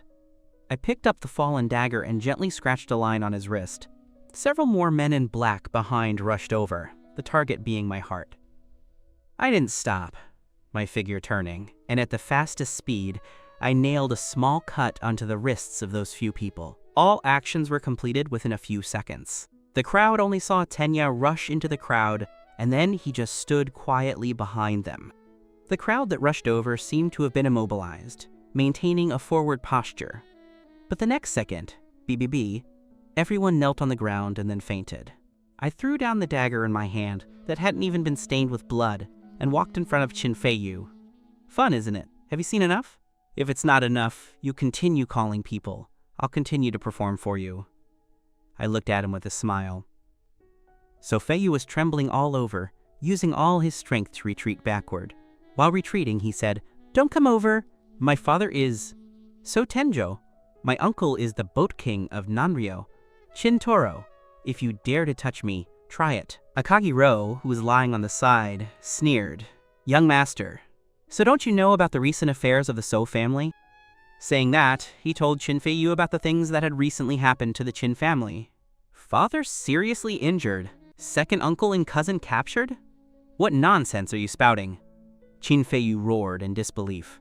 Akagi-ro couldn't be bothered to talk to him anymore. Young master, so you make a phone call and ask. See who you can get in touch with. So Feiyu suddenly realized, hurriedly taking out his phone to make calls. Father's didn't connect. Uncle's was also off. Cousin's phone didn't even have a ringtone. He frowned, looking at Akagi-ro. Who exactly is it? Who exactly did our Qin family offend to suffer this disaster? Akagi-ro pursed his lips. It's the one right in front of your eyes. Qin cold sweat flowed down instantly, and he said in a deep voice, Why didn't you tell me earlier? Akagi-ro curled his lips. I said it twice, was beaten twice. Why would I still say it? So Feiyu was stunned. Only now did he know why Akagi-ro had been blocking him just now. You two finished chatting? I said with a sneer. Hearing this sentence, Qin felt like it was a sound from the 9 netherworlds, his whole body as if in an ice cellar. Suddenly, he turned his head to look at Yue Yanyan on the side and slapped her directly. This slap used 2,100% of his power, slapping Yue Yanyan flying out directly. Queen Feiyu gritted his teeth and said, Idiot! If you want to die, don't drag me with you. Don't be excited, young master So, I said with a smile. Everyone is a civilized person. Let's talk things out properly. Don't move knives and guns. So Feiyu looked at Tenya with a gloomy face. What do you want? Very simple, I snapped my fingers. Before you came, I had already discussed it with Akagi-ro and Yue Yanyan. They can just jump down from here themselves. You are indeed righteous enough, competing to go up for this kind of thing. Then the 3 of you begin. Hearing this sentence, the 3 of them knelt down together to beg for mercy. Tenya, we won't dare again. Please spare us this once, I sighed. This can't be blamed on me. Just now I kept giving you chances, but you were incompetent. Now there's no way, only jumping. Despair flashed in the eyes of the 3. They knew clearly that if they didn't jump, all Tenya would give them would be death. I said with some impatience, I only give you 10 seconds. After 10 seconds, even if you want to jump, you won't be able to. A touch of malice appeared in Yue Yanyan's eyes. Tenya, remember this. As long as Yue Yanyan don't die, I will definitely not let you go. Saying that, she jumped down. Akagi-ro didn't speak, just roared and followed along to jump. Good job, I said, clapping my hands. Young master, so it's your turn. Qin glanced at the window, regretting in his heart. Why not choose a restaurant on a lower floor? Tenya, I don't want to die. Can you give me a chance? One last time. He knelt directly in front of Tenya and said. I ignored him, picked up a dagger from the ground and walked toward him, whispering in my mouth, 5 seconds, 4 seconds. Tenya, So Feiyu roared. You remember, as long as I, So Feiyu, don't die, I will pester you for this lifetime. Saying that, he roared and jumped down directly. I threw away the dagger in my hand and said indifferently, truly bedmates, even the words said are the same. At this moment, Rong behind me said in horror, Brother Tenya, they won't really die, will they? I looked at her with a smile. It's fine. They did unforgivable things. Whether they live or die depends on their fate. Rong didn't say anything else, because the experience of being oppressed for many years taught her that to not be bullied, one must become stronger than anyone. I looked at the tears still on Rong's face and wiped them off gently. Never thought just eating a meal could have so many stories. Rong hurriedly shook her head. Brother Tenya, as long as I am with you, I can actually eat anything. Why don't we go eat those rice noodles from the place we often went to as children? It's been many years since I've eaten them. Hearing her say this, countless scenes floated into my mind. I smiled and looked at her. I want to eat them too. Let's go now. Saying that, I pulled Rong and left the restaurant. Not long after, we arrived at that shop we often went to as children. We ordered 2 rice noodles of different flavors. Since childhood, the 2 of us always ordered like that, because when you ate to the halfway point, there was always a feeling of spending 1 portion of money to eat 2 bowls of rice. Just when we were waiting, a fat youth walked over. When he saw me, he suddenly stopped his footsteps and then said unbelievably, Tenya, Is it you? I frowned at him. Who are you? The fatty sat beside me unceremoniously and said, My old class monitor. You don't recognize me. I'm Lee Fugi. When we were in school, my family was poor, and you often brought me food to eat. Lee Fugi? I said in surprise. How come you're so fat? You used to be like a monkey. Looks like you've been doing well these years. Fugi laughed loudly. More than just doing well? It's doing quite well. I took people out to work. They were stupid and couldn't speak, so I and the foreman secretly deducted a lot of their wages. Once I had money, I went and did this. For the next 10 minutes, I listened to Lee Fugi boasting here. Most of them were deceitful and harmful businesses, but he had indeed become wealthy. Finishing his entrepreneurial history, Lee Fugi looked at Tenya. Heard you just came out of prison. Are you being despised everywhere? Don't look anymore. Come to my company. How about I pay you 3,000 yuan a month? 3,000 yuan? I frowned at him. My old classmate, you really are grateful for kindness, aren't you? After hearing my words, Lee Fugi's complexion suddenly changed from excitement to coldness. What do you mean by that? When I was a child, I did eat your food, but how much was that one box of food? I am giving you 3,000 now, and you're actually not happy. I sighed. Old classmate, I don't need a job right now. Thanks for your concern. Lee Fugi said coldly. How can you, an ex-convict, not work? I've heard from people who came out of prison. That place is about the same as raising pigs. I gave you face by letting you come work here. I haven't looked down on you, yet you're the one not happy first. I sighed in my heart. Originally, it was quite happy to meet an old classmate. Who knew it would turn out like this? In fact, there is a kind of person who is like this. Excessive inferiority and cowardice in youth caused injury to their psychology. After becoming successful, they have the impulse to trample everyone under their feet to satisfy their inferior psychology. But after so many years, I also didn't want to make an old classmate feel uncomfortable because of this matter. I said with a smile, It's fine, Fugi. I can support myself. Really, don't need to go to trouble. Didn't expect Lee Fugi to start intensifying. You can support yourself. Don't joke. You still think you're the rich second generation from before? I've already investigated. Your family has gone bankrupt. Your parents are barely able to take care of themselves. And you still want to rely on them? I frowned at him. Why are you investigating my family? Lee Fugi said arrogantly. You did indeed help me before. I have achieved great success now, and I must guard against you people who hold favors to extort. It's fine if you don't come, but you must sign an agreement for me, stating clearly that it's not that I am not helping you, but that you yourself won't come to my company, lest you deliberately look for trouble in the future and damage my company's reputation. Still can be like this?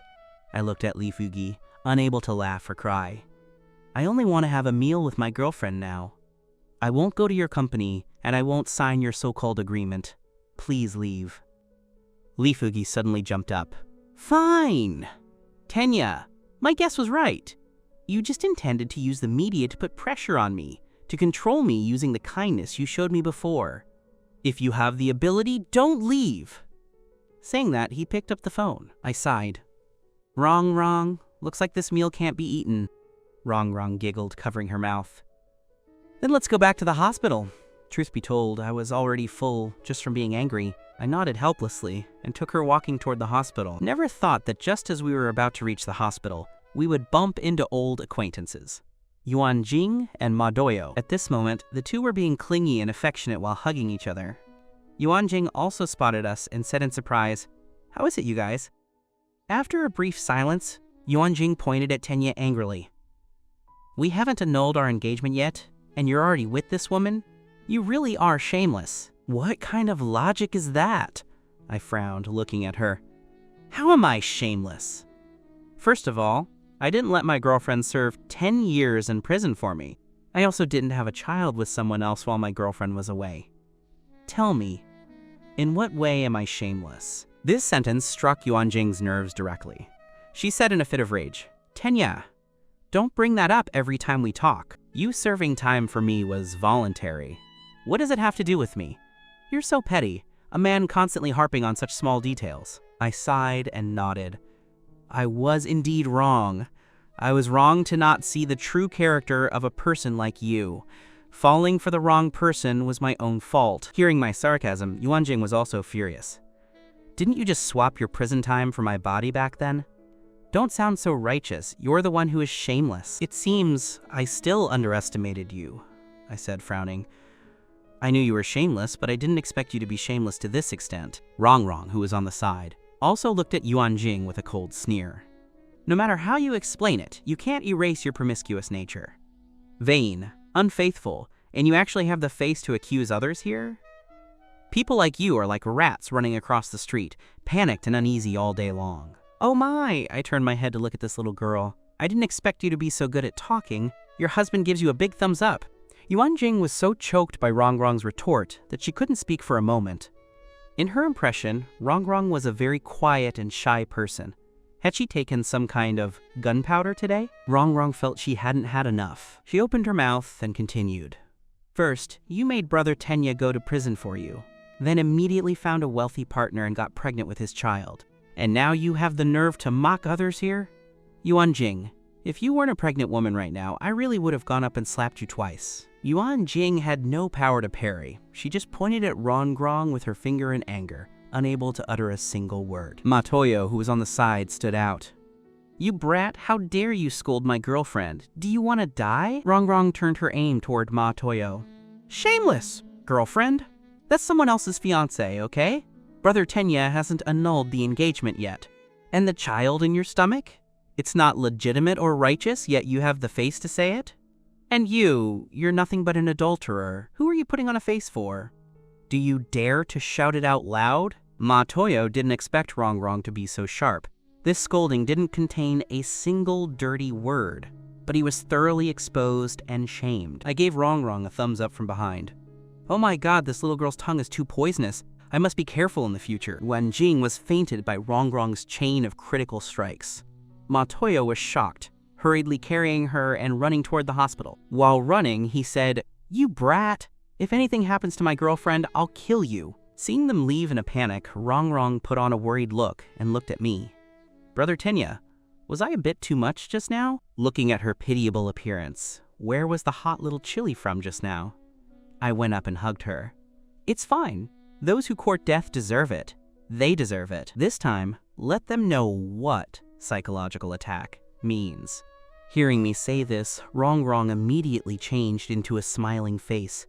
Hee hee, I also think it wasn't too much. I looked at the Rongrong in my arms amusedly. It seems I don't know my Rongrong well enough. Life in the future will be interesting. Hearing this, Rongrong blushed. Isn't it because I feel it's unfair for Brother Tenya? That expression was too hateful. I laughed and nodded, holding her as we continued to walk toward the hospital. Doctor, how is my girlfriend? Ma Toyo looked at the doctor anxiously outside the emergency room. She was just a bit frightened, and the child is fine. You should be more careful in the future.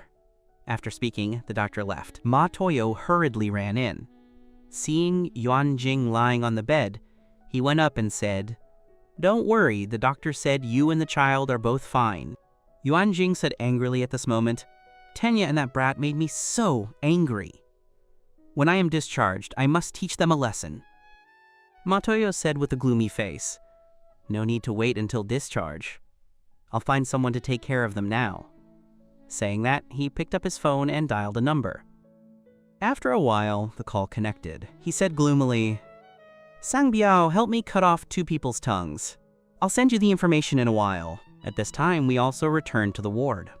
I stayed with my parents for the whole afternoon. In the evening, my mother asked me to take Rongrong home and check on Uncle Su along the way. Arriving at Rongrong's home, I saw Su Ken practicing martial arts as soon as I entered. Su Ken looked at me with joy. Tenya, you're fine now. To avoid worrying him, I didn't tell him the truth, only saying that I was cooperating with an investigation. Speaking of which, I am very grateful to you. Look, I have recovered quite a bit. My martial arts cultivation has been restored to the 3rd rank. If it were the younger me, even Tenso Toros wouldn't dare to be presumptuous. Looking at the sharp gaze radiating from his eyes again, I was also very gratified. It is truly not easy to make a decadent person radiate fighting spirit again. Also, Su Ken continued, the marrow cleansing classic you gave me is truly magical. No wonder it is the Shaolin absolute art. I am now confident in returning to the strength of my peak period. I smiled and said, "It is still Uncle Sue's own perseverance. However, you were a bit conservative just now. As long as you continue practicing the Marrow Cleansing Classic, you can even challenge the 10th rank martial artist." 10th rank? Suken's face revealed surprise. Wouldn't that be transcending Grandmaster Rico and being called the world's #1? I nodded. The path is long and arduous. What I said is only a possibility. The key still depends on yourself. Not bad. The 9th rank depends on talent. The 9th rank and above depend on destiny. However, heaven is watching what people do. I will hand in a satisfactory answer. Suddenly, he thought of something and turned to look at Tanya. Then, what step has your cultivation reached? I shrugged my head. Uncle Sue, it's not that I'm hiding something, but I don't even know what rank I'm considered to be. I thought to myself, anyway, a 10th rank can't beat me. Suken watched Tanya grow up, so he knew Tanya wasn't lying. Someone who could take out the Marrow Cleansing Classic at will must have a strength that is not low. At this moment, Rongrong ran out from the room and said with joy, "Dad, I was accepted by Nangoku Technology." Suken also looked surprised. Is it that global largest internet company? I heard that the people they recruit are 1 in 1,000. Rongrong nodded happily. That's right. My interview and written test were both first place. Your daughter is amazing, right? Amazing! Suken laughed loudly. Looking at his daughter's somewhat prideful appearance, he was also very happy. How many years had it been since he saw her so happy? Rongrong turned to look at me. Brother Tenya, do you know, the starting annual salary at Nangoku Technology is in the millions.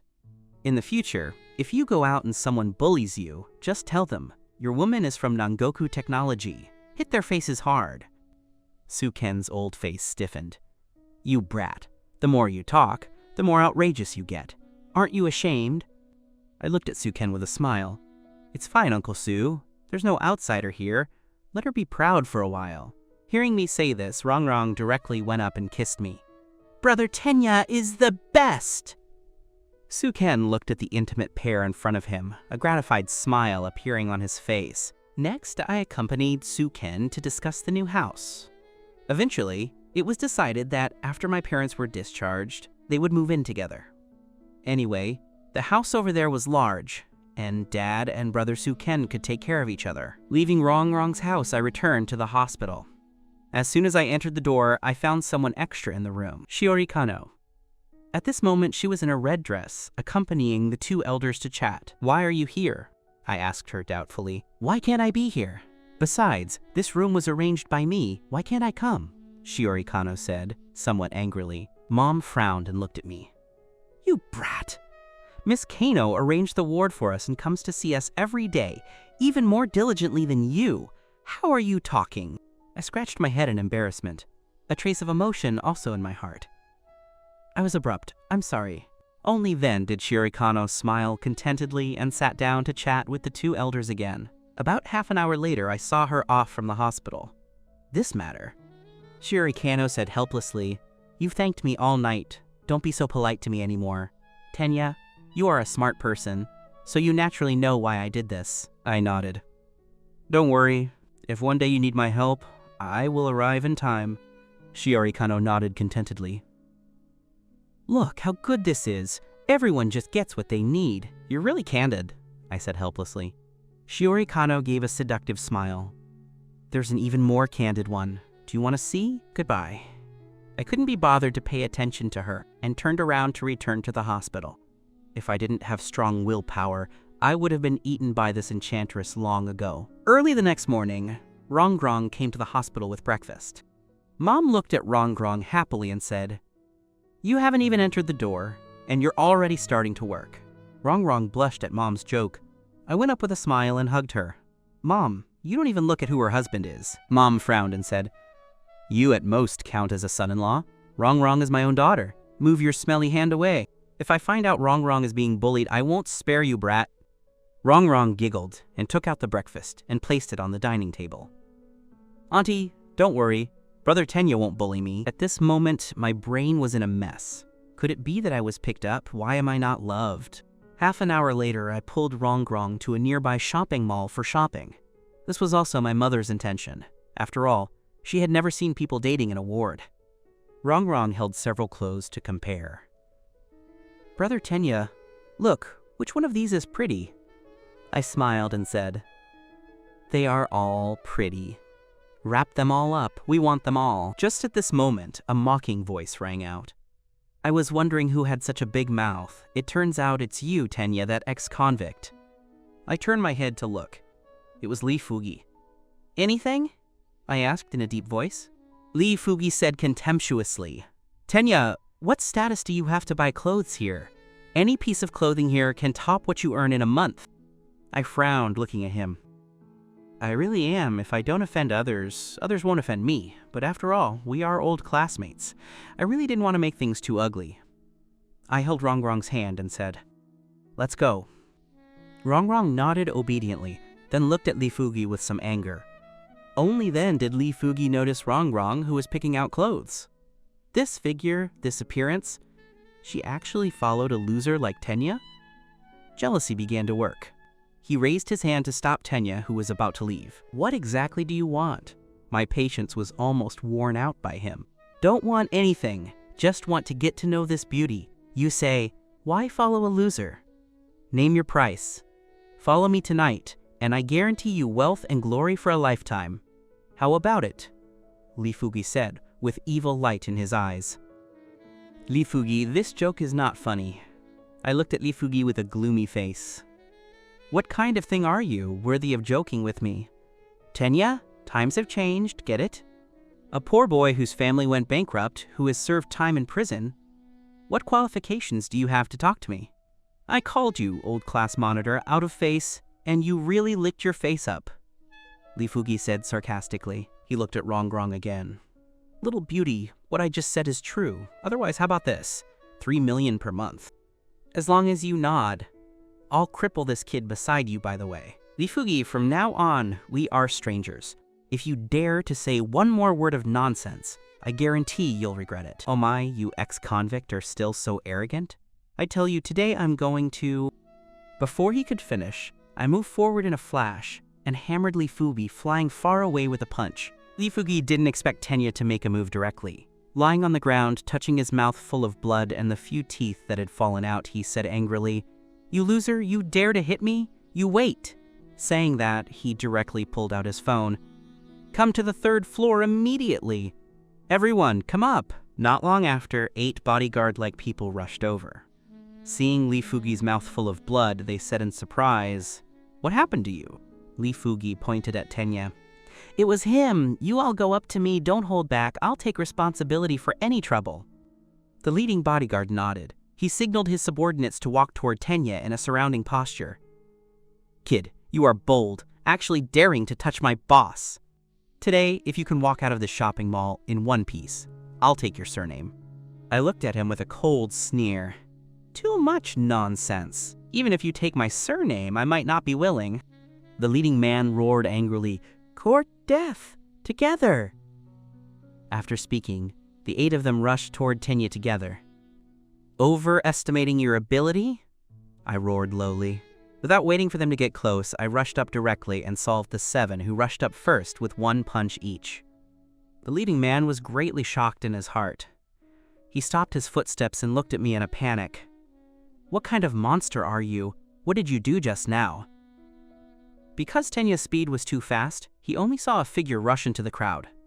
And then all his subordinates lay on the ground, life or death unknown. I clapped my hands and walked slowly toward him. "Now, it's your turn. Any last words?" The leading man looked at Tenya's cold eyes and instantly froze. Terrifying! Too terrifying! He had never seen this kind of gaze in his life. Fierce, as if all things stared at by him would vanish into ashes the next moment. He wasn't stupid. Knowing he didn't dare, he turned and ran. Li Fugi on the side held his chin and started scolding. "I spent so much money to raise a group of losers like you. Hurry up and go on, or don't blame me for being impolite." How could the leading man care about so much now? In front of life, everything was not worth mentioning. But he was still naive, because at this time, Tenya was already in a state of rage. He had only run 2 steps when he was hit directly by a stool flying from behind. The impact was so great that even the stool fell apart. He lay on the ground, turning his head to look at Tenya, who was approaching him step by step. This must be a devil! I remember you just said you wanted to give me a little color. I walked to his side and said, still giving it? The leading man shook his head like a fan. Big brother, I was wrong. I won't dare again. Too lazy to listen to his nonsense, I kicked him away directly. The leading bodyguard only heard a crisp sound of bone cracking, and his whole body hit the wall of the shopping mall like a cannonball, fainting. I turned and walked toward Li Fugi, saying coldly, Boss Li, now it's your turn. Li Fugui was so scared he backed up a few steps, saying in horror, Tenya, what are you doing? This is a public place. If you dare to touch me, I will definitely find someone to send you back to prison. Then thank you very much. I looked at him with a cold sneer. I even missed my few masters. However, you don't have that chance. After speaking, I directly rushed toward Li Fugi, raising my knee and bumping forward fiercely. Li Fugi's ribs directly concave down. Accompanied by a scream, he was bumped away. Probably because he was too fat.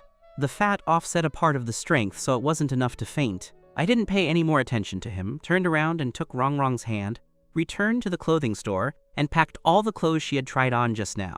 The waiter was still somewhat dull at this moment. The scene of the fight just now was too shocking, completely different from the back and forth in the movies. It was a total crushing. Okay. Only then did she react. Hand to hand and feet to feet, packing the clothes Rongrong tried on just now. Hello, the total consumption is 130,000. Rongrong was startled on the side. So expensive? These are just a few clothes. Brother Tenya, I don't want them. I looked at her with a smile. This little money is nothing. Saying that, I took out a black card and handed it to the waiter. The waiter took the card with both hands and processed it quickly. This is your receipt and card. Welcome to visit again next time. I nodded, took the clothes, pulled Rongrong, and left the shopping mall. Seeing me leave, Li Fugi dared to breathe a sigh of relief, but his eyes were full of resentment. He took out his phone and made a call. Sang Biao, I have a business deal. Do you want to do it? I pulled Rongrong back to the apartment complex, signaling her not to tell Suken and my parents about today's events, to avoid them worrying. Sitting in the living room, I fell into contemplation. What kind of world is this? My old classmate and someone who played very well since childhood actually became like this. If it were myself being humiliated, it would be fine, but I still have family. When they were bullied and scolded, how could I stand by, thinking about the one after another that happened recently? If it weren't for my few masters, perhaps I wouldn't even have the right to be a person now. At the same time, inside the So mansion, a man in his 40s was looking at So Ayaka sitting opposite him. Third uncle wants to talk to you, is it okay? This person was the third brother of So Toro, So Juo, who managed the largest transportation company in Nanreo. After he knew about the things that had recently happened to the Qin family, he rushed back home at top speed. Third uncle, if you have anything to say, you can just tell me directly, Ayaka said respectfully. All right. Since that's the case, I won't go around the bushes. Your sister and father met this catastrophe. It will be many years before they can come out. But a home cannot be without a head for a day. Big Brother's shares are now your responsibility. But there are many discordant voices coming from below. I just want to say, speaking of this, Sojuo looked up at Ayaka. It's fine, third uncle. If you have words, just say them directly. Let's be straightforward. So Ayaka seemed to have sensed something. Sojuo cleared his throat and continued. I want to say, can you transfer Big Brother's shares to me? If I am the chairman, those clowns won't dare to make trouble. After hearing his words, So Ayaka smiled and said, Third uncle wants to imitate the Duke of Zhou's regency? Sojuo smiled and said, Ayaka is still the most insightful. Think about it. I am also a member of the So family. This is called, Fat water does not flow into outsiders. Fields. When Big Brother is released from prison, I will return the shares with both hands. Only then can our So family protect this industry. So Ayaka looked at him with a smile. I am still young, and I don't know much about the group's affairs. How about you wait for me? I will consider it and give you an answer as soon as possible. Sojuo nodded. But you have to make a decision as soon as possible. The people below are already hard to hold down. If we let them take the position, our Qin family will be completely gone. Sending away Sojuo, Ayaka returned to the room. Jung Meigetsu walked out of the room frowning and saying, "Sojuo is just trying to take advantage of the situation." Ayaka nodded. "This third uncle of mine is truly impatient. With the family's trouble, his attention is only on how to seize control of the group. He doesn't have the slightest thought of wanting to save Dad." Jung Meigetsu nodded. "Ayaka, your current situation is really dangerous. What are you thinking?" Ayaka sighed and said, "Third uncle has a point. These years, it was sister who helped Dad manage the company. I basically haven't been in contact with it. Now letting me control the company directly, the opposition below must be very loud." Jung Meigetsu also felt that this matter was a bit tricky. Then what to do next? Ayaka thought for a while and said, "I want to see Dad." Jung Meigetsu frowned and said, "But Uncle So is still in the hospital now with martial guards guarding him. We shouldn't be able to see him. We can't see him, but someone definitely can." Jung Meigetsu looked at Ayaka in surprise. "Stop joking. Given the current relationship between Tenya and Uncle Kiin, do you think he will help with this favor?" "I understand Tenya. He will definitely help me." Saying that, she dialed Tenya's number. Just like Ayaka said, Tenya readily agreed to the request to help see Sotoro. The next day, Martial Guard Bureau. At this moment, Chi Shunchu was furious. "You are too much! Do you know how much trouble you've caused me? And now you still want me to help? You have the nerve." "Director Chi, I don't understand what you are talking about. I haven't seen you these past few days, have I?" I looked at him innocently. "You don't understand?" Chi Shunchu pointed at him angrily. "The incident at the Western restaurant was only a few days ago. You forgot it so fast?" I kept a look of, not afraid of boiling water even if it's hot. "What are you talking about? How come I don't understand?" Chi Shunchu was laughed at by Tenya. "I've seen shameless ones, but never anyone as shameless as you. What are you pretending for?" So Feiyu, Akagi Ro, Yue Yanyan, the three of them lined up and jumped down from the window of the 8th floor restaurant. "You actually dare to say you don't know?" I smiled bitterly. "Director Chi, this is wronging me. I did have a small conflict with these three people at the Western restaurant, but I didn't let them jump off the building. The three of them must have thought of something sad, couldn't figure it out for a moment, wanted to go out to get some air, and accidentally fell down, right?" Chi Shunchu looked at Tenya, who was pretending to be crazy in front of him, and was speechless with anger for a moment. He sighed. "Say it. What do you want to do this time?" Seeing the situation, Ayaka hurriedly stepped forward and said, "Director Chi, don't be angry. We are here to see my father this time." Chi Shunchu frowned at Ayaka. "Miss Ayaka, it's not that I won't help you, but your father is currently being detained and cannot be seen casually." Ayaka looked at Tenya for help. She knew that only the person in front of her could help her now. I naturally saw Ayaka's eyes and hurriedly changed into a smiling face, going up and hooking Chi Shunchu's shoulder. "Old Chi, they are nothing more than a daughter wanting to see her father. What kind of big deal is this? We are the dignified Martial Guard Bureau Chief. We shouldn't bully a little girl. Help me out." Chi Shunchu got angry when he saw Tenya's familiar appearance. "Helping is okay, but I have a condition. From now on, you kid are not allowed to hurt people at will, let alone kill." I hurriedly smiled and said, "I thought it was what kind of requirement. I was originally a good teenager who abided by the law. Who likes fighting for no reason? If you don't remind me, I will do it. But if someone takes the initiative to want to kill me, what should I do?" I looked at Chi Shunchu doubtfully. "If there is any trouble, you can contact me immediately. I will handle it for you, but you are not allowed to act recklessly as before." Chi Shunchu frowned and said. I looked at Chi Shunchu gratefully. "Director Chi is righteous. You are truly our guardian god. With your words, I can rest assured." Chi Shunchu always felt that Tenya's words had underlying meanings, but he had no other way for a moment. If he let Tenya continue to act recklessly like this, he wouldn't need to be the chief. Half an hour later, the three arrived at the hospital. Ayaka went in to see Sotoro alone. I was too lazy to see him, so I just chatted with Chi Shunchu outside. Ayaka entered the room and saw her father lying on the hospital bed. The former heroic posture was gone, fully showing decadence. She hurriedly went up and shouted, "Dad, are you all right?" Sotoro opened his eyes and saw Ayaka, saying in surprise, "How did you get in? Chishunshu cannot possibly agree to let you visit." Ayaka nodded and said somewhat complicatedly, "I asked Tenya for help, so..." Hearing this name, Sotoro was not angry. Instead, he looked at Ayaka with a smile. "In that case, Tenya truly regards you as a friend. He would still help you at this time."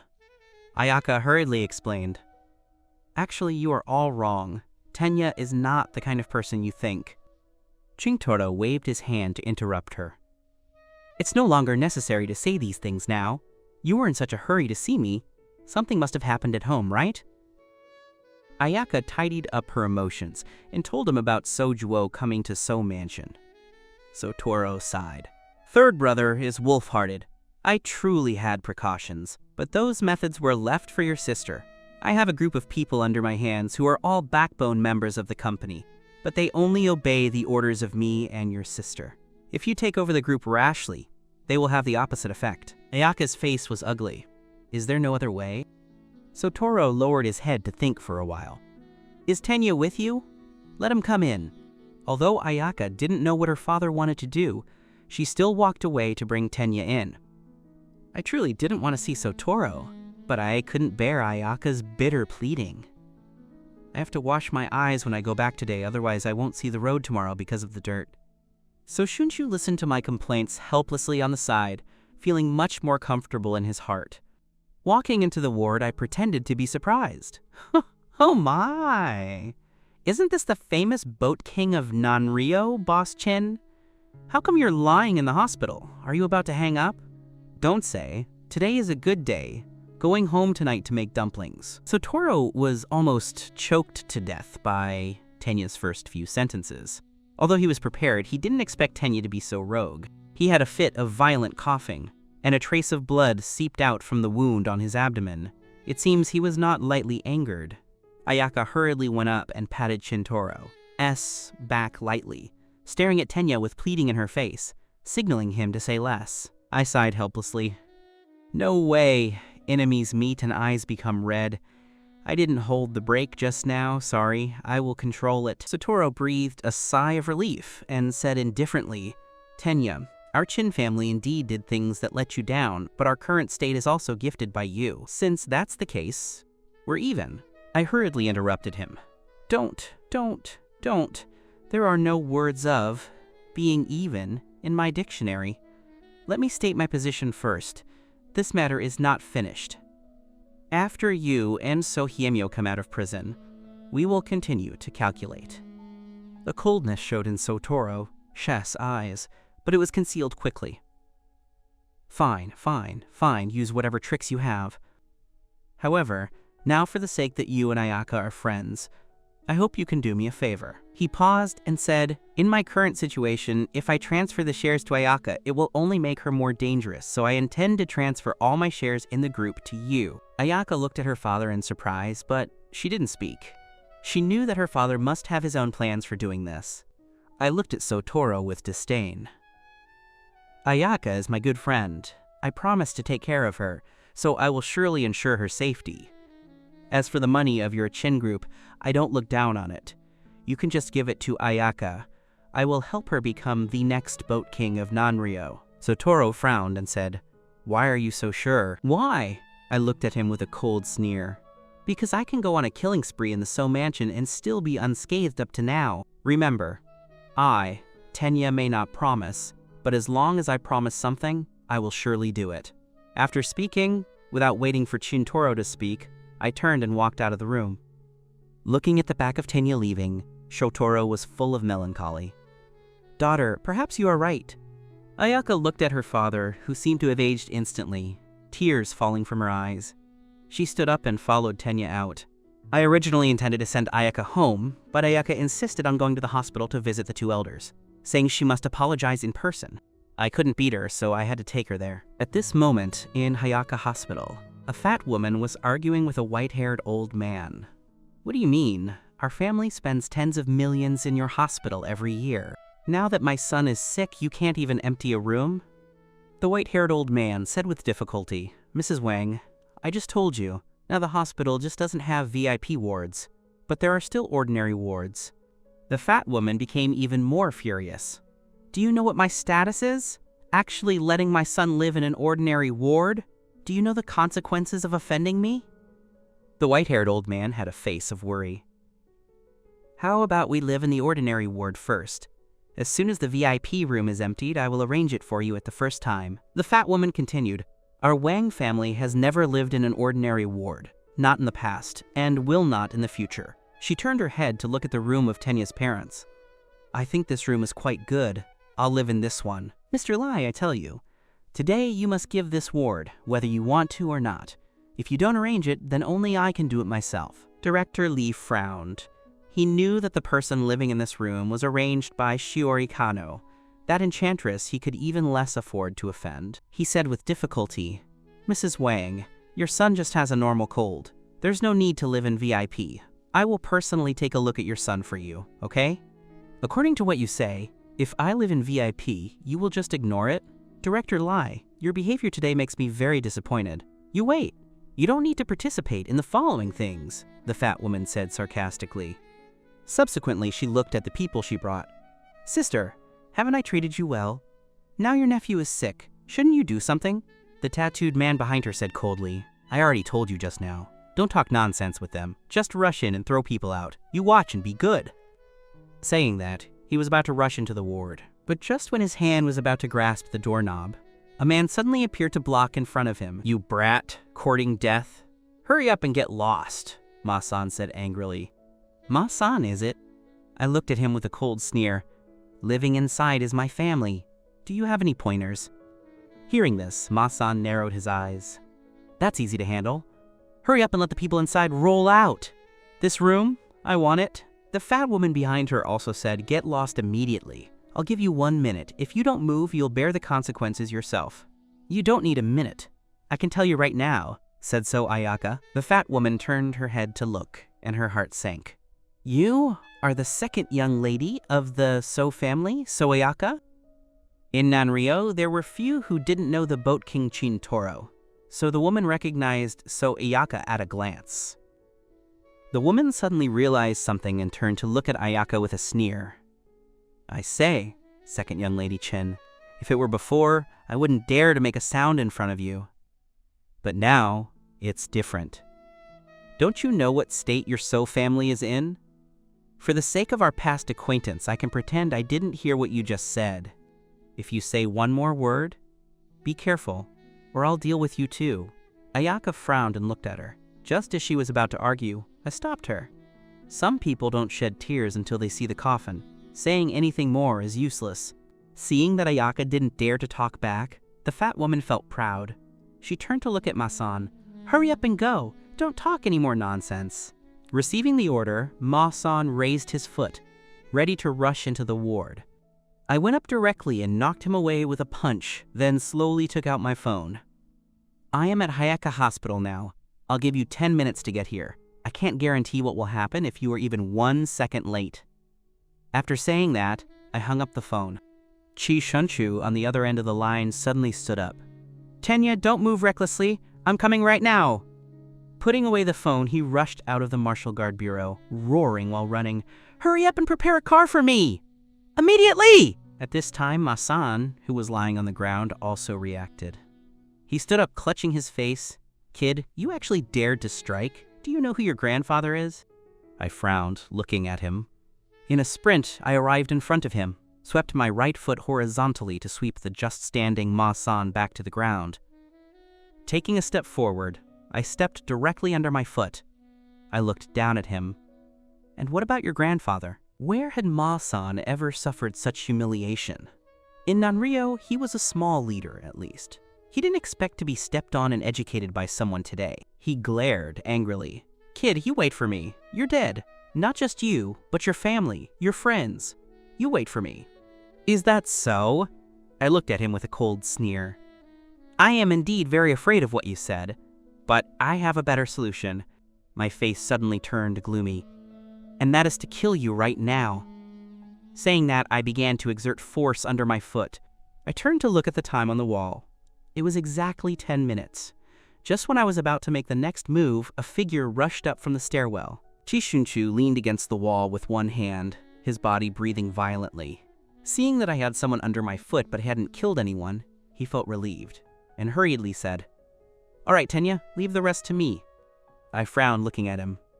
"Old Chi, you are annoyingly punctual. You really should thank this person in front of you. He just saved your life." Ma-san stood up in a daze. Being stepped on by a young man for so long, the anger in his heart reached its peak. He roared, "Kid, I, Ma-san, will take you down even if I have to risk my life." Saying that, he bowed his head and started to make a phone call. "You are Ma-san, right?" Chishunchu walked to his side with a gloomy face and said, "From the sound of it, you want to cause trouble here?" Ma-san was already driven crazy by anger. What was the situation today? Why was everyone provoking him? He opened his mouth to scold, but his line of sight was blocked by a fat figure. The fat woman hurriedly complimented. Are you Director Chi from the Martial Guard Bureau? What kind of wind blew you here? We have met before." Chishunchu looked at her with a cold face. "Mrs. Wang, right? I heard a long time ago that Wang Jianye had a domineering wife. This time, they kicked an iron plate. For a thug like him, what he feared most was the Martial Guard Bureau. This time, what he hit wasn't an iron plate, but a steel plate. Half a month ago, you got into an argument with someone at a hot pot restaurant and poured a whole pot of hot pot base on them, causing the other party to suffer extensive burns. You haven't forgotten about this, have you?" The fat woman's heart sank.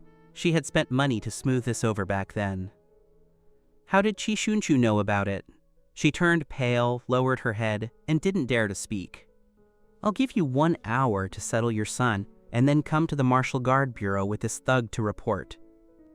Being late or not showing up will be handled as fleeing to avoid punishment. Do you understand?" The fat woman and Ma-san nodded hurriedly, running away in fear. Chishunchu could be considered decisive. He solved all the problems in a few minutes after arriving. He walked up to Tenya and said, "Actually, there are many ways to solve things. It's not necessary to resort to violence." I looked at him with disdain. "That's because you have the title of Martial Guard Bureau hanging over your head. If you put a passerby here to try, I guess the fat pig would have pushed them back before they finished speaking." Chishunchu was speechless for a moment. How could he not understand these truths? He just didn't expect Tenya to point it out in one word. Looking at his awkward expression, I found it a bit funny. "All right, old Chi, I owe you a favor this time. As long as you ensure that every time in the future it is like today, you are on call, I guarantee I won't cause trouble." Chishunchu frowned. "What do you mean, you kid? Are you going to treat me as your tool?" I shrugged my shoulders. "You don't have to be. Originally, all of this was proposed by you. Then our previous agreement is canceled. How about that?" Chishunchu felt depressed. "I was joking. From now on, I'll be on call." I laughed. "Energetic! Old Chi, I admire you. Don't worry, I won't make a move easily in the future." Chishunchu finally felt a bit better and turned to go downstairs. I walked into the ward with Ayaka. Because it was a VIP room, the soundproofing was excellent, so Mom and Dad didn't know what happened outside at all. Seeing me bring a strange girl in, Mom spoke. "Xiaoten, who is this young lady?" I was about to introduce, but Ayaka spoke first. "Uncle, Auntie, hello. I am So Ayaka," Mom said in surprise. "You are the second young lady of the So family?" Ayaka nodded awkwardly. "Uncle, Auntie, I am very sorry about your injuries this time. I hope you can accept my apology." Saying that, she bowed directly. Mother hurriedly went up to support her. "Miss, so you don't need to do this. This incident has nothing to do with you. All of this is the fault of this brat, Tenya." Mom glared at me coldly. My heart tightened. Although I didn't blink when killing people outside, this glaring action of Mom's could still scare me to death. Mom turned to look at Ayaka. "Ayaka, actually our two families have reached this state now. It's all because of one person, Yuan Jing." Ayaka said in surprise, "Yuan Jing? Why is it her?" In Ayaka's heart, Yuan Jing had no connection to this incident at all. Mom sighed. "Actually, the person who hit and broke your legs that day was Yuan Jing. It's just that Xiaotan was kicked in the brain by a donkey at the time and insisted on going to prison for that woman. That's how all these things happened." Once these words were spoken, Ayaka turned her head in surprise to look at Tenya. She hoped these words would come out of Tenya's mouth. Otherwise, she wouldn't believe it at all. I nodded helplessly. It is exactly the same as what Mom said. I then told Ayaka about Yuan Jing's recent actions. Ayaka said through gritted teeth, Yuan Jing, I won't let her go. She not only hit and broke my legs, but our Qin family becoming what it is now is also all thanks to her. Then she frowned and looked at Tenya. Why did you do this? Why didn't you say anything when Dad found you at the beginning? I sighed. At that time, I didn't know Yuan Jing was that kind of person. It was me who met the wrong person. The person driving was indeed not me, but I have an unavoidable responsibility. I don't want to explain anything. In my heart, the person who broke your legs is me. So Ayaka looked at Tenya complexly. That's right, this is him. A man who makes people fascinated. At the same time, Yuan Jing and Ma Toyo were also discussing Tenya. Husband, you must uphold justice for me. Tenya is too hateful. And that brat Ronrong, I didn't realize before that she was so good at arguing. Ma Toyo said with a sneer, Don't worry, I have already arranged a grand gift for them. The next day, Ayaka called. Her third uncle, So Juo, intended to make trouble at the board meeting to seize the position of chairman. Ayaka had no choice but to call Tenya. The high-level board election for chairman is today. Can you come and help me? I sneered and said, It seems some people can't wait. Chintoro hasn't even been officially arrested yet, and someone already wants to take his position. Ayaka sighed. Third uncle went to see Dad and proposed to acquire the shares in his hand, but he was rejected by Dad. That's why he is so anxious to convene the board meeting. Tenya, can you help me? No problem. You come to the hospital to pick me up now and I will accompany you. I agreed readily. Ayaka on the other side of the phone paused, then sincerely said thank you. After hanging up Ayaka's phone, I dialed another number. I am Tenya, a disciple of Danmoku Seiyun. Connect me to the Jiaxing building. After a while, a woman's voice came. So it's the disciple of the medical immortal. Is there anything I can do for you?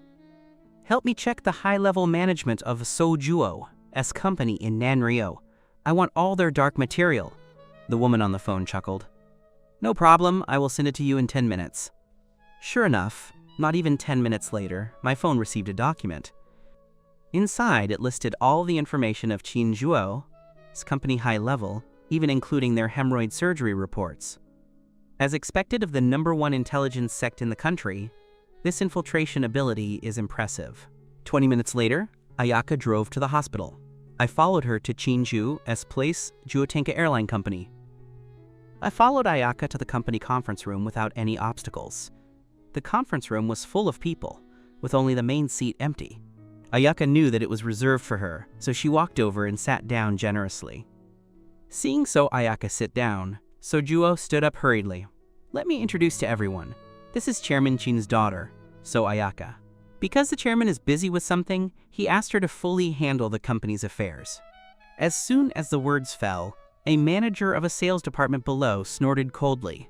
Going to jail is just going to jail, who doesn't know? Why say, busy with something? Where is the yelling? What are you? Get out! The man sneered and walked out. Before leaving, he nodded to Qinjuo. Sojuo also narrowed his eyes slightly. I looked at Qinjuo with a cold face. This was clearly arranged in advance. This clumsy acting was truly sickening. Then Qinjuo continued. Before Chairman Qin and Manager Qinen were imprisoned, they gave all the shares in their hands to Ayaka. So she is now the largest shareholder of our Juotenka company. Everyone, please applaud to welcome Miss Qin. Saying that, he began to applaud first. So Juo deliberately read the words, imprisoned heavily just now, as if to remind the attendees. I frowned looking at him. It seems this is a Hongmen banquet. Ayaka needs to be careful. Sure enough, as soon as Qinjuo's words fell, a person surnamed Li stood up. So Juo pretended to be furious. What qualifications do you have to disagree? Ayaka now holds 51% of the company's shares. Why can't she be the chairman? The one surnamed Li said, as the chairman, first of all, one must consider the company's interests and the shareholders' interests. Whether it is Chairman Chintoro or Manager Sohiemyo, I serve. But So Ayaka, a loser who has been addicted for 10 years, why should she be the chairman? Isn't this leading all of us into a fire pit? So Juo didn't speak, signaling the shareholders at the meeting with his eyes. Then several major shareholders stood up. If so, Ayaka is the chairman. We will sell our stocks tomorrow and withdraw from the Chin Group. Under the leadership of several people, more and more shareholders joined in, expressing their intention to withdraw shares one after another. Where had Ayaka ever experienced this? She was choked by this group of people directly. She hurriedly turned her head and looked at Tenya with pleading, but it would be better if she didn't look. Staring at this, she was dumbfounded. At this time, Tenya was standing in the corner of the conference room, printing things, looking at the high stack of paper next to him. Presumably, he started printing as soon as he entered the door. At this time, Chen Zhuo began. "You group of white-eyed wolves, when following my brother back then, who hadn't received his grace. Now that you are full of money and my brother is in trouble, you not only don't help, but also kick him while he's down. Do you have a conscience?" The shareholder who took the lead just now stood up again. "So Zhuo, that's not how you put it. It is true that Chairman Chen has grace for us, but those are personal favors. Now we are discussing the company's future. Don't make trouble. Anyway, I still have that opinion. Kin Ayaka as chairman. I will withdraw my shares immediately." Then he turned to look at Ayaka. "Second, young lady Chin, my old Li's temper is like this. If there is anything, I say it directly. Don't mind." Ayaka smiled hurriedly and said, "A meeting is for everyone to speak freely. Any opinions and suggestions can be discussed together. Miss So speaks well." The one surnamed Li interrupted her before Ayaka finished speaking. "Since everyone is speaking freely, then I will make a suggestion. Miss Chin, you are too young, and you have never stayed in the company, and you are not familiar with the company's business. If the company is handed over to you, have you thought about the consequences?" So Ayaka lowered her head and pondered. This had always been what she was worried about. Even without this board meeting, she didn't know what to do next after taking over the company. Seeing Ayaka's troubled look, the shareholder surnamed Li sneered in his heart and continued on his mouth. "How about this? Miss So is still the company's largest shareholder. We will deliver the annual dividends to Miss Chin without missing a cent, and we will choose a chairman to be responsible for the company's management. In this way, you don't have to work hard to manage the company, and you still have money to spend. The best of both worlds. How about it?" The shareholders in attendance brightened their eyes. This is a good way. It can guarantee the normal operation of the company and maintain the face of Chairman So. So Zhuo said somewhat angrily, "Li, doesn't that make Ayaka a puppet? You are listening to politics from behind the curtain. What kind of matter is this?" The one surnamed Li also pretended to be aggrieved and said, "We are at least old ministers who conquered the world with Chairman Chin. Is Miss Chin willing to let us end up with a miserable ending?" So Zhuo looked at Ayaka with difficulty. Li is right. These are all old people who have been with your dad for decades.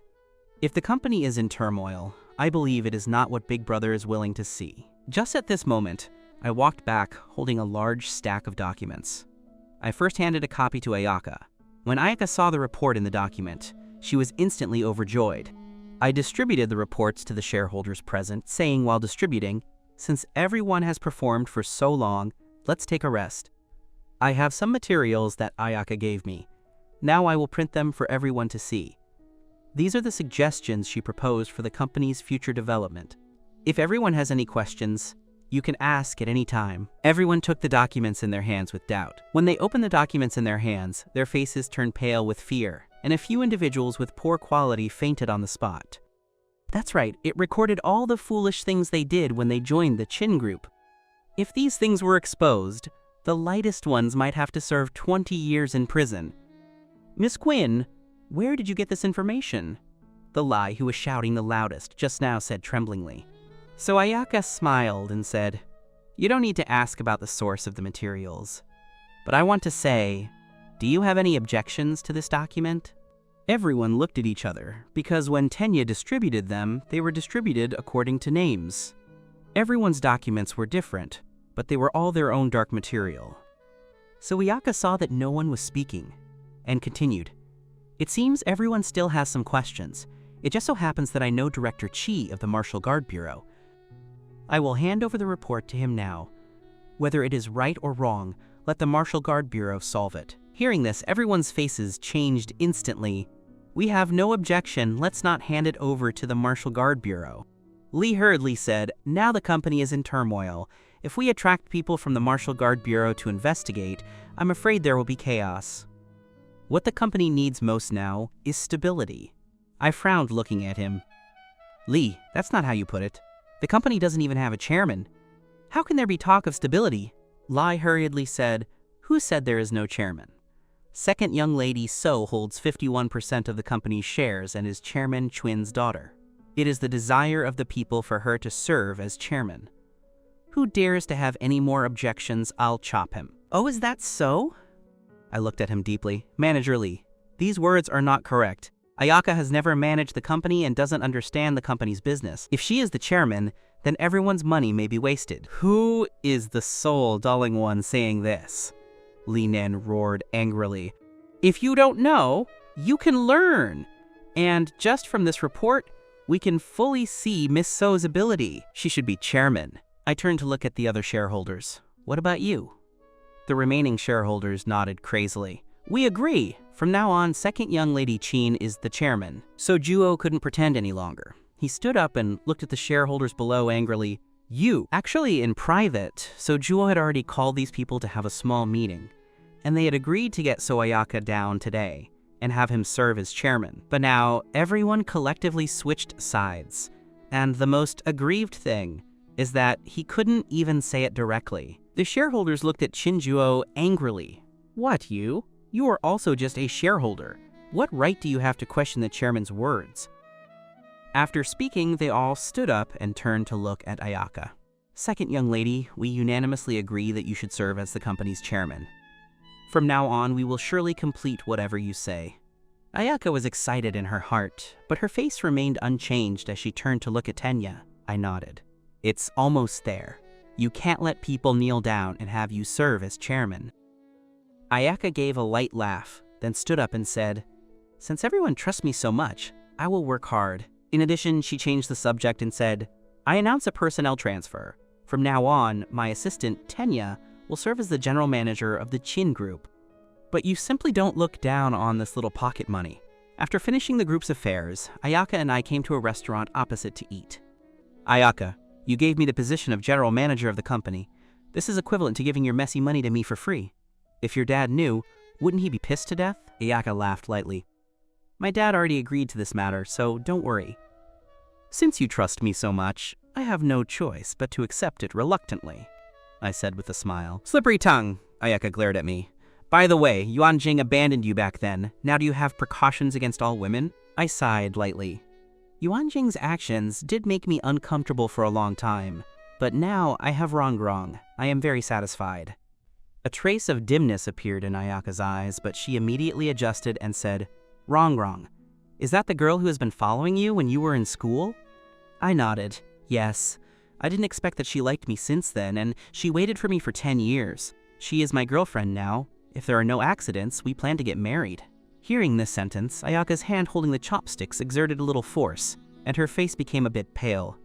That's really congratulations to you. Thank you, I responded with a smile. Just at this moment, a man brought a group of bodyguards into the restaurant. Everyone, Lord Mori is going to book the restaurant today. For the sake of face, leave immediately. Lord Mori? What kind of Lord Mori? Such a big mouth? Not afraid of flashing your tongue? At this time, a person eating in the restaurant said with disdain. The leading man sneered and said to his subordinates, Then please let this gentleman know who Lord Mori is. Hearing this, the bodyguards behind him strode toward the man, grabbed his head and pressed it on the table, and then directly poured a pot of boiling water next to him onto his head. The man was scalded and screamed, but his body was pressed by several bodyguards and couldn't move, so he could only let this pot of boiling water be spilled all over his body. Tragic screams spread throughout the restaurant. Those who were timid had already run away. Those who stayed to watch the fun didn't dare to stay anymore at this time. Only Tenya and Ayaka remained in the whole restaurant. Even the waiters had run away. Did you not hear what I said just now? You also want to take a bath? The leading man said toward Ayaka's side. Are you threatening me? I put down the chopsticks and looked at him. Kid, you have a lot of guts, huh? My name is Whitehead Eagle, and I am the godson of Lord Mori. I'll give you one last chance to roll out, or I'll break your 2 legs immediately. Try flying, and I'll take a look. I looked at him with a cold sneer. Court death. Whitehead Eagle looked at Tenya angrily. Today I'll let you know the power of Eagle-sama." Saying that, he said to the several people behind him, "Beat him to death. I'll take responsibility for any trouble." The several bodyguards behind sneered and stepped forward. "Kid, there is indeed a road to heaven you don't take, but to hell there is no door." Oh. Before he finished speaking, I rushed up in a dash and hit him on the face with a punch. "Too much nonsense." Immediately after, I pressed his head on the table, aimed a pot of hot water on the table at his mouth, and said to Whitehead Eagle, "Is this what you said?" I poured a pot of hot water directly into the man's mouth. Whitehead Eagle and the others were all dumbfounded. They had mixed in this for so many years, and had never seen a few people who dared to be so arrogant. He roared angrily, "Kid, stop for me!" I didn't pay attention to him until all the hot water in the pot was in the bodyguard's stomach. Then I released him. The bodyguard's face was flushed by the scalding, and his throat was probably already burned, so he couldn't even make a sound, lying on the ground and rolling back and forth. Just at this moment, a voice sounded, "Lord Mori has arrived." Subsequently, a white-haired old man walked in. The bodyguards and Whitehead Eagle, who were still yelling just now, turned around in unison, respectfully saying, "Lord Mori, hello." At this time, a red-clad woman beside Lord Mori frowned and said, "Eagle, didn't I tell you to clear the venue just now? Why is there still someone here? You can't even handle such a small matter well. What use are you?" Whitehead Eagle was so scared that cold sweat broke out on his face, but he didn't dare to lift his head, because this woman was Lord Mori's own daughter, Benicho. At this time, Whitehead Eagle frowned, looking at Benicho. "Xiaodie, how can you speak like that? Xiao Ying, after all, is my godson. You are too impolite." After speaking, he turned to look at Whitehead Eagle. "Xiao Ying, don't mind it. Xiaodi just has this temper." Whitehead Eagle hurriedly and respectfully said, "Godfather is serious, Sister Benicho. His teaching is correct." Subsequently, Lord Mori frowned and looked at Tenya. He also saw the bodyguard rolling on the ground. "What is this situation?" Whitehead Eagle told Lord Mori about what happened just now bit by bit, and finally said, "Godfather, please wait a few minutes. I will have them thrown out." Lord Mori shook his hand. With his eyesight, he naturally judged Tenya's extraordinariness. He walked over. "Little brother, it was my subordinates who were sensible just now and offended you. Come, take 10,000 yuan for this little younger brother to suppress his shock." The little brother received the order and hurriedly took an envelope out of his backpack and threw it on Tenya's table. Lord Mori smiled and said, "Little brother, I like it quiet when I eat. Can you give me some face?"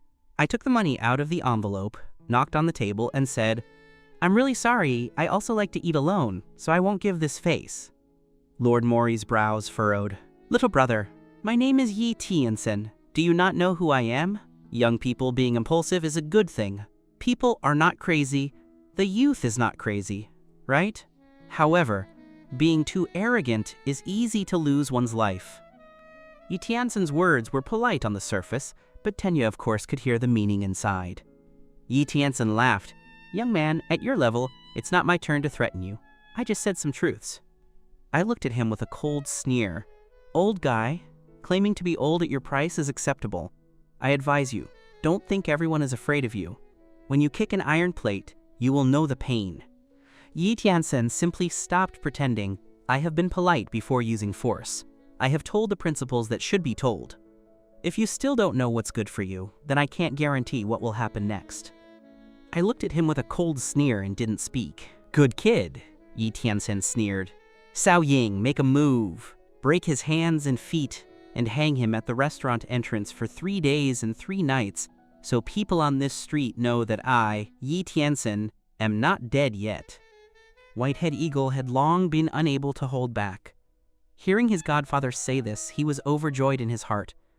"Godfather, you watch and be good. Come, everyone, come on." Saying that, the dozen black-clad bodyguards behind him rushed toward Tenya in a surrounding posture. At this time, Tenya paused, then raised his hand to stop them. "Wait a minute, I'll make a phone call." Saying that, he took out his phone without haste and dialed a number. Chi Shunchu, who was reading files at the Martial Guard Bureau, rang his phone. He frowned and picked up the phone, looking at that annoying number. "What's wrong now?" The phone connected, and I said indifferently, "Old Chi, Someone wants to break my hands and feet and hang me in a restaurant as a mascot. Are you going to manage this matter or not? So Shunchu stood up abruptly and roared, Tenya! Don't make a move. I'm coming right now. Hurry up and send me the address. After finishing, he ran out of the room. After I told the address, I hung up the phone, and the last sentence told Qi Shunchu, you still only have 10 minutes. Yi Tianzhen looked at the phone I dialed and frowned, saying, Kid, do you think you can settle today's matter by calling some people? I'll wait for the people you call to come, and then we will cut their tongues out together and throw them out. I looked at him with disdain, then turned to the waiter in the distance. Is the tea ready? I'm hungry. The waiter in the distance had long not wanted to bother with this matter, but he didn't expect to be caught by Tenya. Just as he was hesitating whether to serve the food, Yi Tianzhen said coldly, Serve him the food. Before hitting the road, it's not too much to have a full meal. It didn't take long for the food to come up. I picked up a piece of meat for Ayaka. Ayaka, you try this. I heard this is their signature in the restaurant. Ayaka smiled and nodded, then picked up the chopsticks and started eating. She believed very much in Tenya's ability to handle this situation. Time passed minute by minute, and it was about to be 10 minutes. I stood up and wiped my mouth, loosening my body. Haven't exercised for a long time. It seems it can be made up for today. Yi Tianzhen and the others saw Tenya stand up and followed. Kid, are you ready with your last words? Then go hit the road. I nodded, then go hit the road. I took a chopstick from the table next to me. To deal with this group of people, it was enough. Just as I was about to rush over, a car rushed directly into the restaurant. The bodyguards guarding the restaurant entrance were directly knocked over. A sweating man in white ran down from the car. Tenya, you haven't made a move yet, right? You kid, I just ran all the way through red lights. I sighed. Old Qi, you are really boring, and such a buzzkill. I threw away the chopsticks angrily. Now there's nothing to play with again. Old Qi, you are really annoyingly punctual every time. Qi Shunchu got off the car, wiped the sweat from his forehead, and frowned. What kind of trouble did you cause this time? You're wrong. This time it's not me causing trouble. It's this Lord Mori who wants to break my hands and feet. You have to uphold justice for me.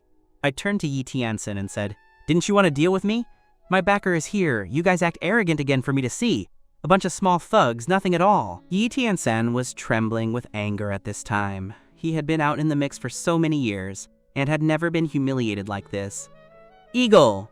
Tear his mouth to shreds for me. Whitehead Eagle and the others were also furious at this time, bringing people to rush up. Qi Shunchu on the side roared, All stop for me, I am Qi. Before he finished speaking, a bodyguard directly grabbed a stool and smashed it at him. Qi your head, Qi! Qi Shunchu was angry in his heart. He grabbed the flying stool with one hand, stepped forward with a whip kick, and directly kicked that bodyguard away. Other bodyguards saw Qi Shunchu and sharpness and turned around to rush at him. Qi Shunchu initially still wanted to settle this matter, so he started lightly and stopped at the point. But the group of bodyguards who rushed up didn't think so, and every move was aimed at his vital parts. And some even opened their mouths to bite his arm. Looking at the blood on his shoulder, Qi Shunchu also became anxious. Qi Shunchu roared and drew a soft sword directly from his waist. It had to be said that Qi Shunchu, with a sword in his hand, gave a different feeling. Only to see him bow his body and store energy. And then his body exploded out. In just 1 second, the 7 or 8 bodyguards who rushed over instantly fell to the ground, lying on the ground wailing. Getting up and withdrawing the sword, it was done in one go. Qi Shunchu turned to look at the people lying on the ground, and had already set the road for the next 3 years for them in his heart. I said with a look of surprise, Not bad, old Qi, really handsome. However, they are also wicked enough. I'm not wrong, right? This group of people is simply unreasonable. A total bad guy. Qi Shunchu said coldly, They are bad guys. Are you a good person? I widened my eyes and looked at him. Old Qi, you need to clarify that. How am I not a good person? I didn't even lift a finger today. I'm a law-abiding citizen who was just being oppressed by evil forces. Qi Shunchu currently only wished he could run a sword through Tenya as well. This kid was too slick. If it weren't for the fact that he couldn't beat him, he wouldn't be feeling so aggrieved. Just as we were bickering, Whitehead Eagle, standing to the side, looked coldly at Qi Shunchu. Are you the backup he called in? Qi Shunchu was already looking for a place to vent his frustration. He glared at Whitehead Eagle. "What are you? Fighting in a public place? Have you no regard for the law?" Whitehead Eagle sneered. "Do you think you're Qi Shunchu from the Martial Guard Bureau? No regard for the law? Let me tell you, our Lord Mori can do whatever he wants in Nanryo." Saying this, he pulled out a butterfly knife, toyed with it for a long while, and then charged at Qi Shunchu. Qi Shunchu frowned. How had this reckless youth survived until now? Seeing Whitehead Eagle get close, he didn't dodge or evade, instead stepping forward to land a kick directly into Whitehead Eagle's abdomen. Truly, all fancy tricks appear fragile in the face of real strength. Whitehead Eagle had originally only wanted to show his loyalty in front of Lord Mori, never expecting to run into such a tough opponent. Qi Shunchu's kick was powerful and heavy, nearly knocking him unconscious on the spot. At that moment, he felt as if his abdomen had been pierced through. Intense pain washed over him, and he didn't even have the strength to stand. Behind him, Yi Tianxin's brows furrowed deeply. The person before them was clearly not ordinary. Following his usual style of conduct, he would never make a reckless decision without knowing the opponent's situation. He was already feeling the urge to retreat. This matter was nothing more than a meal, and it would be a huge loss if he truly hit a steel plate. I saw Yi Tianxin's hesitation and hurried forward. "Still calling yourself Lord Mori? Weren't you going to break my hands and feet? Cowardly now that my backer has arrived? If you have the ability, come on, let's see how I handle you." Yi Tianxin, who had already found a graceful way out, felt his blood boil upon hearing Tenya's words. "Fine, fine, fine. Since that's how it is, I'll let you see what real strength is." After speaking, he looked at his daughter, Benicho. "Teach this ignorant kid a lesson. Anyone who dares to interfere, finish them off." Benicho had long wanted to make a move, but her father had been holding her back. Now that she had his order, she sneered, "Don't worry, father. I won't show any mercy." Unlike Whitehead Eagle, Benicho didn't waste any words. She pulled over a dozen golden needles from her sleeves and flung them toward Qi Shunchu. Why did this technique look so familiar? I frowned, watching her. Isn't this the hidden weapon technique of the Tom and Tang school? Qi Shunchu, standing by, heard my muttering and became alert. Whitehead Eagle and his bodyguards were just a bunch of idlers. But the woman in front of him was different. She was a trained professional. Qi Shunchu drew his soft sword, sweeping the incoming golden needles away. But his heart surged with shock as he realized that 9 willow leaf flying knives were trailing behind the needles. It turned out the golden needles were just a diversion. The real killing blow was these knives. He hurriedly withdrew, his soft sword parrying before him to block the knives. Yet the moment the sword touched the blades, several sprays of green liquid shot out from them, hitting Qi Shunchu directly in the eyes. Because the distance was so close, combined with Benicho's endless tricks, Qi Shunchu felt his eyes burning as if on fire. Everything turned blood red. He couldn't see a thing. Benicho sneered, kicked up the butterfly knife Whitehead Eagle had dropped, and lunged toward Qi Shunchu's abdomen. I hurriedly grabbed Qi Shunchu, who was still clutching his eyes, dodging the blade, and then turned to kick Benicho away. Since all of Benicho's attention was on Qi Shunchu, she never expected Tenya, standing to the side, to have such speed. With a loud bang, she was sent flying, crashing straight into the restaurant bar. I looked at Qi Shunchu with amusement and pretended to be worried. "Old Qi, are you all right? You haven't gone blind, have you?" Qi Shunchu covered his agonizing eyes. "Gak, you crow mouth, I'm fine. I could take her down even with my eyes closed." I found it amusing, a diehard who refused to admit defeat. However, I still frowned at the woman in red. "You're done for. Do you have any idea who he is?" Benicho wiped the blood from the corner of her mouth, leaning on the bar to stand up. "Kid, I underestimated you." I shook my head helplessly. "You're the one to talk? The ancestor of your Tomon was my master. I spent my days in prison playing with that old guy using these very tricks." Yi Tianxin's face was now so dark, it could practically drip water. "Kid, how dare you hurt my daughter? I don't know who you are, but do you know who the man is that your daughter just blinded?" I said, pointing to Qi Shunchu. I cleared my throat. Listen well, old man, the boy kneeling before your eyes. Qi Shunchu immediately drew his sword and lunged at me. I ducked just in time, laughing sarcastically. Sorry, old Qi. I accidentally blurted out the truth. I cleared my throat again. Listen well, old man. The handsome man standing before you is the chief of the Nanrio Martial Guard Bureau, the Hall Master of the Dragon God Hall, the renowned sword god, Qi Shunchu. Do you know what it means to split a river with one sword, snap a river with two, and break an army with three? Sword god, how about that? He's been playing with you both. Yi Tianxin's face was filled with shock upon hearing this. He is Qi Shunchu? I held my head high in arrogance. Where did your arrogance go? Your backbone? Weren't you going to break my hands and feet? Come on, do it! Yi Tianxin was inwardly shaken. Had he known the person before him was Qi Shunchu, he wouldn't have dared to make a move, even if he had the courage of 3 men. Touching Qi Shunchu was one thing, but the family behind him, the Martial Guard Bureau, and most importantly, the Dragon God Hall, were forces he couldn't afford to provoke. Yet Tenya was so hateful. He had been stoking the flames from the start, causing him to lose his composure. This was a difficult situation now, Yi Tianxin frowned, contemplating his next move. Eliminating the evidence would be best, but with his daughter injured, what other options did he have? Seeing his complex expression, I wouldn't miss this opportunity. Look at this. A fine Martial Guard Chief, a fine Dragon God Hall Branch Master, a fine Sword God. Look at what you've bullied him into. Blinded eyes, a chunk of flesh missing, the psychological trauma his young heart has suffered. Qi Shunchu wanted to draw his sword again, but I pressed his hand down. Old Qi, don't be angry. Don't mind the slip of the tongue. Yi Tianxin knew that showing weakness now was his only chance. He quickly stepped forward. Hall Master Qi, I am Yi Tianxin of the Tianxin Group.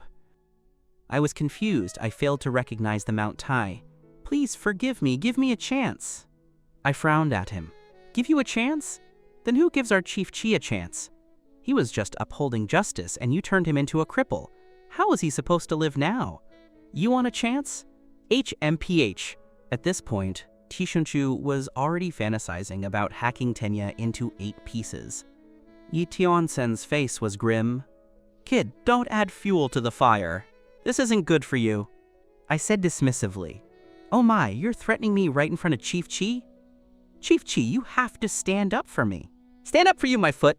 Qi Shunchu roared furiously. Arrest them immediately. Don't tell me you don't have the ability. Seeing that the timing was right, I turned to Yi Tianxin. A life for a life. Pay back your debts. Qi Shunchu couldn't take it anymore and kicked over. Tenya, if I hear one more word of nonsense from you, I'll put you on the Martial Guard Bureau's wanted list. I quickly dodged, saying awkwardly, Sorry, old Qi. I'm not well educated. That's all I could think of. I turned to look at Yi Tianxin. Pay up. Yi Tianxin waited for a moment and seeing Tenya had nothing else to add, asked blankly. Is that it? I nodded. Just that. Do you want to add some more? Yi Tianxin shook his head hurriedly, thinking to himself, this kid is actually not that bad. I'm not short on money, and paying to avoid disaster is best. No problem. This is our fault. I'm willing to pay. And my daughter has the antidote. She will treat Chief Qi's eyes in a moment. I nodded. Good boy, then pay this much. Saying that, I held up one finger. Yi Tianxin saw this and immediately said, 10 million. No problem, I'll have someone transfer it to you immediately. I frowned at him. Are you dismissing a beggar? Yi Tianxin understood the implication, gritted his teeth. 100 million? No problem, I'll arrange it right away. I ignored him and proceeded to talk nonsense with a straight face. Our Hall Master Qi, at the age of 3, met an immortal. The immortal saw that young Hall Master Qi's bones were miraculous and was greatly shocked, predicting that he would soar like a dragon in the future. Your daughter blinded him. How is he supposed to fly now? Yi Tianxin was completely baffled by Tenya's words. So what do you mean? I spat out. 10 billion. 10 billion? Yi Tianxin shouted angrily. Do you think this is play money? Brother Mori, look for yourself. Chief Qi, Hall Master Qi, is practically a cripple now. Isn't this pocket change for you? Otherwise, shall we resolve this directly through the Dragon God Hall? I frowned at him. Yi Tianchen felt like his teeth were about to shatter. Although his personal assets were indeed enough to cover this, it was by no means a small sum. Watching his hesitation, I sighed. Chief Chi, call the Martial Guard Bureau. Wait, Yi Tianchen raised his hand to stop him. I'll pay it. I'll arrange the transfer tomorrow. Brother Mori, what a bold spirit. I smiled at him. Why don't you head out first? Chief Chi and I still have things to discuss. Yi Tianchen turned to look at the restaurant. This meal was truly expensive. He glared bitterly at Tenya and led his people out of the restaurant. Chi Shunchu had already taken the antidote and was mostly recovered. He blinked and said, I got hurt. Yi Tianchen lost his wealth. It seems you're the final winner. I looked at him, feigning anger. Chief Chi, how can you say that? Without me, you would have been beaten by the group. I even saved you. I'm heartbroken you'd say that. Woo. Chi Shunchu said furiously. If it weren't for you, kid, would I have stepped into this mess? You're on your own. He turned and left. At this moment, Ayaka walked over, looking at me with concern. I know this Yi Tianchen. He is the chairman of the largest pharmaceutical company in Nanrio. If you offend him, I'm afraid he'll find ways to retaliate. I said nonchalantly, I'm looking forward to his retaliation. Anyway, I can just charge him a fee each time. It just depends on how much money he has to throw at me. Ayaka felt a bit more relieved, but her furrowed brows still betrayed her inner worry. I cast a light smile her way. This dinner was lively enough. Let me take you back to the company. Ayaka nodded and left the restaurant with me. After sending Ayaka back to the company, I started walking home, but just as I opened the door, I heard bursts of laughter in the living room. I frowned as I walked over. Shiori Kano, why are you here? Shiori Kano had changed her outfit today. Dressed in white, her black hair cascading down her back, she looked stunningly beautiful. Shiori Kano didn't answer, just wrinkled her nose and looked at me. Why do you have several kinds of perfume on you? What did you just do? I'm reminding you, you're a man with a fiancé. You should conduct yourself with dignity. Well, isn't this fresh? I frowned at her. Since when are you in charge of my private business? Why are you here? And how do you know the address of my new place? Shiori Kano lifted her chin proudly. Of course, Godmother told me. You said... Who? Not my mom, right? I asked, shocked. Why not? Godmother is so kind to me. It's useless even if you have objections. Remember, I'm your younger sister now. If you dare to bully me, I'll go straight to her to report you. Shiori Kano said with a sly grin. I turned my head to look at Mom. I'm hoping for a no from you, Mom coughed. Then your hope is dashed. Shishi is such a nice girl, and we really hit it off, so I adopted her as my goddaughter. I clutched my forehead, my face full of black lines, watching Shiori Kano's smug expression. I don't agree. Why do I need your consent to adopt a goddaughter? Mom frowned. If you dare bully Shishi in the future, see if I don't give you a beating when I get back. Before I could speak, Shiori Kano put on a fierce look. Brother, Mom said it herself. You better take good care of me from now on. I looked at her helplessly. As expected of the first daughter of Nanrio, her methods were truly relentless. I understood her intentions. Shiori Kano was a troublemaker, and she was finding herself an assistant.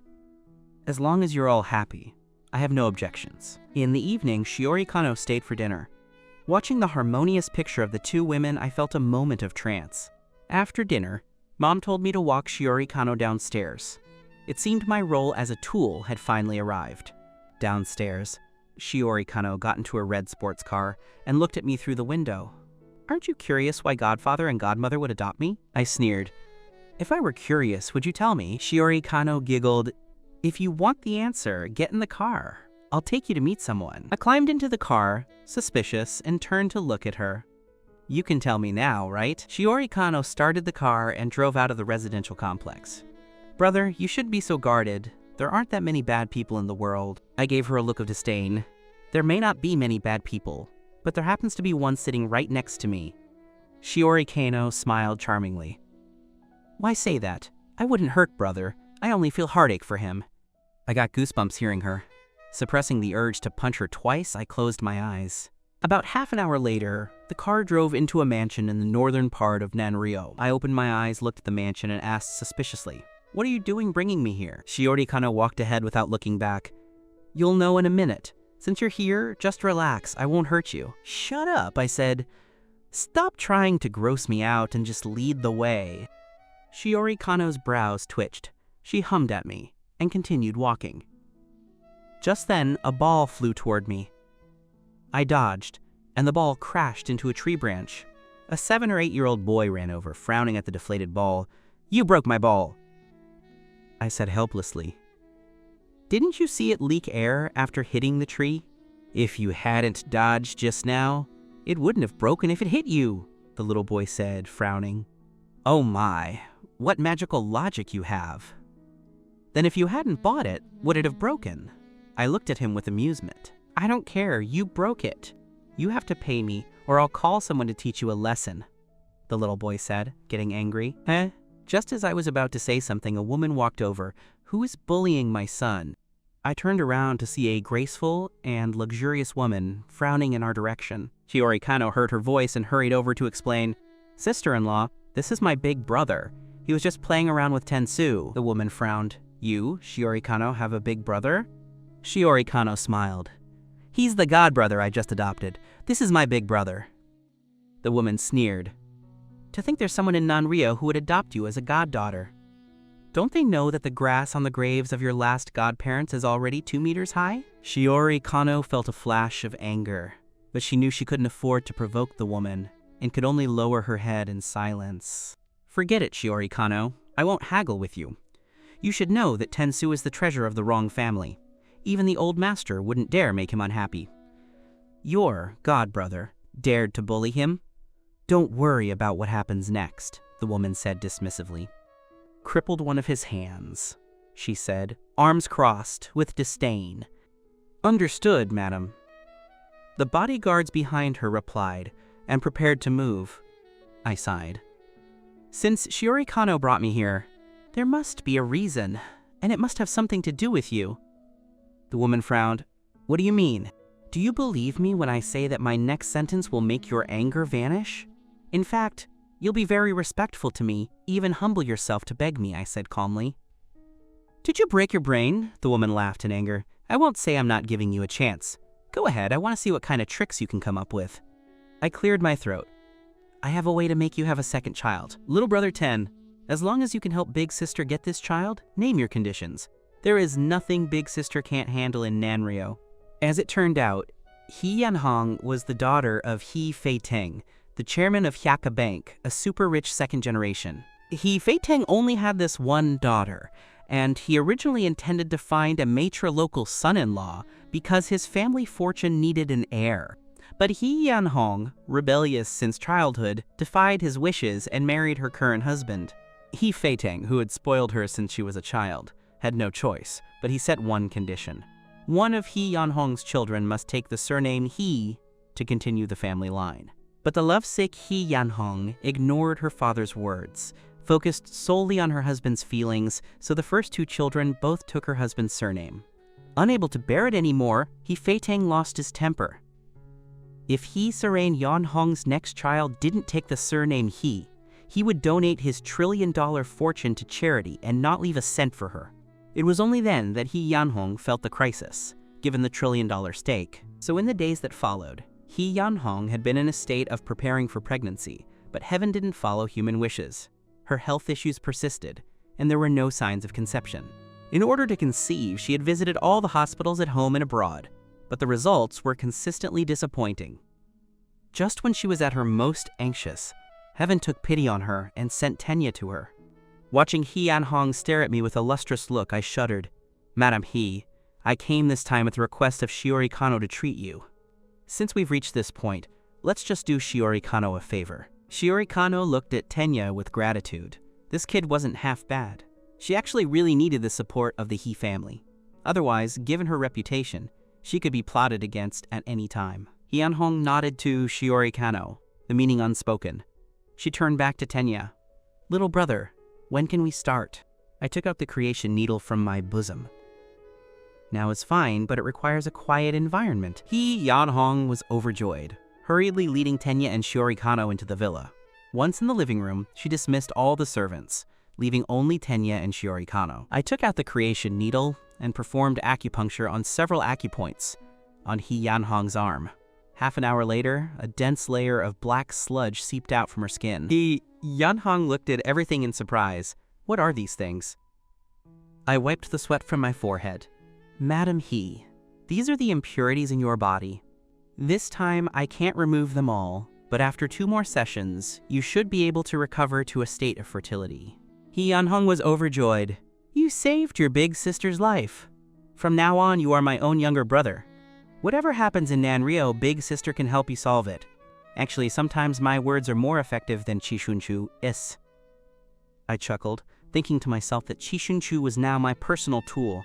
He Yanhong said curiously, Little brother, you have such medical skills, why didn't I know about you? It's too bad. How about this, I have some sisters around me who also have this problem. Can you help them too? I looked at He Yanhong, speechless. I came to help Shiori Kano, and I'm busy. I never thought about making money this way. Besides, I don't lack money. Seeing Tenya wanted to refuse, He Yanhong quickly said, Little brother, don't worry. The poorest among my sisters is worth hundreds of billions. As long as you are willing to agree, I guarantee you the best reward. 2 tons of cash as a deposit, how about that? You rich people count cash in tons? I looked at her, astonished. Had I been locked up for too long? He Yanhong laughed. To use a common saying, we are so poor that all we have left is money, so don't decline, I'll contact them, and I won't let you down. I thought about it.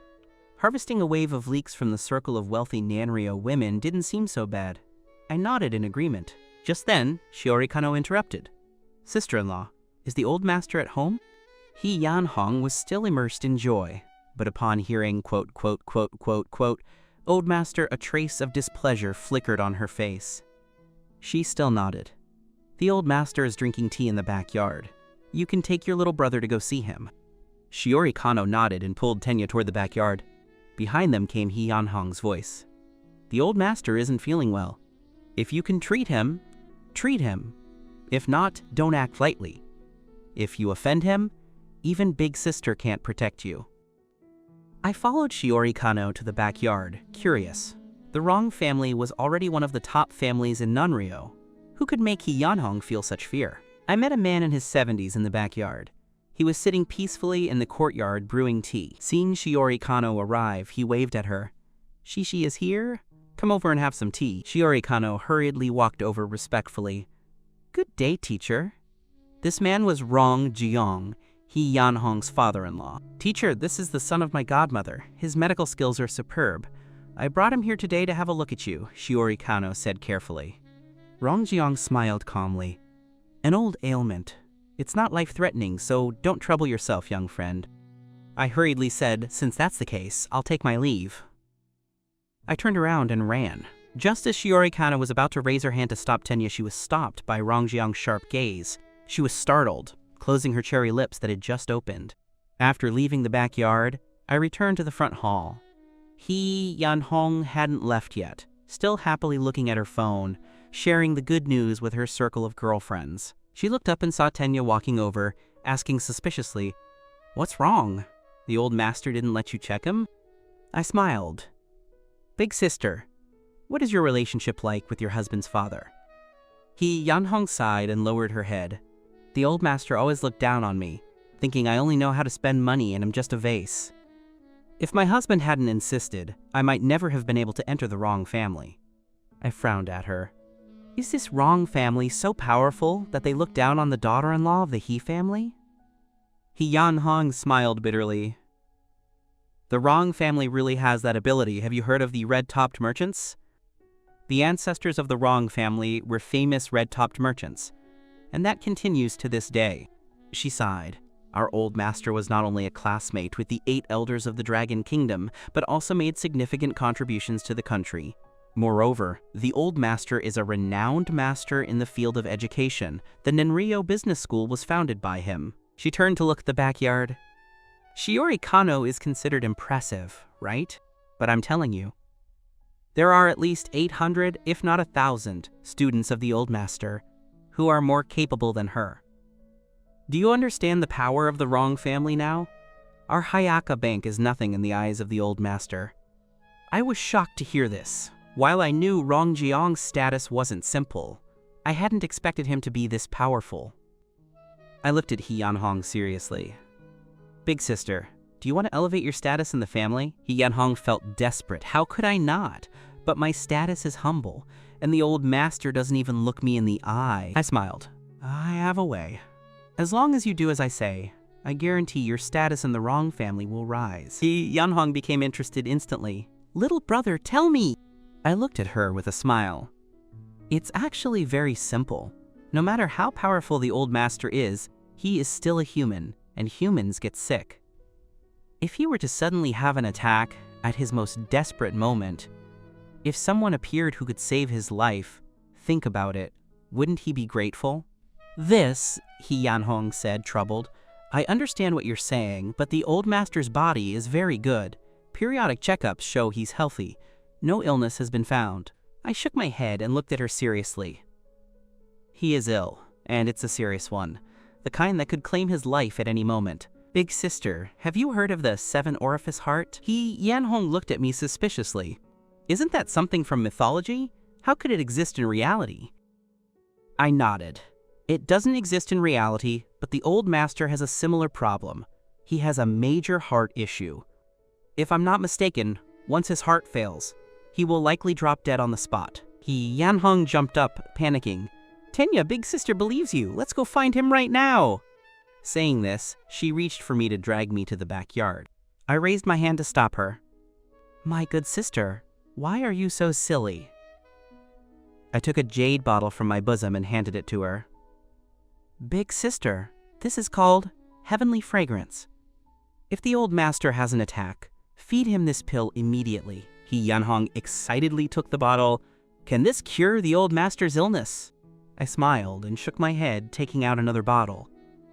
1 pill is only enough to save his life. 2 are needed for a cure. 1 pill can keep him stable for 24 hours. After that, come back to me, and I'll give you the second one. He Yanhong said suspiciously. Then why don't you just give me 2 bottles? I'll have the old master eat them now. My good sister, you are muddled. The old master thinks he's healthy right now. Even if he eats these, he won't thank you. How would that highlight your importance as a daughter-in-law? People only appreciate those who help them when they are most desperate. He Yanhong nodded thoughtfully, but the worry on her face still reflected the inner struggle. Looking at her, I handed over the other bottle. Big sister, the decision is yours. If you feel it's not right, you can feed him 2 pills right now. He Yanhong seemed to have made up her mind. I'll listen to you. I'll come to you when needed. I smiled and took back the bottles. As expected, the daughter of He Teng is exactly the vase Rongjiong sees her as. Little brother, He Yanhong said solemnly, you really are my benefactor. Without you, I truly wouldn't know what to do. Afterwards, she called a bodyguard. Take my younger brother to the garage and let him pick a car. It's so late, don't take a taxi back. It's too uncomfortable. I scratched my head. I can just leave in Shiori Kano's car in a while. He Yanhong frowned and shook her head. How can that be? Men need to show face when they go out. You are my brother now. If you leave in someone else's car, I'll be mocked. Those cars aren't worth much, just tens of millions. Take whichever one you like and drive it away. Additionally, she took a card from her bag. This is the #1 card of Hayaka Bank. You can only withdraw 1 billion in cash, but if you buy things, you can overdraw up to 10 billion. Take it and spend it first. If it's not enough, come find big sister again. Tenya looked at He Yanhong, stunned, as expected of a wealthy family, throwing away billions as if they were nothing. I drove away from the wrong mansion in a red sports car. Half an hour later, I arrived at the entrance of Nankoku Technology, intending to pick up Rongrong after she got off work. As I opened the car door, I found 2 colonies of ants fighting on the ground. A group of black ants was besieging a group of white ants. This is truly rare. I hurriedly took out my phone and recorded it. Just as I was fully engrossed in filming, a girl in a miniskirt, showing off 2 long white legs, walked up to Tenya. Kid, have you filmed enough? The group of ants was just about to decide a winner, so I watched intently, throwing back a casual reply. Not yet, keep shooting for a while longer. The girl sneered. You really are a hooligan. Is that how your parents raised you? Stealing shots in public like that? What did you say? I raised my head to look at her. I wasn't stealing shots, I was taking them openly. Still playing the upright gentleman act? the woman continued, shouting coldly. "Everyone, come and look! There's a pervert here stealing shots!" Over 100 people gathered around. Human curiosity is always the primary driver of action. A man in a suit wearing glasses walked over, filled with righteous indignation. "Miss, what happened?" The girl pointed angrily at Tenya. "It's him! He was secretly filming me just now." I wanted to just swallow my pride, but as a journalism student at Nanrio University, I have a duty to stop such behavior. If I let him go today, he'll just go on to harm other young girls tomorrow. The school taught us to fight against evil forces, so driven by a sense of justice, I summoned the courage to expose him. The news caused a massive stir, and the onlookers instantly exploded. Various insults and curses were hurled at Tenya, and some even looked ready to throw hands. "So this is how you want to play, huh?" I looked at the girl in the miniskirt with a cold smile. "I'll show you what it means to play with fire and get burned." "What are you all doing?" I instantly put on a pitiful expression, clutching my shoulders, my eyes filled with fear and anxiety. "How can you bully someone with depression?" "What did you say?" The people around instantly fell silent. "You have depression?" Some people started retreating, planning to leave. If the guy in front of them had a mental breakdown and died because of their verbal abuse, they would be held responsible. The girl in the miniskirt widened her eyes. "Why should we believe you have depression? Do you have proof?" She was starting to panic now. I pulled out a T0 level depression diagnosis certificate from my pocket. "If you force me any further, I'll die right here in front of you all." The surrounding onlookers all fled, leaving only the man in glasses and the girl in the miniskirt. They stared at Tenya, dumbfounded, and started slowly backing away. "Don't leave! Aren't you a student at Nanrio University? Where did that arrogance go? You must compensate me for my emotional distress. Otherwise, I'll go to your school and find your leaders. I want to see what kind of teacher could teach a student like you, capable of slandering a depression patient." The girl's face turned green.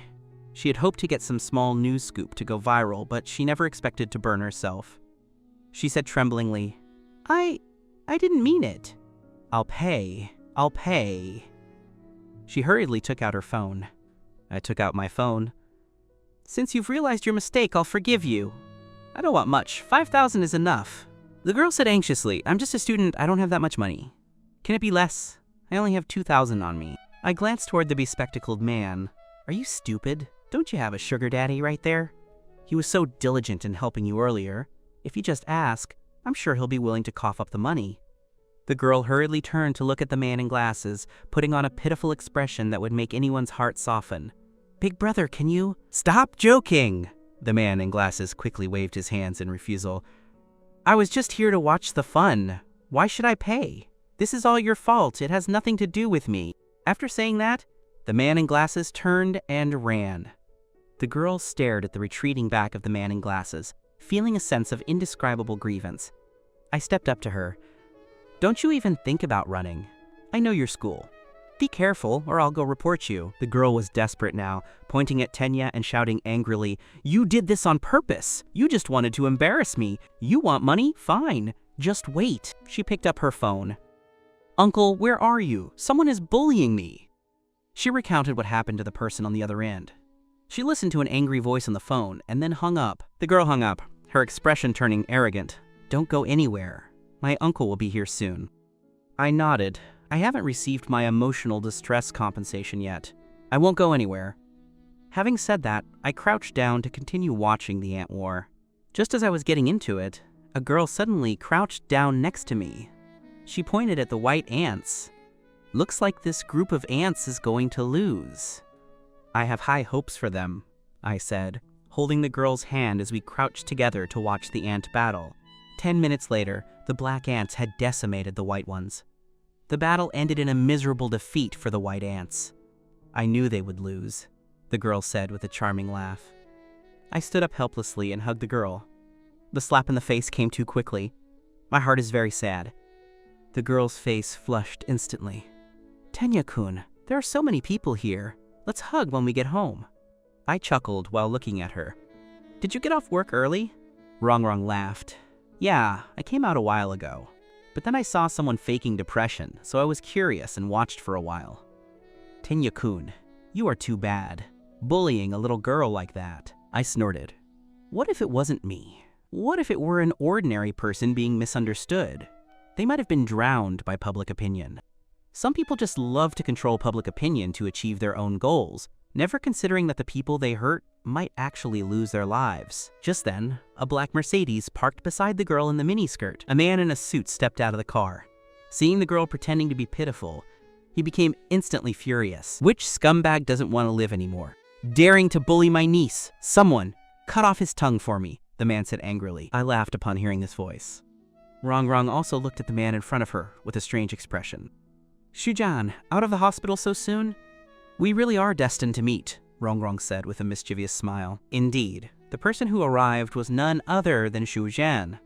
When Tenya was about to be executed, he had gone to the scene to provoke him, only to have his ear ripped off by Tenya. He had been in the hospital recovering since then, but having just been discharged today, he received a call from his niece and rushed over with his henchmen.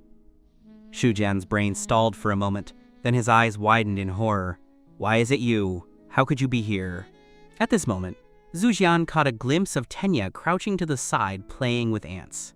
The next moment, he felt like he had fallen into an ice cellar. The hair on his body stood on end. Tenya, he stammered, his legs turning to jelly, almost kneeling on the spot. My Koda, standing to the side, saw her uncle's pale face and asked in confusion, Uncle, what's wrong? P.A. The next second, Shujian gave her a heavy slap. Are you trying to get me killed? Shujian channeled all his inner fear into anger, shouting at Mai Koda. Mai Koda backed away in disbelief, clutching her swollen face. You hit me? Mai Koda's father passed away when she was very young, and she was raised by Shujian. Shujian had no children, so he had always treated Mai Koda as his own. Shujian's henchman ran over, looking at Shujian in disbelief. Boss, what are you doing? They remembered how much Shujian doted on this little princess. What was wrong today, slapping Mai Koda in public? Shut your mouths, all of you. Kneel down, he pointed at Mai Koda again. You too, kneel down for me right now. Mai Koda, overwhelmed with grief and indignation, clutched her face and said stubbornly, I won't. Why should I kneel to this guy? He bullied me just now. P.A. Another slap. Shujian didn't wait for her to finish, turning and slapping her again. You stupid girl, if you want to die, don't drag me down with you. Isn't this Mr. Shu of Chuo Real Estate? I stood up slowly, looking at him with a smile. Hearing Tenya's voice, Shujian's heart sank. He managed a fawning laugh. Long time no see. I nodded. It's been a while. Are you well? I just heard you saying you wanted to deal with someone and even wanted to cut out my tongue. You scared me so much I almost ran away. Listening to Tenya's mockery, Shujian felt a mix of emotions. He wanted nothing more than to skin the boy alive, but his strength simply didn't allow it. Every time he ran into Tenya, he never went back in one piece. He hurried forward. It was a joke! Tenya, my Koda is still just a child. I hope you, as a mature person, can be the bigger man and not hold it against her. A child? I frowned looking at him. Mai Koda, the child you're talking about, was quite arrogant earlier, wantonly inciting public opinion, with you as her accomplice. If this were someone else, is this still the child you're talking about? The more Shujian heard, the more he sweated. I failed to discipline her properly. Please let her go, okay? I will agree to any conditions. It seemed Shujian truly regarded Mai Koda as his own child, and was willing to do anything to save her. Really, anything? I looked at him with a mischievous smile. Actually, my requirements aren't high. I see one of your ears is quite asymmetrical. How about this? I'll help you fix it so it's symmetrical. How's that? No need to thank me, we're old friends after all. Hearing Tenya's words, Shujian felt his scalp tingling. What does he mean? He wants to tear off my other ear? He was already the laughingstock of Nanryo. If he lost his other ear, he wouldn't be able to survive in the city anymore. He quickly said, Tenya, can we change the condition? I nodded. We're all our own people, let's talk it out. Since Mr. Shu has requested it, then let's do this. Your niece wanted to cut out my tongue, so let's go with what she said. Just cut out her tongue. For someone as vicious as her, many people will be saved if she loses her tongue. Shujian was covered in cold sweat. Tenya, can we change it again? I can buy it. I'll pay for it. 100 million. Is 100 million okay? I looked at Shujian with disdain, then pulled out the card he Yanhong gave me. Shu, do you recognize this card? The #1 card of Hayaka Bank. There's 1 billion in here. Do you think your pocket change is enough? Shujian gritted his teeth. 1 billion, is that enough? As long as you let her go. Shujian was truly desperate. Tenya sighed. Shu, you really are so sincere, it makes me feel a bit embarrassed. Since we're old friends, let's do as you say. Shujian, as if pardoned from death, said hurriedly, I'll arrange for the finance department to transfer the money immediately.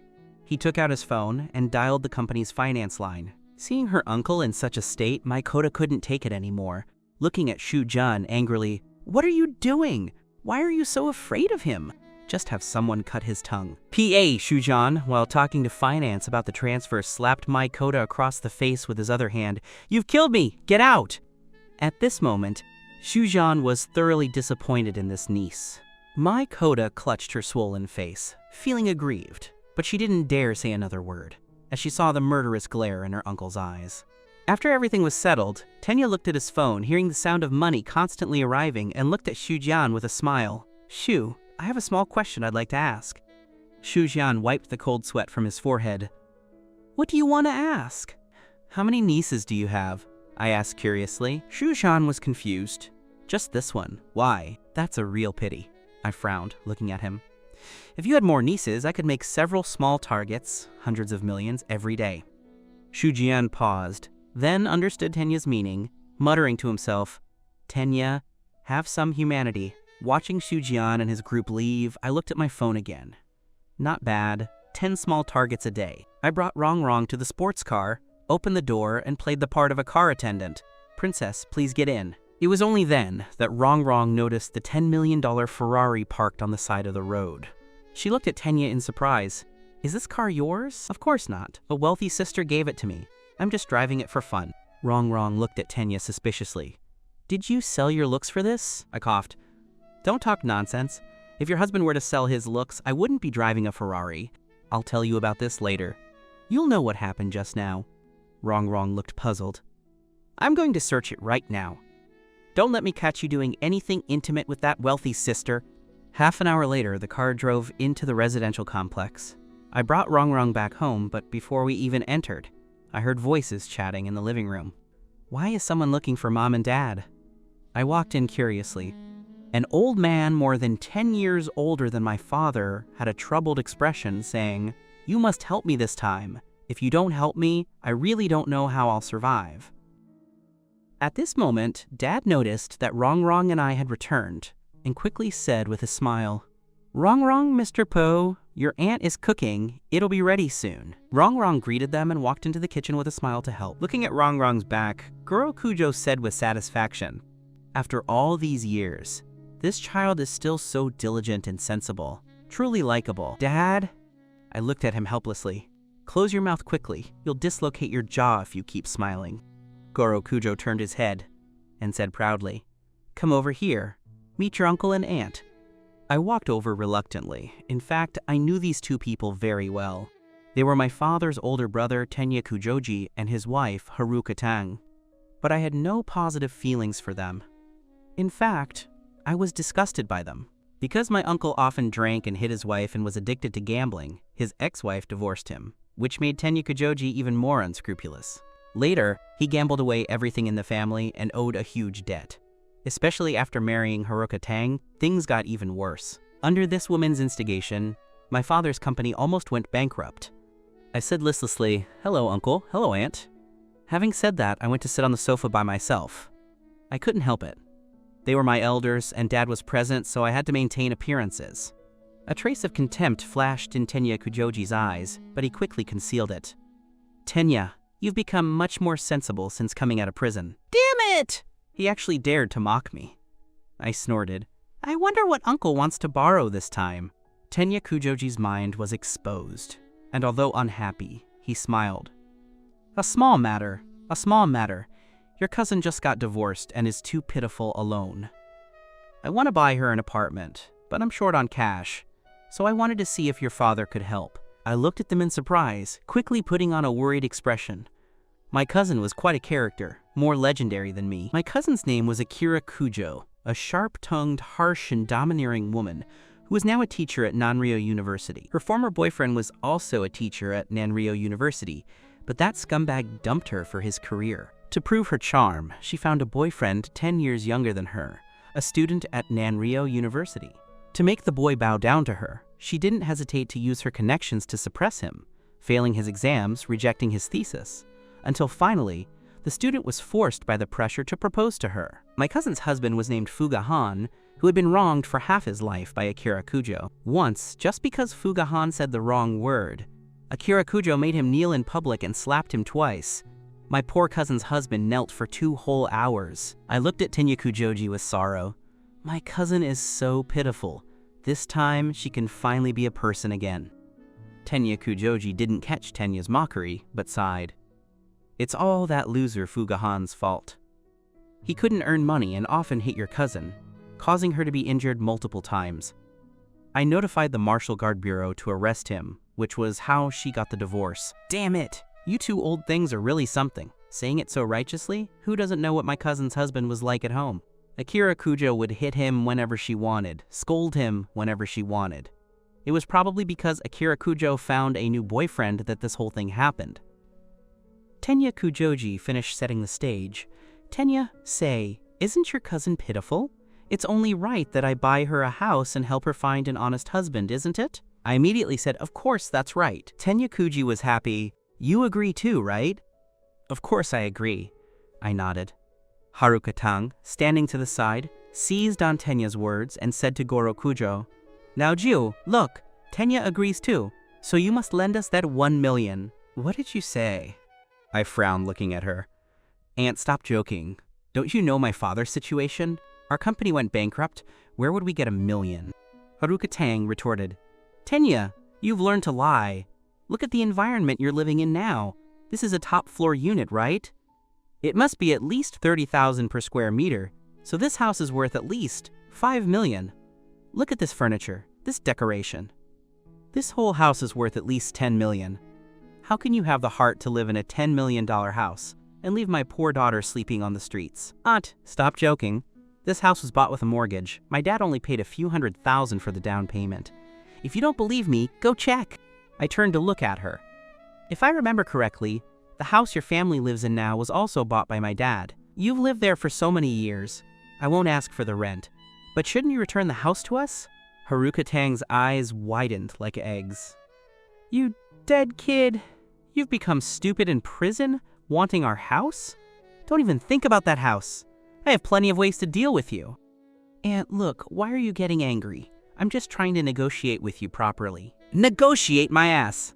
I tell you, if you dare to touch that house, I'll fight you to the death. Are you trying to flip the table? You really think you've turned things around, don't you? Tenya Kujoji also stood up angrily. Laoju, look at what Tenya has become. I didn't want to come today. Standing with a beggar makes me feel sick. He even wants my house. Keep dreaming. After saying that, Tenya Kujoji turned and left. Haruka Tang snorted. A total waste of time. Having said that, she followed Tenya Kujoji away. You two old dogs are getting more and more shameless. You don't even bother to pretend anymore. Goro Kujo sighed. Tenya, they are our family no matter how wrong they are. Isn't that a bit too much? I interrupted him. These people aren't worth pity. No matter how much you give them, they'll think it's their due. Do you believe if you dared to give them that 1 million, my uncle would turn around and go straight to the casino? Don't you know his temper? I didn't want to ruin the harmony of the home because of these two things. Seeing Rongrong busy in the kitchen, I took out my phone. Dinner is almost ready. Let me call Uncle Sue and ask him to come over to eat. No need, he's not home. Uncle Sue went out this morning, saying he had to take care of something, but he'll be back before your wedding with Rongrong. Goro Kujo said. Went out? Maybe he found a place to cultivate in peace? But Uncle Sue was a man of his word. Since he said he'd be back, he definitely would be. I didn't give it any more thought. Meanwhile, in a villa in Nanrio, Shiori Kano sat on the sofa, staring at a man in his 30s.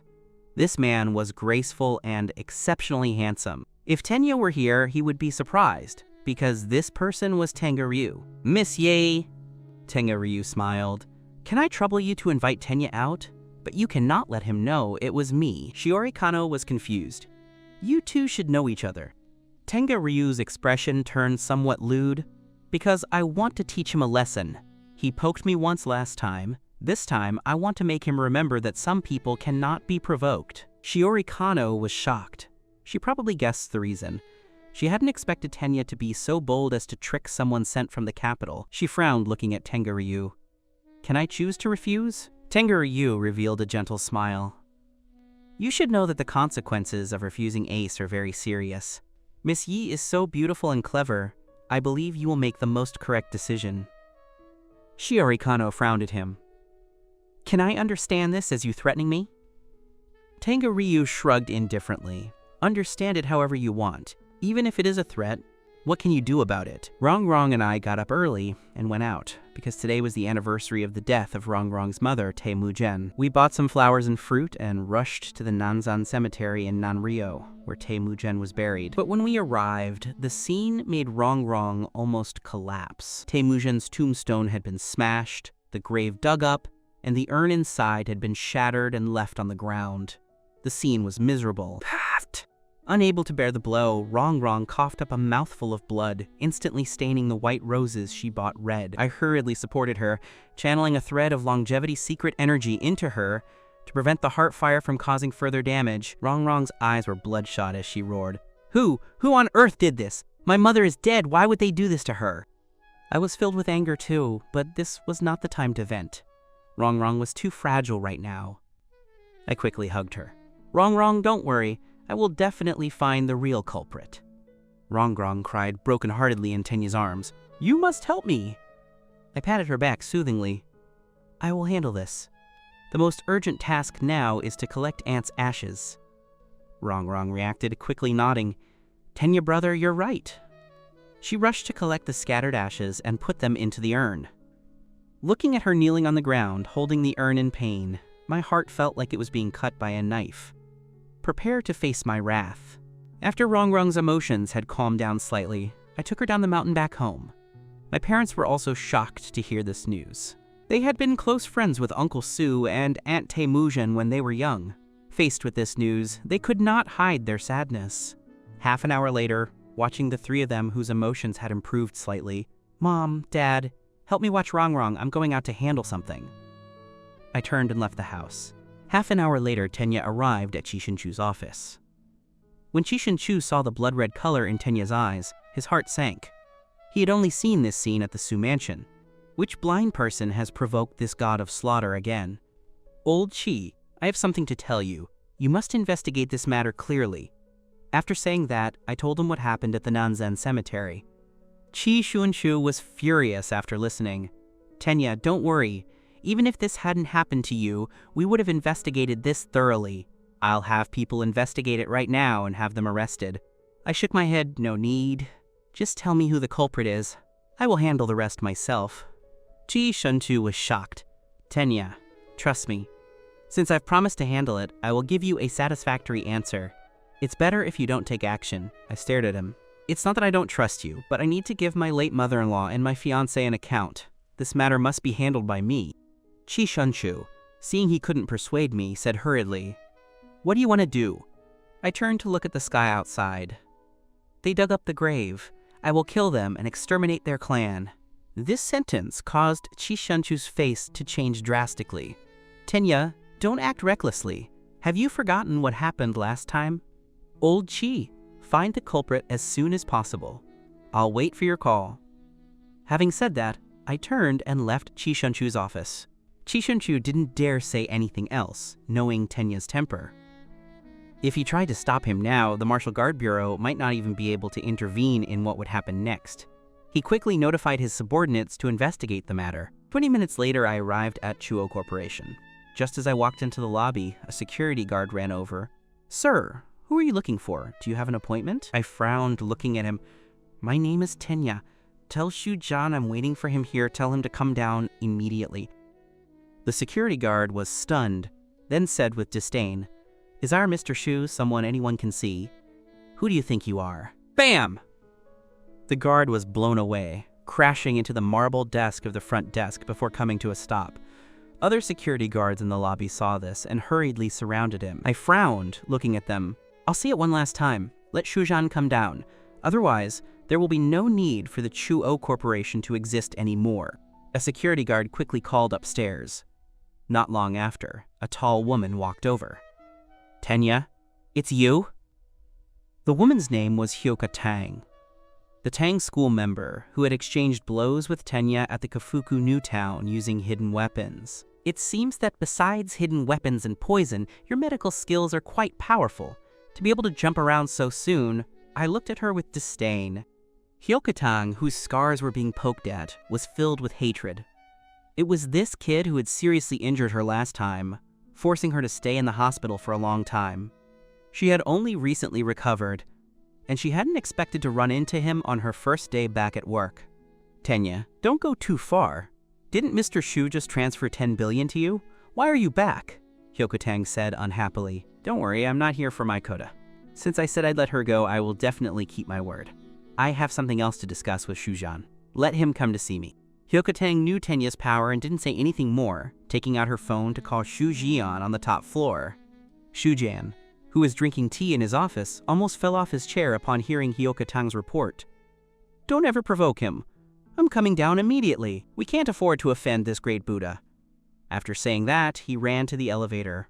Hyoka Tang hung up helplessly, naturally understanding her boss's mood. Anyone targeted by such a guy would have a headache. Less than a minute after Hyoka Tang hung up, a figure rushed out of the internal elevator. He ran toward Tenya at a 100-meter dash speed. Tenya, sorry. The surrounding security guards were all dumbfounded. What was wrong with the boss? Being so respectful to a young man, it seemed he was terrified. Shujian, don't be nervous. I'm not here to deal with you, I said calmly.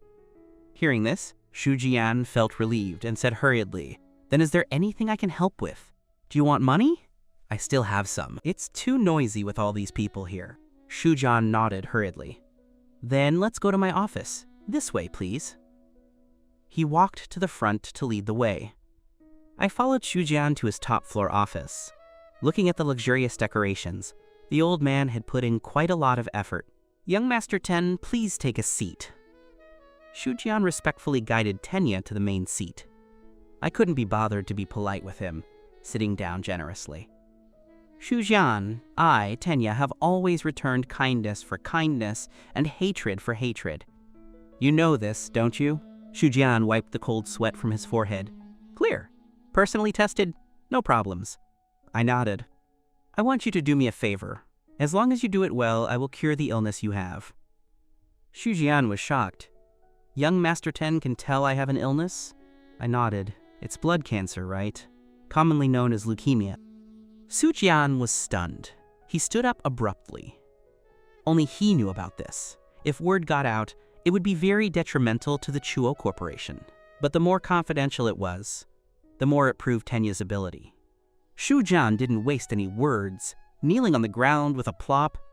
Young Master Ten, as long as you can solve my problem, I will be at your disposal in the future, even if it costs my life. I'm relieved to see that attitude. I nodded, then told him what happened at the Nanzan cemetery. Help me investigate. The faster, the better. Shujian stood up, frowning. Young Master Ten, don't worry. As long as it was done by someone from Nanryo, I guarantee you an answer within 24 hours. Since the matter was explained, I turned and left Chuo Corporation. Watching Tenya leave the Chuo building, Hyoka Tang frowned at Shujian. Boss, isn't the time frame too tight? Shujian smiled indifferently. Bing, you don't understand. Even the Martial Guard Bureau won't investigate faster than I can, because we have all kinds of people under our command. Snakes have snake paths, mice have mouse paths. I believe I can find out who could do such a thing in 6 hours. Hyoka Tang stared at Shujian in a daze. How is that possible? Shujian smiled and shook his head. You just need to be responsible for executing it. Sure enough. Less than 6 hours later, Tenya's phone rang. I found it.